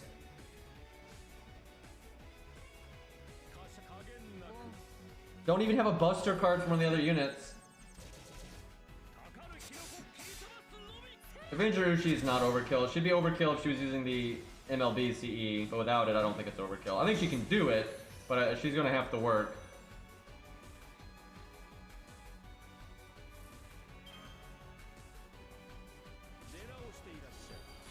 This is awful. We need her to crit here. Oh, Arash crits though. Oh my god, she crit. I don't even feel like that's not even lucky though. That was just, we had so much bad luck there. Like it should be no problem for her to kill these, and we just weren't getting any cards for her. And not only, come on, dude.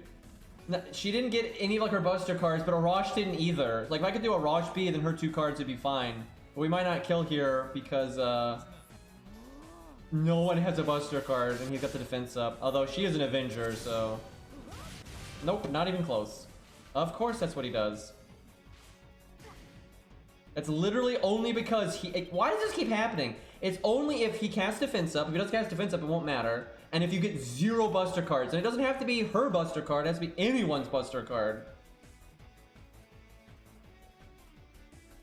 I don't really want to. Well, I guess I'll do this just to be safe. It's like I don't really want to use the Merlin command code here. The thing is, basically everyone beats this challenge quest with the MLB CE. That's why I try to do it without, because it's just nothing. Like 90% of the cast can do it with the MLB CE, because it's not because of them, it's because of the MLB CE. It's just so much damage. It's 200% on a boss that resurrects with 100k health, right? Like almost everyone can do 100k with 200% damage up. So it's so uninteresting. You don't have to do interesting things with your toolkit. Where like if you don't have that, you have to try a lot harder and kind of really push and find extra ways to get extra lives, and it's just a lot better that way.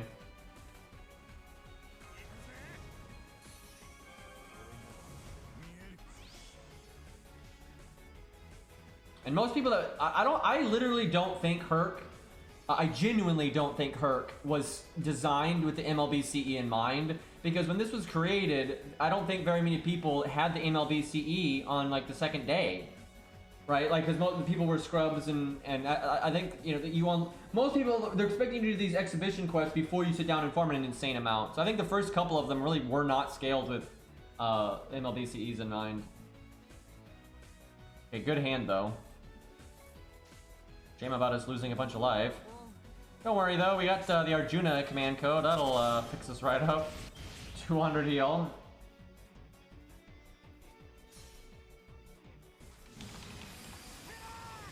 Yeah, I don't think there are any damage servants though for this event. That's actually nice, because it can kind of fuck up testing stuff. That's unless I'm seeing this wrong, I don't think anybody gets event damage here. That'd be so disgusting though if you had event damage and the 200% event CE. Like, that'd just be ridiculous.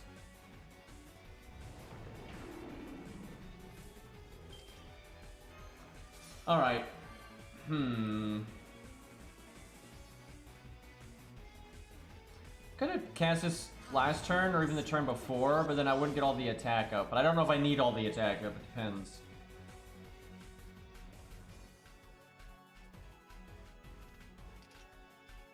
think on this one I just do NP quick.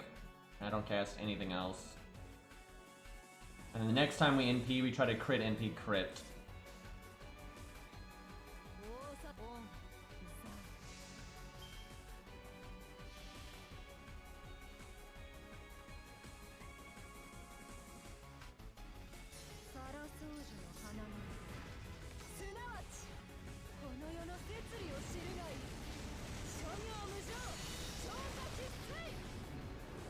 That's a pretty awesome NP. 300k. Pretty good. Oh my god, if we had double killed there, that'd have been insane. I wasn't expecting to double kill on the first one just because, you know, we're not using the MLBCE and stuff. That's what I'm talking about. They're not doing anything If I wanted to double kill there, I would need to do like, you know, BB or BQ. I have to do something abnormal. But if you do the MLBCE, you can do the autopilot thing and you'd still get a double kill. Okay, there's actually no reason to do the crit buff right now. How long does it last? 3 turns? I still... Well, if I cast it now, it comes back sooner and I get the battery back sooner. I think I still wait.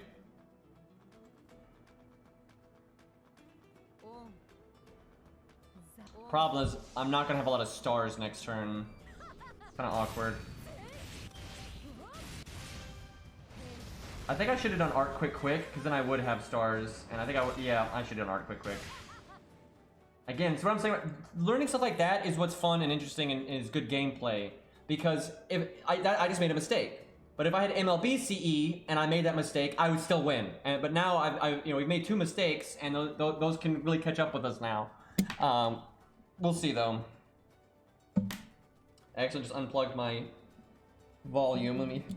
There we go. Now I can hear things again.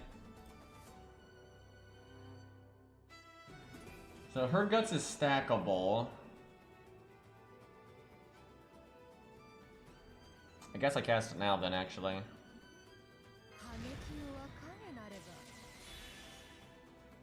If one of my cards had a good crit chance, I would go for the YOLO. Man, we really messed up there. Yeah, I should have. I absolutely.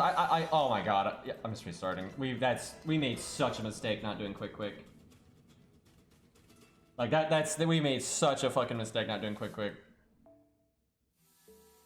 Because I overcharged by so much, right? I did not need to worry about NP gain.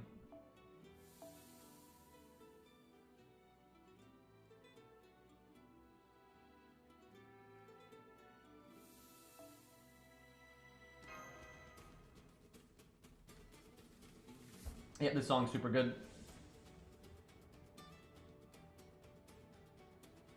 And I really like the remix that which plays right. I have it set up to play right after. But the remix they did of this song for the SD Gundam game is really good. It's a little more actiony. It's really similar, like same tone and everything. But the way they twinked it a bit is really cool. Oh my god, dude! Am I like my limit with how stupid these opening hands have been?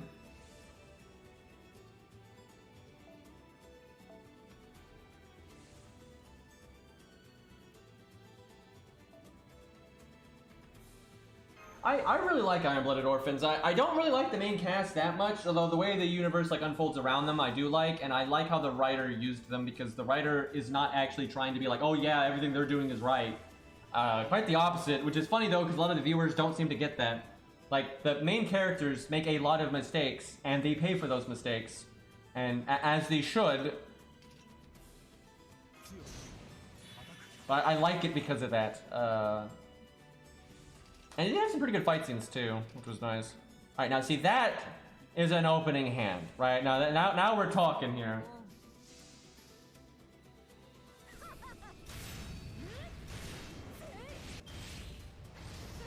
Like, I think what the writer was going for is... Actually, writers, there was a few writers on it. They actually said they wanted the ending to be more messed up, but the producers were like, no, that's far enough. But they want you to empathize and like the main cast, but then also see their mistakes, right? Like, that, I think, is what they were going for.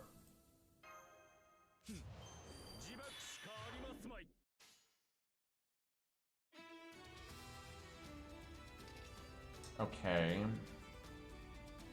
I can kill one. That's fine. That's totally fine. Actually, I probably could have done the... He didn't have the defense up, so I could have done art, quick art. Yeah, you do get some SQ and tickets from the event, so... Hopefully RNG bails you out. MP2 Mori is not amazing, because he's all about huge normal card damage into NP into normal card damage again, so you want that NP to do damage. But NP2 is better than NP1 by a lot, so...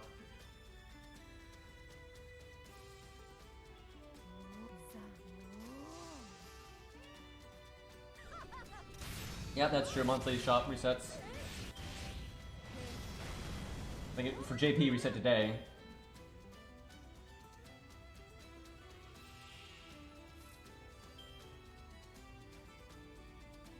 Yeah, some servants are their NP rank is not that important because they're so normal card focused, or the only their utility on their NP from NP ranks, right, stuff like that.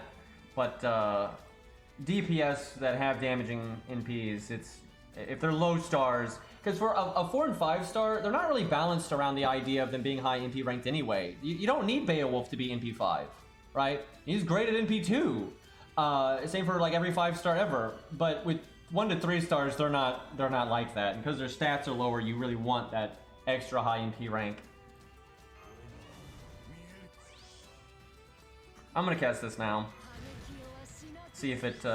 I'm wasting the dot and I'm wasting a turn into the attack up, and that could be bad because that attack up can help break through health bars at key times. But I'm gonna hope it works out.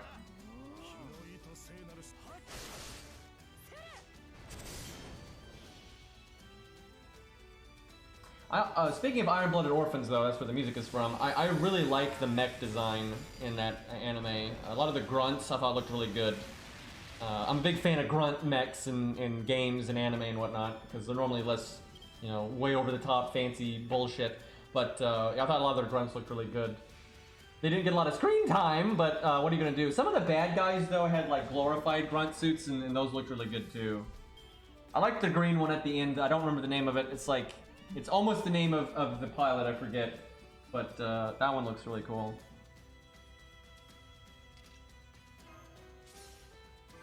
Of course I like the green one, but I mean, what do you expect? I've seen some green mechs though that I think look like trash. It happens occasionally. Okay, I don't cast Guts just yet. We got that 60% Buster. We might kill with the quicks though. I'm gonna go for it. We were so close last time.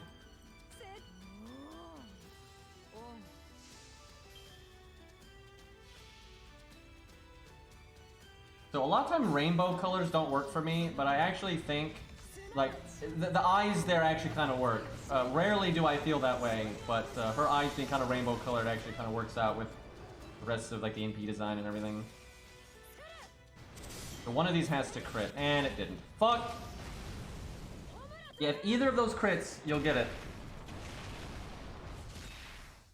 I should probably just do a Buster attack. If you do a Buster attack, you're good to go. Alright, all I care about is charge in here. I like the Iron-Blooded Orphan ending, very much so. I thought it was great. Like, one, because I super like the antagonists, and the antagonists win. So, oh fuck, I should have cast Guts that turn, I forgot. I just wasn't paying attention.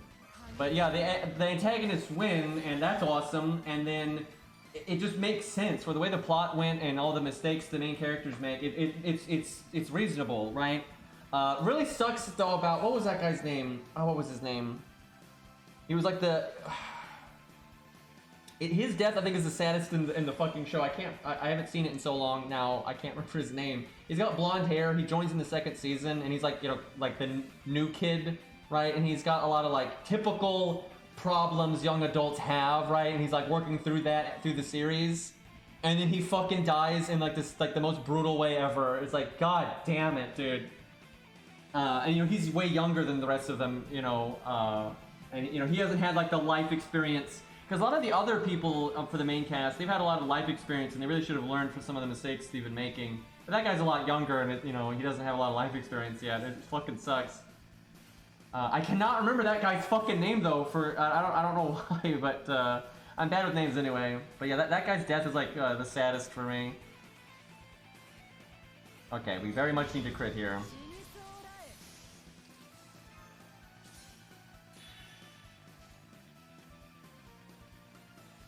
Yeah, why did the crit spread have to be like this? I'm being so greedy right now, but if it works out, it's gonna be incredible. Fuck! God damn it, I'm surprised that didn't work. Well, we just threw super hard. This is what I'm talking about. This is hard without the MLB CE, right? I'm sure she can do it, but you have to really know the unit, because I don't use her much, so I'm not super familiar with a lot of her like ranges with what to do where. Because I bet you Maniac's already done this, right? But, you know, I don't know what the fuck. I did. Oh my god. Oh my god. So many mistakes right now. Like, we're just continuously almost getting huge value out of her, and we're not getting any.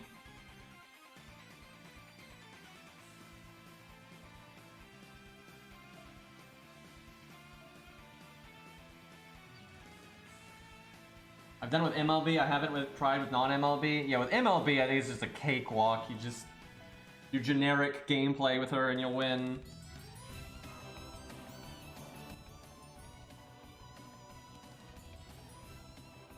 Alright, I'll try one more time. I'll probably need to wrap up after this, though. It's getting really late. I feel like I've barely tried anything, though. We kind of just dicked around with Ku forever.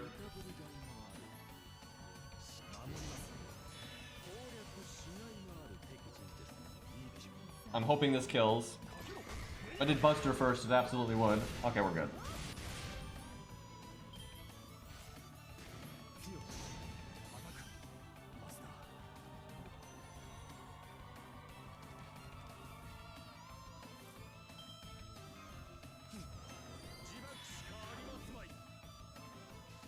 I really like Iron Blooded Orphan's second season because it's very unpredictable and things happen that are very anti-trope, but they're not just being, oh, we're subverting expectations to subvert expectations. It all makes sense, right? Like, you know, the people that don't have good plans pay for it, and, you know, there's good character arcs, you know, for, you know, both sides and stuff along the way and everything. So I really like that a lot of very unpredictable stuff happens, but it's not horse shit, right? So I'm a huge fan of its second season, honestly. And the first season is good when connected to the second season, but it because I don't like the main cast a lot. The first season's a little painful, but it's got good action, and there's some side characters that I do like. What's the play here? I only got one card, so I gotta focus on damage. So, oh wait, we can do this. Yeah, that'll work.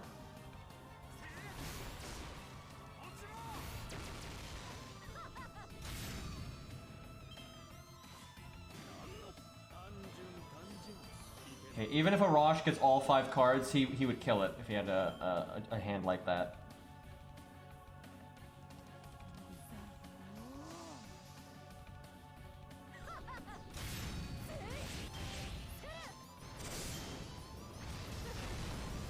That's a cool extra attack. It reminds me of Guadia's extra attack, which I would imagine 90% of you have never seen, but when they were making Guadia, they were thinking about making him a playable unit, and he actually has files in the game to be a playable unit. And he has a victory line for when he beats a stage. He has a defeat line. He has an extra attack. All kinds of stuff. That's the real... Some people say that his extra attack was in the game because maybe they thought when you fought him as a boss the first time before the main fight with him, he was going to do his extra attack instead of his NP. But what really puts the nail in the coffin that they absolutely were thinking about making him playable is he has a fucking victory line when you win a stage, right? Like, I mean, it's like, Jesus. And you don't even have to, like, hack it out of the game, right? It's just in the file. You have to hack the game to find that stuff in the first place, but it just plays automatically when you beat a stage and stuff. But I do think they're going to add him at some point. I don't know if he'll get his demon form and everything, but we shall see. He was supposed to win, duh. But yeah, it wouldn't have the voice line for that, though, wouldn't be in like a file for when you beat a stage, right? I have like no Starge in here. That kind of sucks. Because the only way you're gonna cleanly double kill here at the start is if you crit with something. It's either that or you don't do quick and you do Buster. But that would kind of hurt you on the next go around. It might be worth it though. Double kills are so good.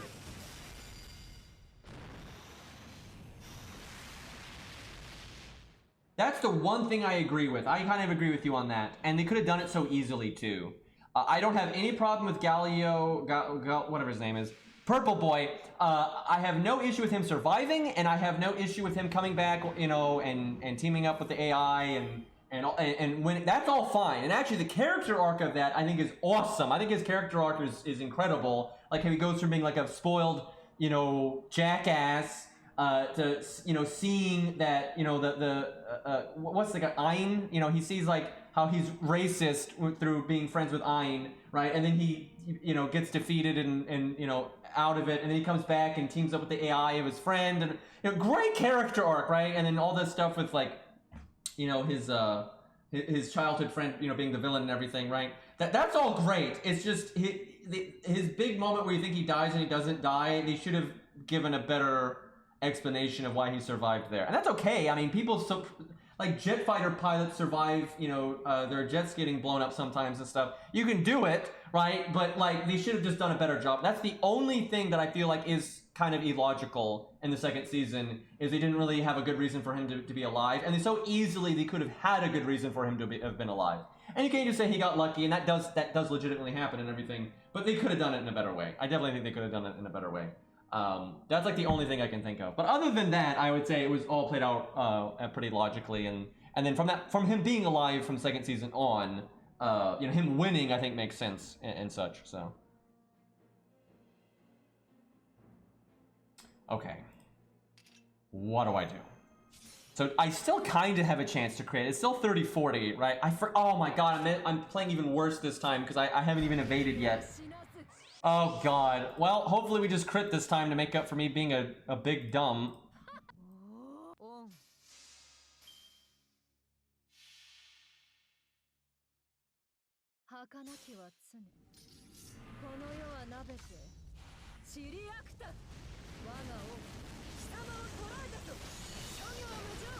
Big damage. There we go. Is that... Oh my god! So it needs to be the second one, because the second one does more damage because it's in third place. Now... oh, well, that works. That's right. It's not a break bar. It's not a break bar! Well, how about that? Dots for the save. Anyway, the low-high roll, 1,000 health is within the low-high roll, right? Yeah, see, normally a dot wouldn't work there because of break bars, but because it's guts, it does work. So that's quite nice. Okay, I'm gonna actually remember to cast this now.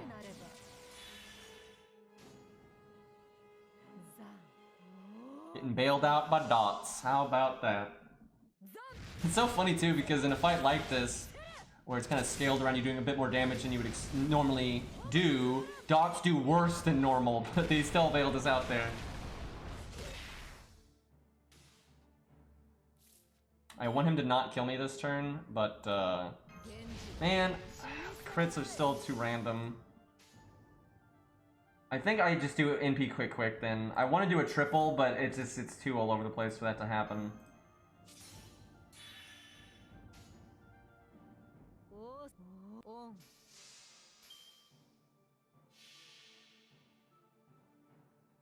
She's super good. If she's like your favorite unit, you're so set, because she's an Avenger. She's easy to use no matter what the enemy is. So almost every challenge quest they've ever made since she came out, if you want to use her as your main DPS, you can. She may not be the best option, but she's a good option. Like pretty much, even if it's an AoE stage, a lot of times you can find ways to use... oh crap. You can find ways to use single target for that. That really sucked right there. It's not getting the second kill. Because now this turn is kind of wasted because of that. I mean, you like never fight Moon Cancer, so that's like the only time that she's bad. Like all 2 times we fought a major Moon Cancer.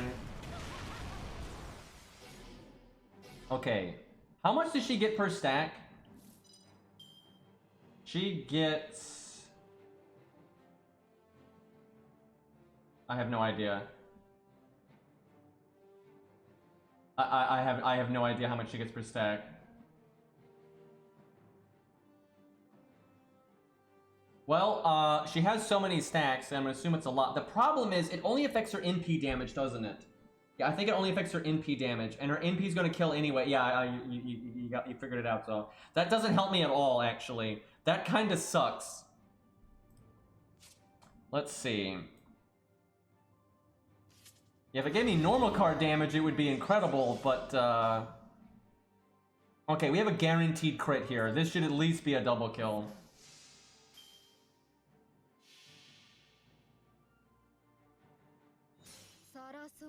Well, watch our NP just be amazing and it be irrelevant.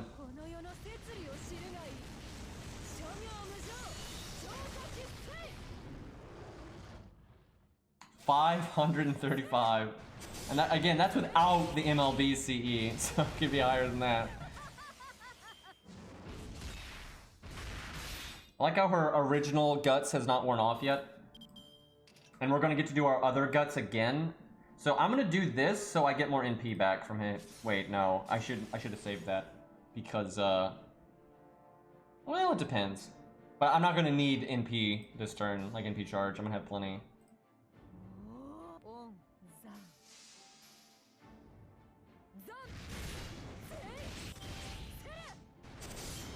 I tell you what, if she can beat this without the MLB CE and just the regular CE, I'll record it, but I probably won't post it for a long time. Just because you don't want to post Herc solos like 9 times in a row.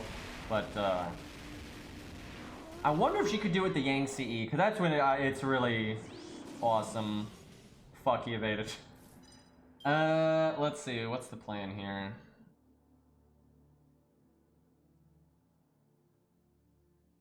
You know, she removes buffs. Right.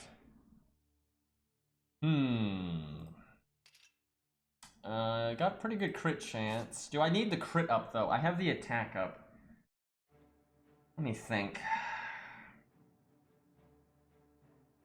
Do I need the crit up? Because I'm gonna live in the world where the 70% doesn't crit.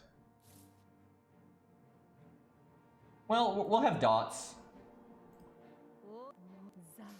It'll be fine. Well, that would be even more impressive, Maniacal, but that'd be pushing a unit so hard at that point. Like, that'd be super tough to do. Oh crap, he guarded it. I actually really wish we had that dot. That's a nice safety net. Okay, we double crit.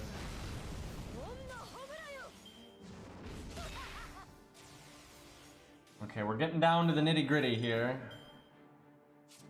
Oh, we got it. We so got it. I'm impressed. I mean, again, it's still the event CE, but a lot of units are not a lot of units are needing the MLB event CE. So doing it with just the regular one, that's pretty swell. I enjoyed that quite a bit because this isn't RNG. We're not winning because we're getting like super lucky. It's a little bit at the start there, but for the most part, I need to just learn what the fuck I was doing. I might as well grab the crit buff because it's just not gonna matter. I'm not gonna need the battery. We win next turn. Because even if he evades, I can remove the evade, so we're good. Very nice.